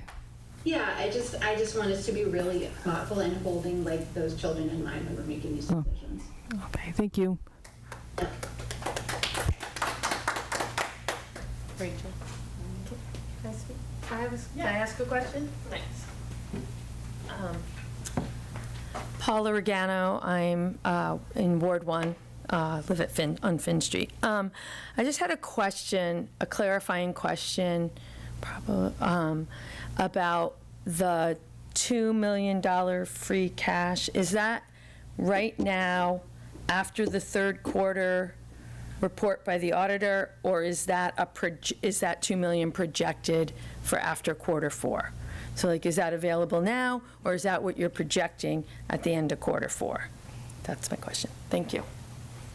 Did I get that? Let's see. I've got Lisa. Let's see. Can you unmute? Yeah. Got it, thank you. Lisa Modinos, Florence. I have a statement I'd just like to read. I want to share some things I learned from and since the last city council meeting. In that meeting, I learned that predominantly white and well-off town in Northampton looks different inside our public schools. For example, there was a commenter who made this statement, quote, Northampton is about 80% white with a poverty rate of about 11.3%. In our schools, 68% of the kids are white and over 31% are low income, almost 3 times the rate of the city as a whole. Over 40% of children are high needs, end quote. In that meeting, I also learned that some of our community members think that families, not schools, should take on the onus or responsibility for things beyond academics, as though these things can be separated from learning, such as social, emotional, nutritional, psychological, disability, safety needs of our students, revealing how unaware some in the community are to the reality of what our public schools provide every single day for our kids. And in that meeting, I ultimately learned that despite knowing this reality of what our public schools provide every single day, and knowing these demographic data, our city council chose to not opt in to support our students. Since that meeting, I've learned about the excess funds that the city has and is essentially hoarding, while also learning about numerous pink slips. I agree with others tonight that this is a choice, not an inevitability. Since that meeting, I've learned that the city's savings are 3 times the recommended amount, and yet is being saved for a rainy day, as though this isn't a downpour right now. This also is a choice by the city council and the mayor. Since that meeting, I've learned that we have free cash that it can indeed be used for education, but much of those savings seem to be more important. Again, this is a choice. Public education is the right to access knowledge on many levels. It is the right to read, the right to community, the right to access fundamental resources for mind, body, and brain. It's safety rights, disability rights, and nurturance for all of our children, especially our most vulnerable children. And I've heard the word vulnerable used a lot tonight. I wonder what the city council and mayor think about the term vulnerable children. The work done inside our public schools every day is vital to our community. Could you wrap up, Lisa? To a just society, and should be supported and fully funded. There is no other choice. Thank you.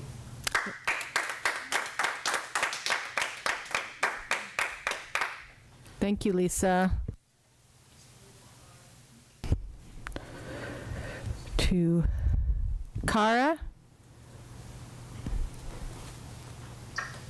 Can you hear me? We can. Oh, great.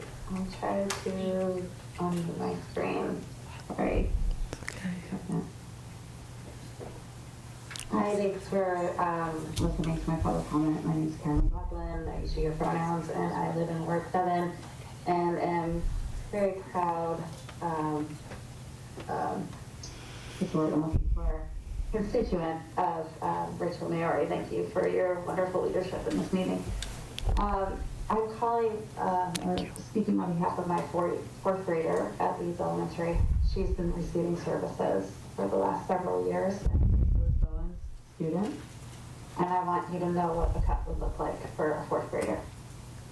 My fourth grader has been receiving reading services for many years and math interventions. She would be receiving math interventions right now, but the school is underfunded currently and cannot give her the math services that she deserves and needs, and is under the United Nations right to education, but we don't serve United States citizens or citizens of the world, children, sorry, I'm blaming a little bit, but our children deserve these services, and she's not getting them currently. We're going to cut further. My child is white, she's cis, and she is from a middle-income family. She has 2 educators as parents. She has lots of love and support. She has advocates. She has everything she could ever want, and she's still behind in reading and in math.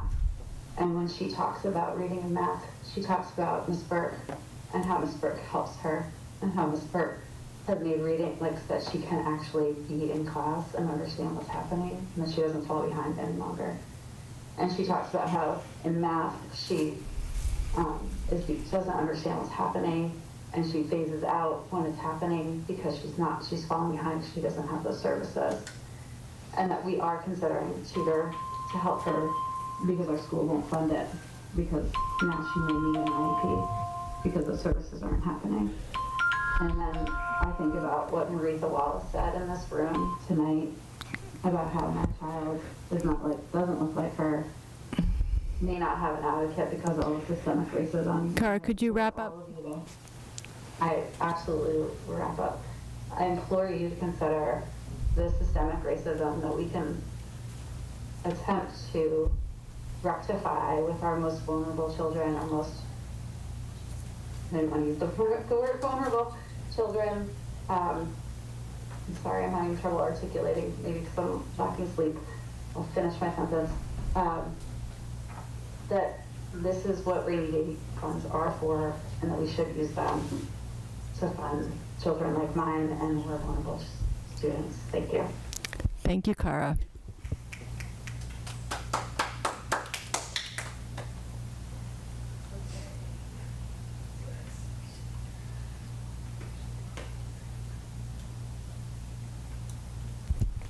Kristen?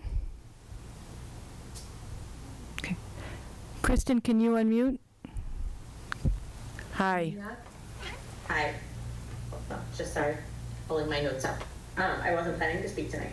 So my name's Chris McHugh. I live in Florence. I'm a 4th grade teacher at Jackson Street, slated to have 27 or 28 students next year, and a parent of a Jackson Street kindergartner.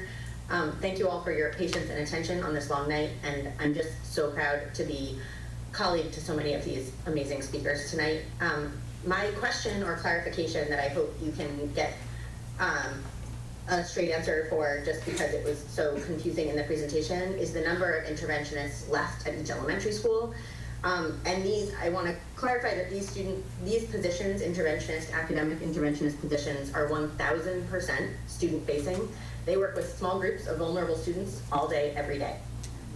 I also heard tonight that the plan is that classroom teachers are going to pick up the slack and pick up the services for these intervention students. And so my question as a parent is that if my first grader needs help in math or reading, and her teacher is providing that intervention, what are her classmates who are 6 years old going to do while her teacher is providing that specialized and targeted instruction to a group of 3 or 4?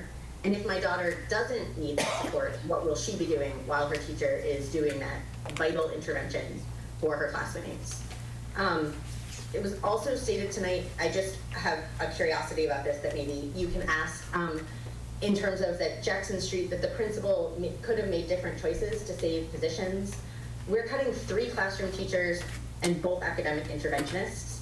we had our indispensable tiered support position restored to keep students safe. So what is there left to give up? And I'm also going to echo my comment at the last meeting. It took us years to get here, and we have a strategic planning committee that I am a member of, and I just hope that we can maybe think about, it doesn't all have to be solved this year. It took us years to get here, and it doesn't all have to be solved this year. Thank you again. Thank you.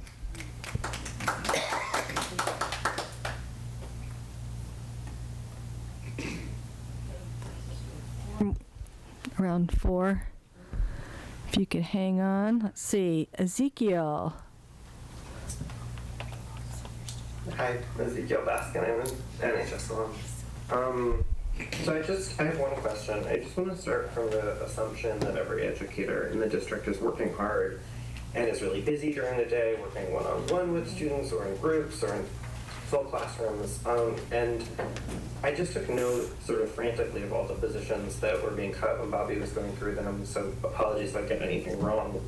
But 7 paraeducators, 2 tiered support specialists, 1 interventionist under ESSER and 1 coach under ESSER, 4 elementary classroom teachers, 6 academic support positions, 2 special education teachers, 2 math interventionists, 2 middle school subject teachers, 1 tech integration position, half a 504 coordinator, 2 high school teachers, and 1 adjustment counselor, 31.5 positions in my count, plus the clerical cuts that I didn't include. And the additions are 0.8 BCBA and 0.5 special education teacher. So over 30 positions cut without replacement.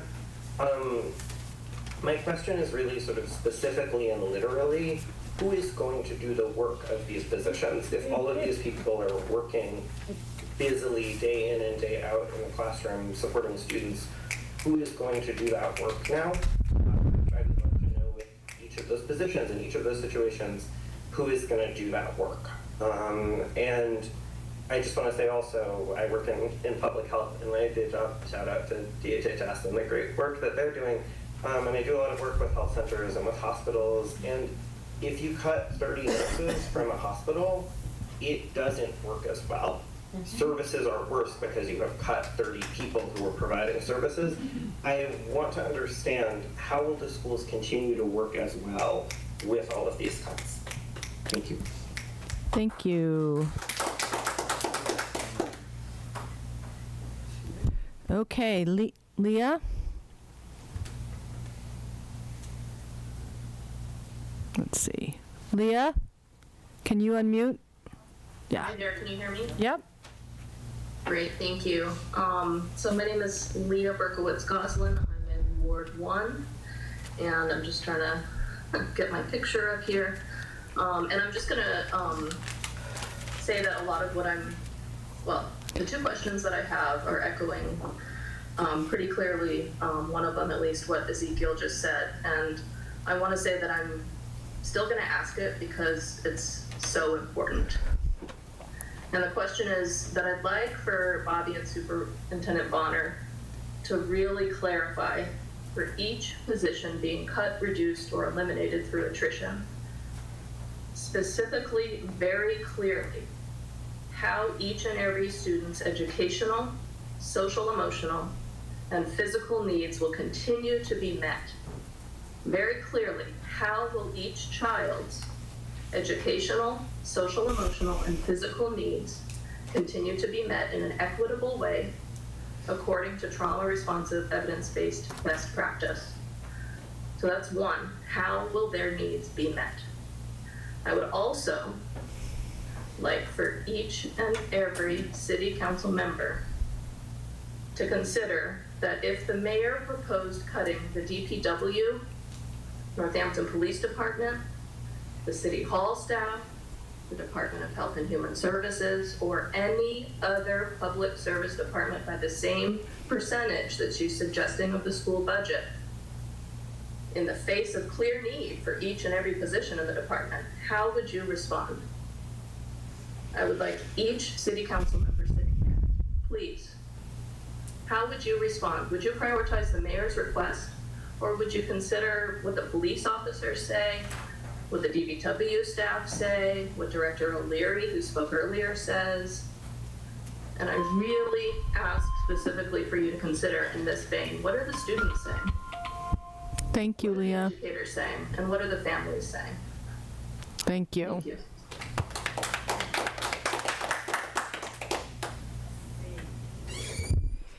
Amy.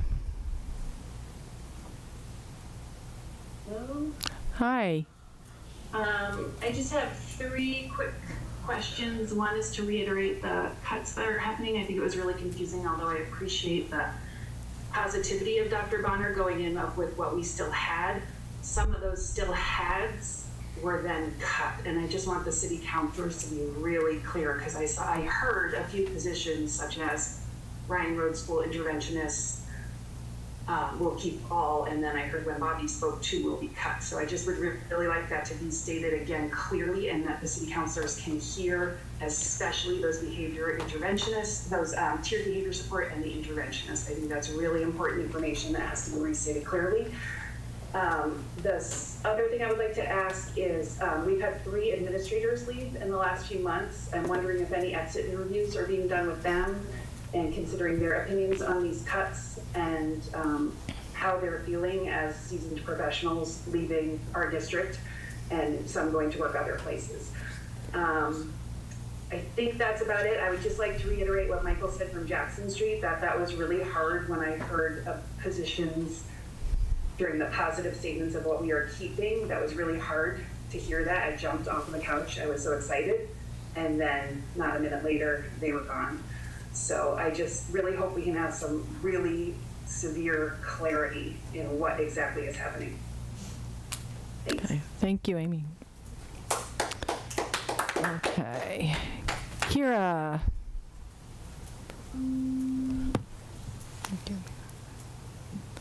Hi, my name is Kira Haninger. I'm a school psychologist at Leeds Elementary School. I've sent 2 letters thus far detailing the impact of these cuts, particularly on Leeds. There's a lot I could say tonight in response to what I've heard, but I'm going to go back to actually Director O'Leary's presentation at the beginning when she spoke about how public health has really shifted to prevention model, as that is the most efficient and equitable way to meet the needs of community members. And I would say that is also true of our youngest community members in public education.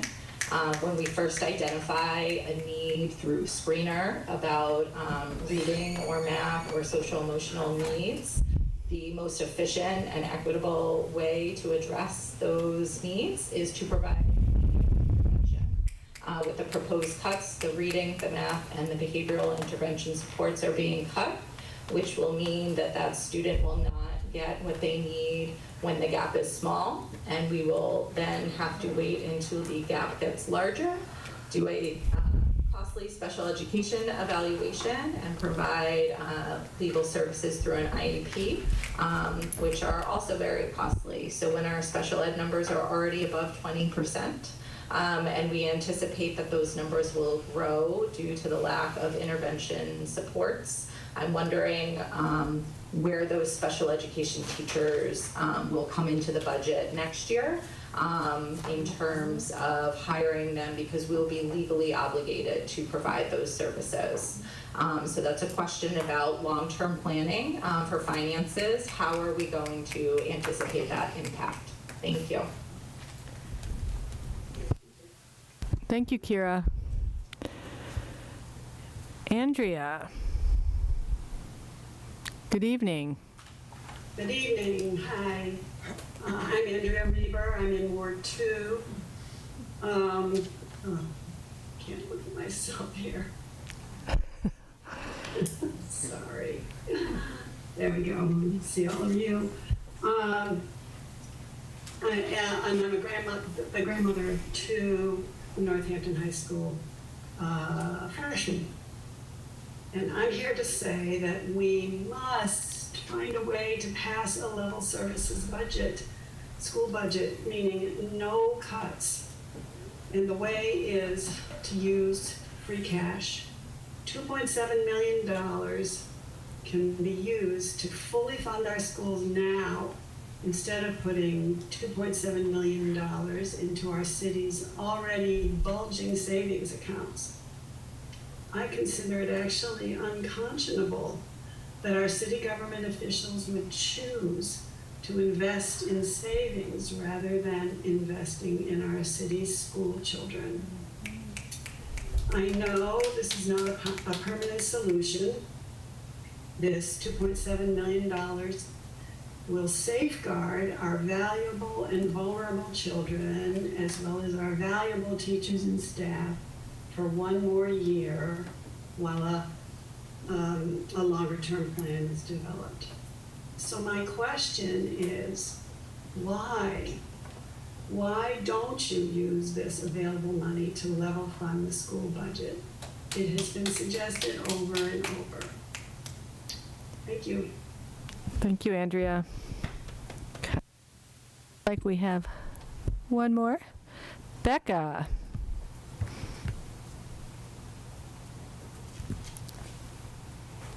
You have the floor.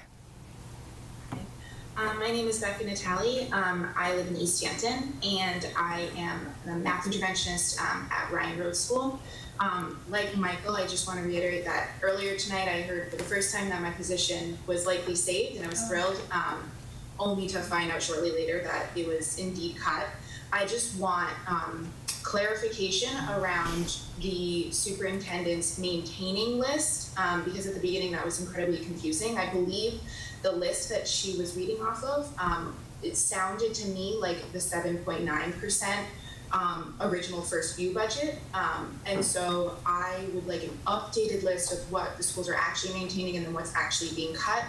I believe all intervention is being cut at Jackson and Leeds. Half of the interventionists are being cut at Ryan Road. And I know there are also interventionists being cut at Bridge. So I just want to be really clear about the number of interventionists that are being cut, because that's going to be a lot for classroom teachers to handle all the extra needs. That's it. Thank you. Thank you, Becca.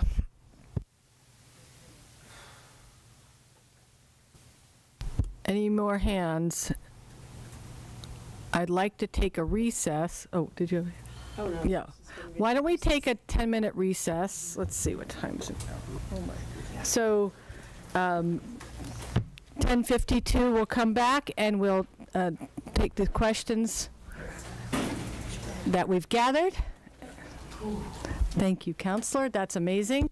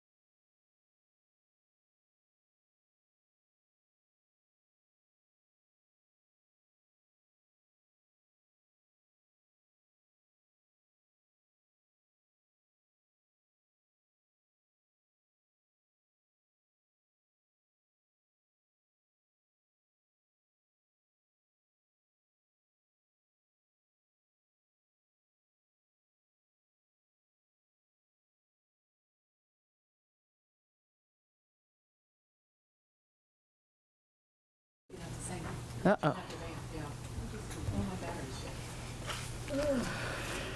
Okay, we are back in City Council we're finished with our public comment and public testimony and questions. We're going to, our Councilor Moulton is right now gathering all the questions for the superintendent. So if councilors, while we wait for that, do councilors have any comments or questions?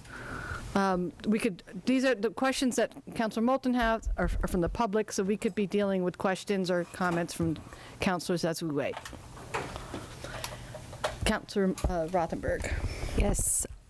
I just wanted to make a broad statement to my fellow councilors, to the mayor, about accessibility. And I just had an IEP meeting this morning, actually, for one of my kids. And the phrase that we kept using over and over when we were talking about, is this interfering with his ability to learn? Is he able to access learning? Is he able to access education without whatever we were putting in place? And you would be surprised for some kids what you can put in place, or maybe you wouldn't if you have kids of your own.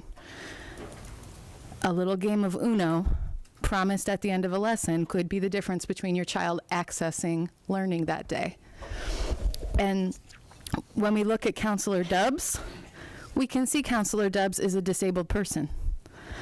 When we look at our children, we don't necessarily see, us on council, we don't necessarily see what that child can and cannot access. Counselor Dubs, stairs present an issue. He can overcome them. For kids like mine, for people like me, you can't see our disability, but the people who can are the people in those IEP meetings. So at mine, we had a BCBA, a psychologist, and a current teacher.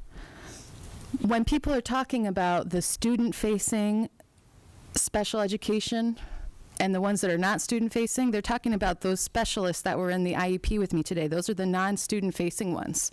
Those are the ones that are doing really interesting tests of your child's brain and following up with the teacher and the parent to understand what's working and not working. For example, my child has 95th percentile of working memory, an incredible memory. I think the average was like in the 40s to 70s. His processing speed is like 13%. Very, very low.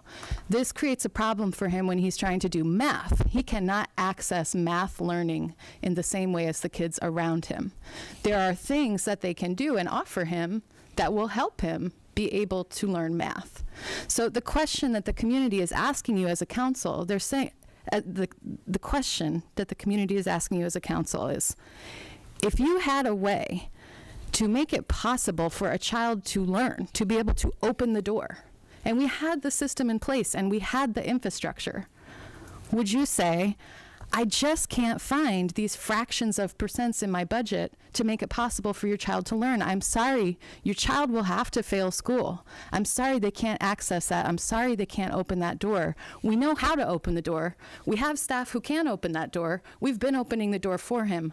But from this point forward, that child's not going to be able to go through that door. And I have heard that these math and reading interventionists are going to be replaced with a computer program that will assess and teach your child, or not replaced at all. So we're saying to all those kids who are clearly having trouble accessing math, good luck. We had a straight route for you. Maybe your teacher will be able to help you.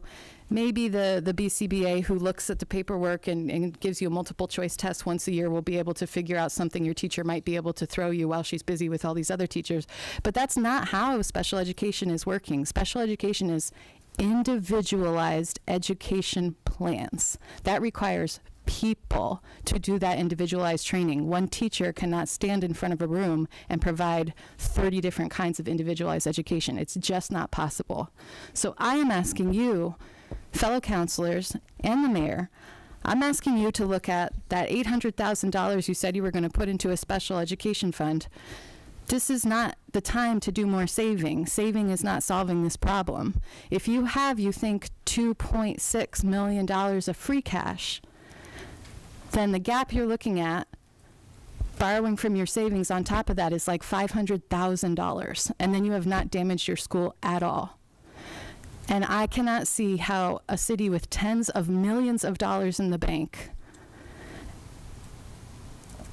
is going to say, I can't give $500,000 of that tens of millions of dollars in the bank to make sure that all of the kids in our community can access learning. And let us not forget, in closing, what parents today worry about. Parents today worry about things like fentanyl. If our kids get off course and depressed and fall behind in school, the risk that our kids are facing is not the same as kids 10, 20, 30 years ago. The world is more dangerous. We're talking about drugs that kill a child if they try them one time. So it is very important to all of us in this generation, and we have all become very educated about what our schools can offer and what we can advocate for. And I know you guys have been having this conversation for decades and going through this cycle. But this cycle is breaking because the community has changed. Our idea of what is an entitlement, an idea of an accessibility accommodation has changed. It's not going back. No matter how many resilience hubs or how many sidewalks you fix, you can never erase that you're ignoring a major, major equity issue. The mayor's budget book talks about all of her accomplishments, and the schools are not on that list, but they should be. Accessible schools are just as progressive as all of the other things that we're doing. This is not about pitting progressive things against progressive things. It's about not leaving children behind when we do that work. This is in line with our values. This is in line with all of the projects you're doing right now. This is our city.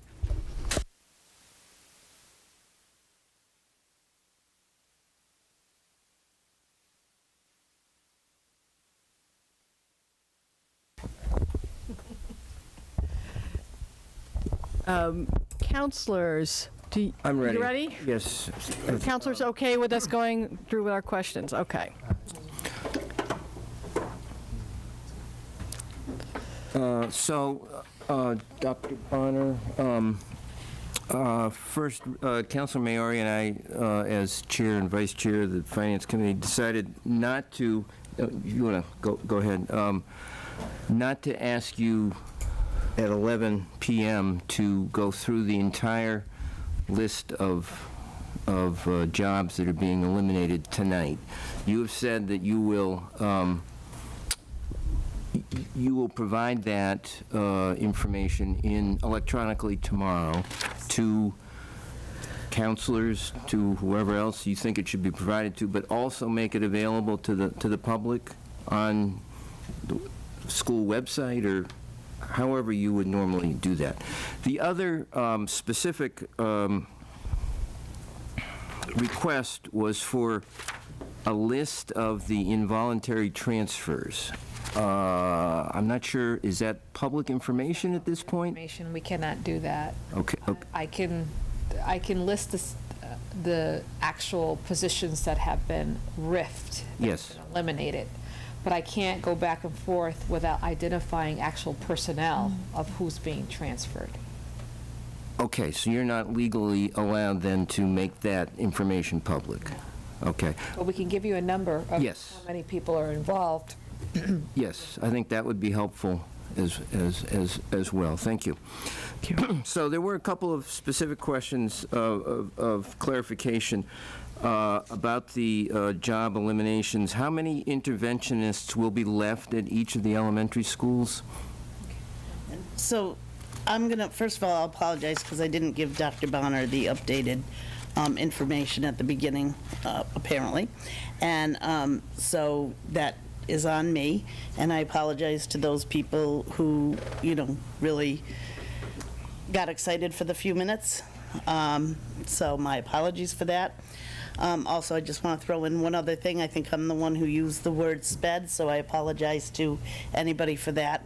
That is something I shouldn't have done, and I will be sure to be careful in the future as far as that goes. But as far as the interventionists, I would also like to send that along for tomorrow so that we could make sure we've reviewed everything and that you have the proper list. Okay. So that'll be included in our update for tomorrow, rather than trying to go through it this last Okay. And there was a question about the number of FTEs, the number of positions that are being cut was in the low 30s. Is that correct, Dr. Bonner? I did, oh, sorry. No, okay, so what, in the response to the letter that I sent you, you'll note that that was date of May 2nd. That was Yes. prior to the mayor's presentation. So there have been some additionals, but it's not 30. So I'm going to let Bobby go from there. And again, we'll clarify tomorrow. I did a really quick count tonight, but what I saw was that there was 27.28 positions that were eliminated, of which 5.43 were through attrition or movement to a vacant position. So the actual reductions are 21.85, but I will clarify that as well in the update for tomorrow. Okay. There was a question, actually asked a couple of times, about the estimate for incoming ninth grade students for the fall, seemingly to be too low based on the historic number. How confident are you that that number that you're using is accurate? So the number changes, and it was only an early projection in March, but we have about 30 students who will be going to Smith Voc, I believe. We're still waiting for those numbers. We do have some students who will be returning in to district, and so we took an account of that. So those projections are general, as we say, as projections. They're not perfectly accurate, but as the director of guidance pointed out this evening, that we always miss or we lowball that number of projections, but that's been traditional. But that's the same as us trying to figure out how many kindergartners we're going to have at the opening day. Will the loss of 2 teachers at Northampton High School impact the number of AP courses that are being offered? So I cannot speak to that directly, but I will ask the principal of the school in terms of have they finished sorting out who will be in what courses for next year and what courses will be offered, and I can ask if AP was affected. I do want to let you know that the high school, there's been a lot of switching in and out of positions that would be reduced. At the very beginning of this process, there was mention of the theater teacher. That position has been restored to full-time. So there's been a lot of movement back and forth. I don't know quite how that will affect or impact classes, but that's something that I will know before school is out in terms of how students will be placed in their selected courses for next year. There was a question about the suggestion is that a number of the staffing increases resulted from the pandemic, and there was the assertion that the positions, at least most of the positions that are being cut, existed pre-pandemic. Can you address that? I'm not quite sure I'm understanding what you're just asking. So first of all, that predates me, so I could not speak to that, and I think I actually said that when that question was asked by one of the counselors in terms of what caused that increase of 47 positions to be during that scope of time. And so what has been presented this evening, that it had nothing to do with COVID, but we can't dismiss that because I'm sure that that's part of it, but it was mainly for WINS program being removed from the school and going into an inclusion model, and that caused additional staffing to be hired.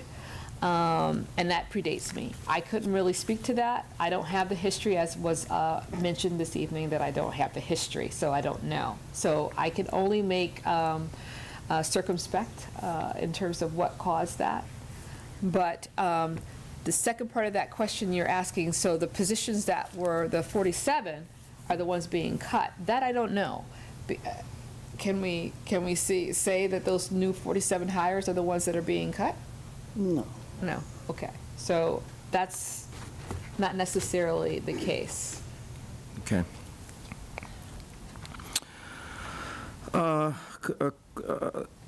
There were several questions asked about, well, let's go back to the Jackson Street School.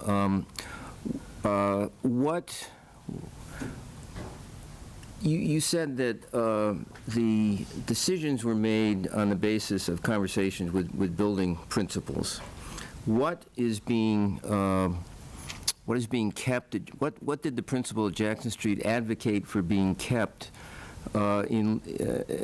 instead of the classroom teachers and the interventionists that are being cut? All right, first I want to definitely preference that the principals and department heads advocated for nothing to be cut in terms of they wanted to keep everyone in their building. So knowing that that their reductions had to be made, they had to go through and look at the needs of their building and to say what could they live without for the moment. What could they live without? And so so those suggestions were made based upon looking at the needs of the students in their building and what just the culture and the dynamics of what happens in the building, making sure that duties are covered, by the way, yes, that to be able to maintain just the basics in the schools. So, and then the other component was to make sure that there was equity amongst the 4 elementary schools. And equity does not mean equal, meaning that you should have the same staff. There was some differences in terms of the desire of staff's desire to keep or maintain certain staff positions in certain elementary buildings based upon the knowledge about their students and what they need and what they could live without. And so having those conversations, and so some of those conversations were one-on-one, some of those were in groups, and I just had to hear them out. And so they had to finally make a decision based upon, you have to give me something, so what are you going to give me? So that's how it came about. Okay. It's not to say that between now and the vote of the council that principals may come back to us, but we tried to say that this is pretty much it, because it's just too much. It's too much. Once you remove one position, it causes a trickle-down effect of moving other positions, as was mentioned this evening about the number of transfers that was caused by the reduction of force. And that's nothing that we can do about. We're upholding the contract language, which says that the least senior person is the first one to go. So if we're eliminating a position, we're actually taking that person, if they're more senior, and it pushes down till we get to the least person who loses their job. Yes, so there is that bumping process. And one question that was asked as a result of that is teachers being moved into jobs that they're not currently doing. For example, it was an example of a high school teacher being moved down to kindergarten, for example. Is there an expectation that will be professional development for those teachers who are moved involuntarily into different jobs? All right. So first of all, the word was used qualified. And so if they're certified in that position, they apparently took MTEL and passed all the requirements necessary to get qualified for that licensure. So the expectation is just like any other teacher when they are preparing for a new class, is that they prepare and they do their lesson planning. There will be times where it will probably take more time to adjust, and that is an extreme, going from high school to kindergarten. I don't think we have any of that extreme changes. However, there's time for them, and the supports are the district supports. Do not forget that we do still have a math coach and a literacy coach at the district level who would then help and support those staff. You asked about professional development, so that could be a professional development component with the coach going in, modeling lessons, supporting them. And then they also have their grade level teams, and they also have their department chairs where they can seek out assistance to be able to be proficient in the job that they're asked to do. There were several questions that related to the budget that 8 members of the school committee approved. A very specific question, does that budget, in your opinion, does it overestimate the needs of the community? That's the 14% school committee budget. I would say there is some, not a lot, there is some overestimations, because it was a draft budget. That number that came, the 42,805. So there is some there were some changes that could be made, but not a vast amount. Okay.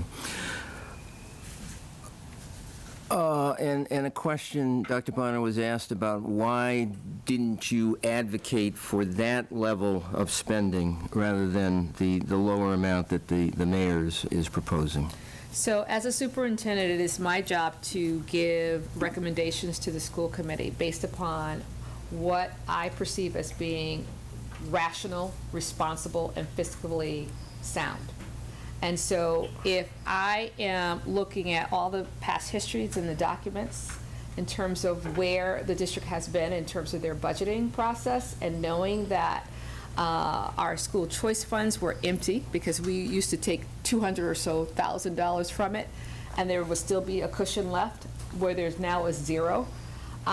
Looking at our declining enrollment, looking at the fact that school choice numbers are down, which means that we're getting less revenue. Taking a look at that, looking at Chapter 70 and how that is affecting us, looking at the fact that we are always missing the mark for Student Opportunities Act. So I look at all of these pieces, and I'm learning about the district. And so I gave a recommendation. My recommendation was 7.97%. And that budget, there were reductions in that budget, but they were tolerable reductions in the sense that most of the positions was attrition. Other things that we were creative in terms of how we could share resources and share actually for instance, the library para or the clerks or so on. And every department had to give a sacrifice in terms of to meet that budget. So you asked the question of, so why didn't I support? And it didn't say that I didn't support. My job is to recommend. That's my job, is to recommend. It is the job of the school committee then to have the final vote and the final say. And once that's done, then I maneuver in whatever their decision is. That is my role and responsibility. There were a number of questions related to the impact of reducing support staff, interventionists, on classroom teachers. And questions like how are the classroom teachers going to be providing support in the classroom for an individual or a small number of high-need students, and what will be happening to the rest of the class while they're doing that? So that was interesting that was posed to us, and I know that we have some very effective teachers who can control centers in their classroom, meaning that there are stations where students are doing various parts of their work and their goals, and the teacher then takes a group of students, and she or he or they cycles through the process in terms of where they spent maybe 15 to 20 minutes working on a certain task, and then they shift. And I want to tell you, our elementary staff are very proficient and eloquent in that system. So that would be no change. That would be no change. There are some classrooms where the interventionist may push in to help during that time and be in one of those centers, but not always, because what the interventionist does then is pull out a child from that setting, and so now they're removed from the classroom, which is a question about inclusion and access, as opposed to doing the work inside the classroom. So there's a different model that can actually occur that could be just as effective. It's just about now teachers will have to be more proficient in terms of how they work those centers and how they use what staff is available in the building. I think a related question was about using staff who are, the person who asked the question described them as non-student facing.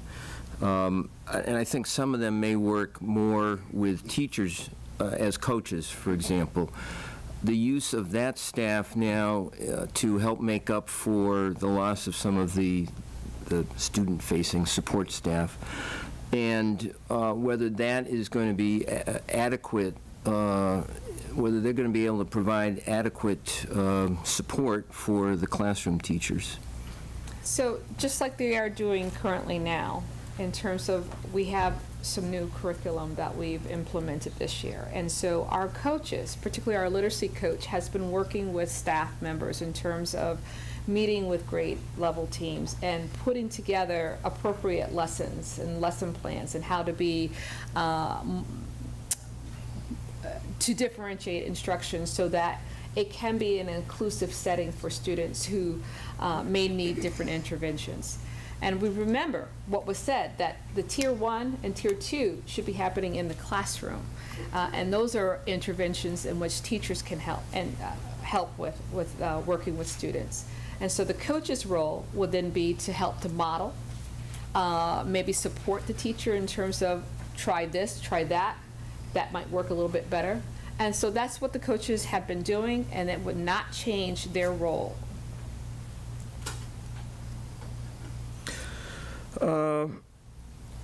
There's a concern about this leading to more, a greater need for, or more students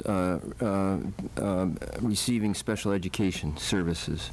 And so I guess the question is, do you foresee that? And then a specific question was asked, is there financial planning underway to account for additional special education services that may be out of district and may have that additional cost? So depending on what the council does during their vote, the hope is that you're going to vote for that special education stabilization fund, which would be used for matters such as that.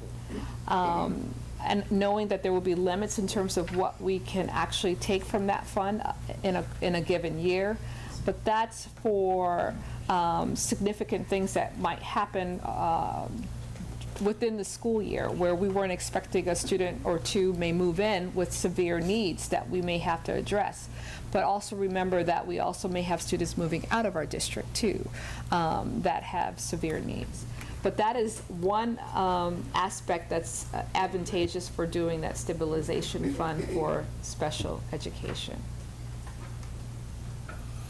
Oh, and a pause, quick pause. I also did during, it was noted that we haven't had any budget and property subcommittee meetings at the school committee level, but we have. And there are minutes to actually give evidence and credence to that. And one of the things that was asked of the school committee at that time was that if we do foresee a need, so I can use the example of Jackson Street. What if that 5th grade does hit 60 students? We would need to open up another classroom for that. And so can we come back to you and ask for that? If we have a special ed teacher that we may need to restore when we have 5 new students moving into district, we would come back and ask for that. So right now, we are planning for what we currently have in front of us. There's concern and questions asked about disproportionate impact of reduction of support services on the most vulnerable children, particularly children coming from disadvantaged families, children without advocates, children of color. Can you address that? So that was a statement. It was more of a statement as opposed to a question, but we know that there is a need in our district. And so during our strategic planning process, we have identified 3 problems in which we are working towards. And one of the main problems is to address the academic performance gap that we have seen on formative assessments of our students of color as well as our students with disabilities. And one example is the MCAS assessment and how those gaps play out. We already know that our elementary students are underperforming on those assessments as a whole, but when you start to break it down or break it into different cohorts, we're seeing that there is a disparity in our Hispanic/Latino population as well as our students with disabilities.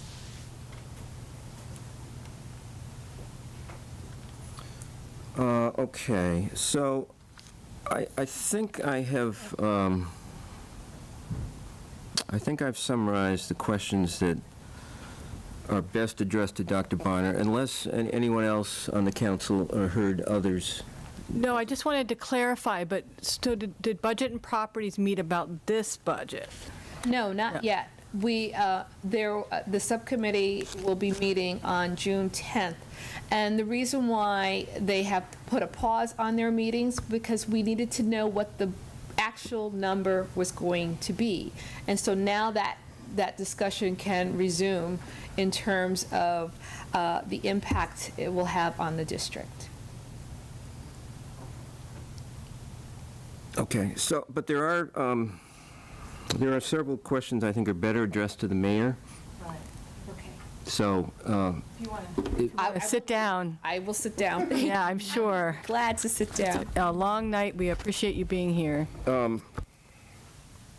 So, Mayor, one is, why not use the entire $500,000 latest gift from Smith College this in FY '25 to save, the number was six positions. I haven't done the math on that, but why not use that entire gift in the next fiscal year? Well, that gift is given over 2 years, so we don't have the $500,000. It was split over 2 years, which we then chose to split over 3 years to ensure that we don't have this same problem where we have a hole that we've created that we can't fill. So it's, the first gift will be $250,000. And so, and then a question about the free cash estimate. I believe that Director Nardi gave. Is that the expectation at the end of the current fiscal year, or is that the amount that's available based on the first 3 quarters of this fiscal year? So the undesignated fund balance is certified in November, and that's based on the FY23 funds that were either above revenue projections or were not budget amounts that were not spent, or monies that were left over. That starts your basis of free cash. So that's all from FY 2023. We are using those funds now. If we use the $800,000 for the stabilization fund, it leaves $1.65 million in there.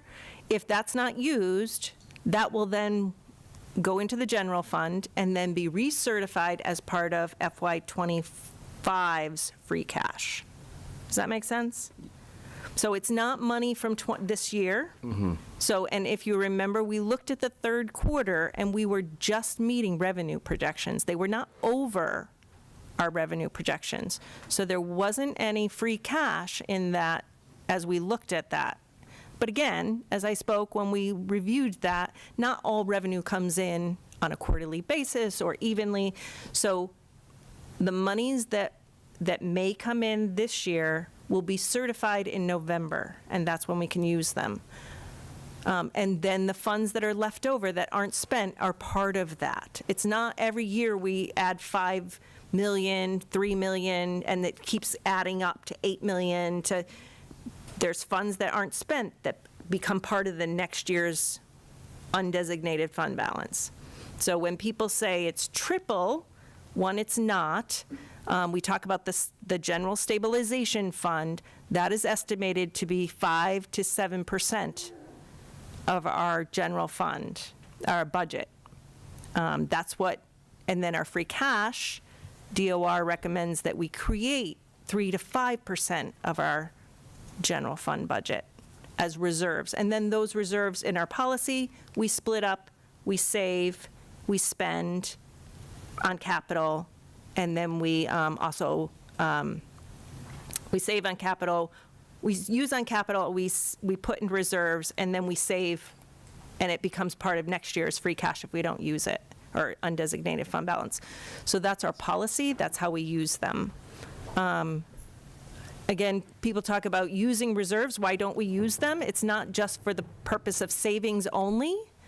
Part of it is we've been talking about this is the third year, about spending and using reserves for an issue, and the issue has compounded each and every year.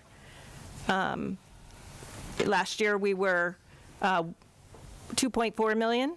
And we used 1.2. This year we're now 4.8 million short.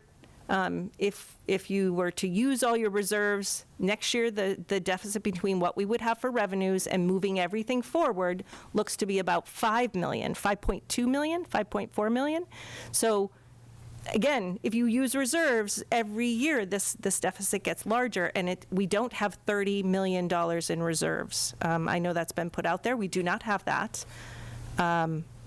The reserves that you're talking about, the enterprise funds, those were in that number. Those are silos. Those belong with the enterprise funds. And the other stabilization funds were the special purpose revenues or special purpose stabilization funds, which you voted for the purposes of addressing climate mitigation and capital. And so basically you have the fiscal stability and the general stabilization, and those total together about $8 million. And if you do this a full level service budget and use reserves, and you do next year, we don't have enough money. Those reserves will be gone, and then we will have no reserves to put, and then you will need like a $6 million override or $6.5 million override to get us 3 years. And then we have no reserves to kind of limp along to get to the next override. So every year it compounds every time you use your reserves to cover a deficit. So again, my concern is that's why we're not just doing it for savings purposes. It's we need to solve the problem, and we are the third year in talking about this problem. Last year we talked about, we gave a percentage, we gave 1.2 million with the idea that we were going to solve the problem over the 2 years. And now it's that year, and we're just talking about giving it more money. So. Okay, thanks for that explanation. And then finally, Mayor, if you'd like to address the question that I've heard tonight and earlier about, did the school committee ever vote to agree to hold to a 4% budget increase at the time that you last year you made a decision which we supported for the 1.24 million from the fiscal stability? Was there an agreement that in your mind that the school committee made to hold its budget increases to 4%? So I think this goes to the point that actually Meg Robbins made about planning, right? You have to be able to plan on a certain percent increase. We tell departments generally to plan on a 2.5% increase. We tell schools to plan on a 4% increase. We can estimate how much tax revenue will go up because we tax to the levy limit, right? So you have to be able to project to be able to plan. So this is no different than any other community. We can only raise taxes so much, and we only have so much new growth. So you have to keep a percent increase to something that is sustainable and you can support with recurring revenue. So what the fiscal stability plan is built on is having a larger percent increase for the schools, a 4% increase, while everything else you hope you can do more, but you say at least, plan on a 2.5% increase. So it's no different than how you all haven't voted on a 4% increase, or that department should depend on a 2.5% increase. It's just, there's no other way for us to be able to plan and budget and project unless we estimate how much things can possibly increase with the revenue that we're going to be taking in. Thank you. Council Mayor, I think I've covered everything that I heard, at least. It's very impressive. Thank you. Thank you. Can I just ask to clarify something? Yes. Maybe Director Nardi, this might be something that whoever can answer. I just want to clarify the amount that we're actually getting and the amount that Superintendent Bonner, at the first look budget, she had, for 7.98%, it was $778,585. And then the mayor's budget, including the 1.24 from this fiscal stability fund, rolled into the base was 8.5%, and it came out to 39,673, almost 674. So it's really close to what the superintendent's budget was. It was a million off. Is that right? And Yeah, then about 1.1 million. yeah, and then but the mayor's amended budget, including the money for special ed stabilization and the Smith College, comes out to 40 million, a little over $40 million. So it's 9.5%. Correct. When you roll that in. So, I mean, we're not very far off from what the superintendent was asking for back in December, right? Correct. We're about $737,000 off from that first look budget. Yeah, because it's just, there's a lot of numbers being thrown around, and some of them are kind of way off the mark, but I think we're all kind of in the ballpark here. Yep.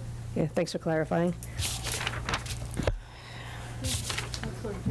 I just wanted to sort of clarify what you were saying. I mean, the raw numbers you gave were correct, but there were two different, we've all been working from two different bases of percentages. There's the base with 1.2 million from last year, and that's what the 7.97 that Dr. Bonner put forward in December. Correct. You're right. If you don't include that 1.2, as if that 1.2 million would be continued in this year. If you don't include that, it's 11.52%. Right. So you have to look at the 11.52% was the request in December. From that perspective, the mayor submitted 8.5%, and now we're at 9.5%. Although I hear that might be a little more. Because more might come from the special ed stabilization. No, that includes the special ed stabilization.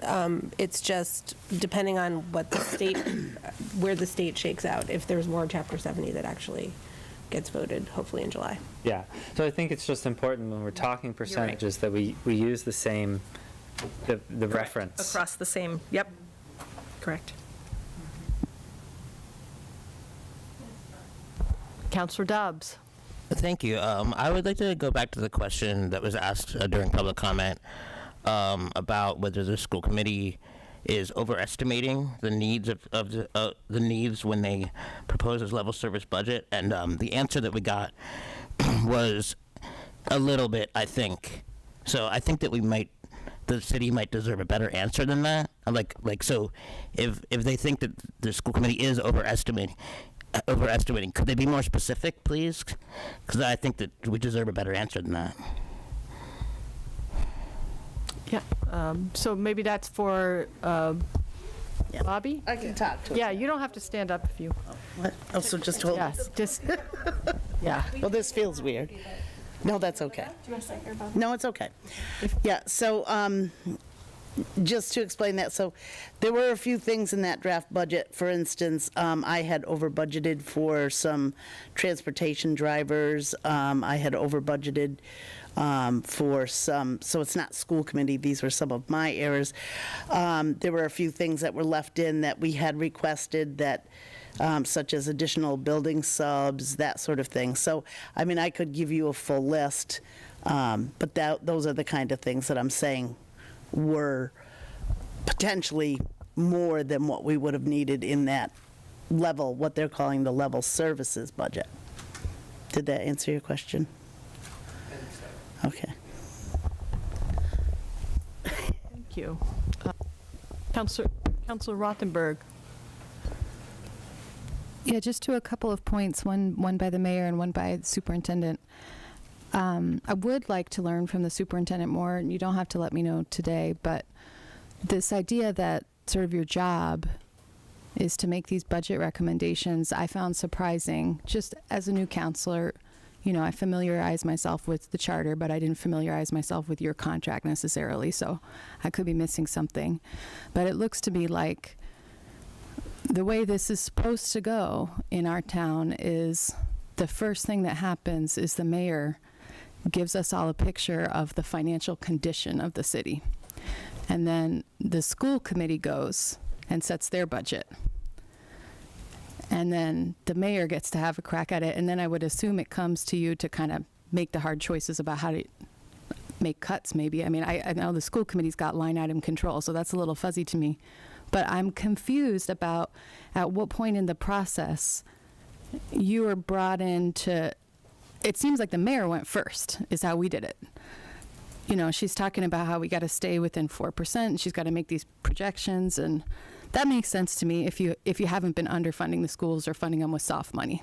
You know, set the schools right this year, and then next year, yeah, they probably could just grow 4%. That sounds reasonable, right? But we got this big hole from the soft money that needs to be filled before you can be at that 4%. So I'm a little confused about at what point the mayor went first and set a budget, and then you were brought in presumably by the mayor, or it sounds like maybe of your own volition, to set your budget recommendation, and then the school committee went, and that seems out of order to me. So I'm wondering if you could speak to that at some point. You could send me an email or. Actually, I will include it in what was requested tonight in terms of the steps in protocol and process. Yeah.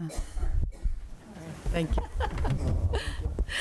So in my response on tomorrow, I will also include the steps in protocol and process in terms of how the budget rolled out this year, and then also know the roles and responsibility actually according to Mass General Law in terms of the role of the superintendent in terms of developing the budget with her administrators and department heads, but presenting that, but it becomes the school committee's budget. So I will definitely write out those steps for you. That's great. Yeah, you might have been right on where you were in your lane. So that will help me learn more about this process. Thank you.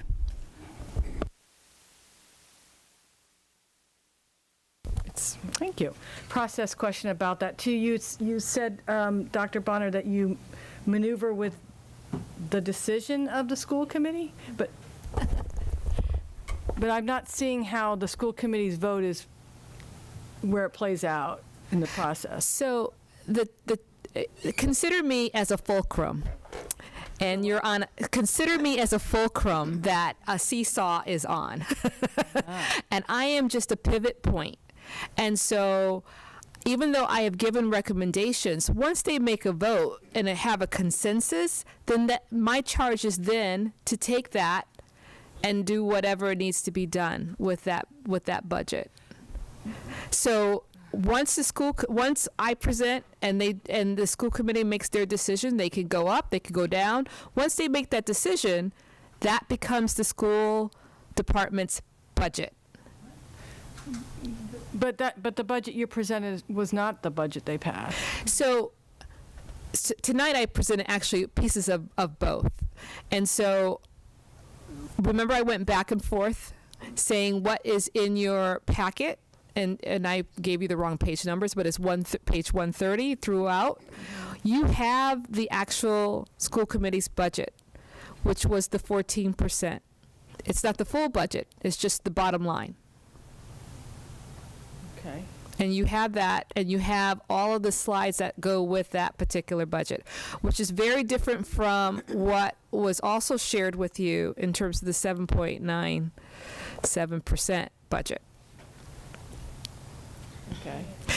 There are about 3 or 4 different budgets that have been literally developed in the scope of the last few months. So I know it becomes very confusing, and this is why it's difficult to it's difficult, and you may feel that I wasn't prepared, but this is a moving target for us. And so we are trying to do it right and be right by our teachers in terms of notifying them in time for if they do want to search. We don't want them to search. We hope that we can bring them back. But if not, they have the right to do so. So I do realize that there's about 3 different budgets out there. I just didn't understand when you were referring to the school committee, how they played into it. Okay. Yeah. Have part of an answer. So there's actually an annual budget policy. That's one of the school committee policies. Yeah. I'm not going to read the whole thing to you, but I think the most important not reading the whole thing. paragraph is, it says, the preparation of the annual operating budget shall be the responsibility of the superintendent, who may delegate certain aspects of this task to other administrators. The 3 general areas of responsibility for the superintendent as budget officer will be the budget preparation, budget presentation, and budget administration. Review and adoption of the budget by the school committee shall conform with applicable requirements, including deadlines imposed by the statute and the city charter. And that comes also out of Mass General Law. Thank you. I'll move on to other counselors because it's late. Yes, Councilor Elkins? I just want to, I guess the part that I'm a little frustrated that folks, that we're not talking about is that part of council's prerogative is to cut. And so when we hear, and nobody here wants to do that. I trust we all know, nobody wants to do that. But what is important for me, when I'm hearing what Dr. Bonner has to say, or any department head has to say, is justifying as best as I can what's being asked for us to understand what, if the mayor's recommendation, what that number is and what it looks like in real terms. I can't emphasize enough, this is not the council that would do it. But I predict, when it comes time to allocate that $800,000 for the Special Education Stability Fund, we could vote no. We could vote to not put the override on the ballot and not work for that. And then the cuts that would come after that, if that didn't happen, would be enormous. So we're back again to nobody here to answer the question that you posed. I don't think that the budget, the level services budget, I think you were asking a different question in terms of overestimate versus, but no, I think that budget, we would love to have it, and we would love to maintain those services. I don't have any difficulty answering that. I struggle a little bit with why my 7th graders' current situation and what she's going to have as an 8th grader ought to, what she's going to, as opposed to what she's going to have as a 12th grader, ought to be in so much jeopardy, right? I mean,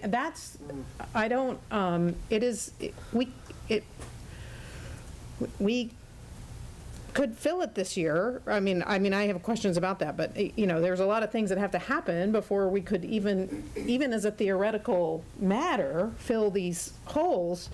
But I am not, unlike Mr. Simon, who does not have kids in school, I am not a fan of kicking the can down the road. I don't want to forsake my kid's 7th grade any more than I want to forsake her senior year. And this has all been devastating. And I really want to say that to all of you. I mean, everybody, and I appreciate everybody who's advocated so hard, but we are talking about our kids' futures here, right? We really can't sacrifice the short term for the long term. When we say a plan, we have to reduce. We can't keep growing this budget, but we have to do it responsibly. And when I thought we were talking last year about this $1.2 million and what it meant to have a plan, I did not think it would mean that we were just not going to deal with reality. I am sorry that we are in this position. I'm sorry that our state, on some levels, has let us down. But to a one, there's not been one teacher that I felt failed my kid. There's not been one paraprofessional or person working with them. I know you're all working very hard. But I've heard there have been people saying they want to come here tonight and bring popcorn to watch this moment.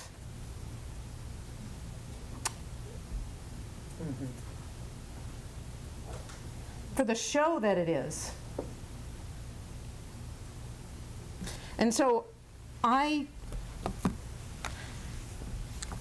when I said back in January that I wanted school committee to do the work, that's what I meant.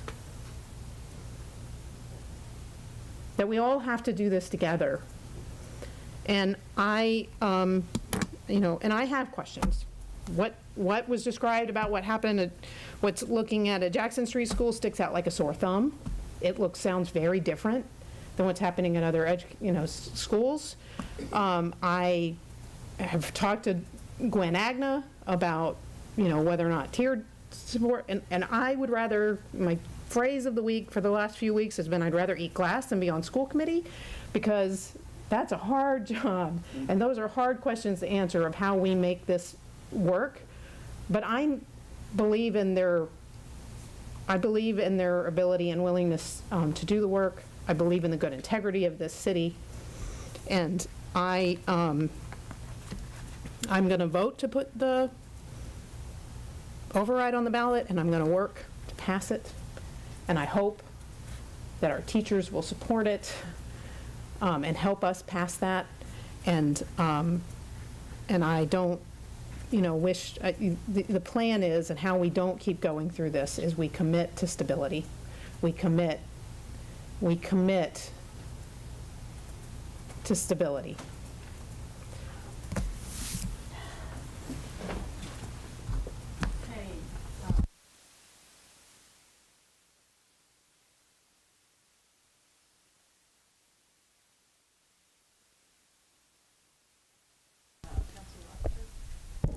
The other question that I had for Superintendent Bonner was about the comment that these teachers who are really good at controlling the room will be able to do all this small group and kind of rotate through.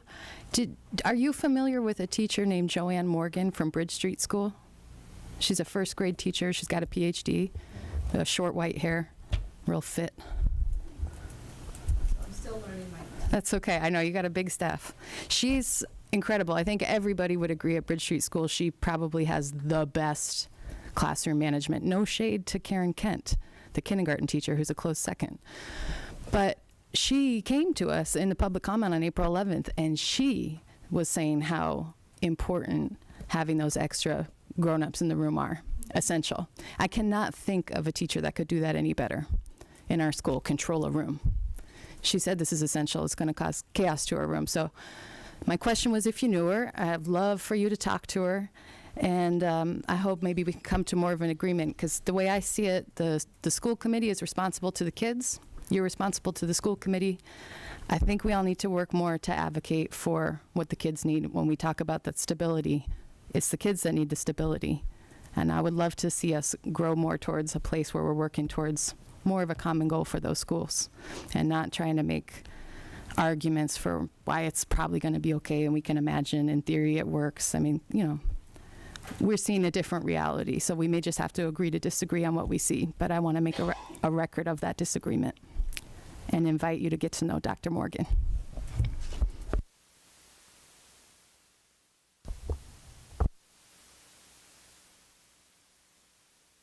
Counselors? Okay. More.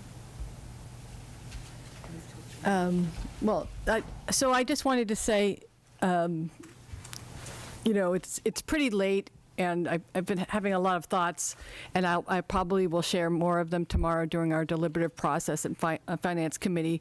So tomorrow night, at the end of the hearing, we will vote to positively, neutrally, or negatively recommend the budget. So at that point, I think I will, because it's so late, I think I will put a pin on some of my thoughts.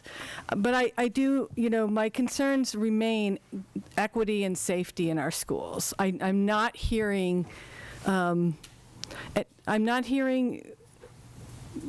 anything that really makes me think that those shouldn't be concerning, you know, concerns that I should have at this point. So we can discuss it more tomorrow, but I know we're all really tired, and I really appreciate the time. Superintendent and Bobby, thank you very much. It's been a long night, and everyone else, the members of the public who've been here. And counselors, if you have no further questions, I will need I think I'm going to move to continue just to do it by the book. So I'm looking for a motion to continue the public hearing until tomorrow at 6 p.m. So moved. Okay, so motion made by Councilor Labarge and seconded by Councilor Elkins. She first, I second. Oh, did you get that? Okay. All those in favor? Aye. Okay, excellent.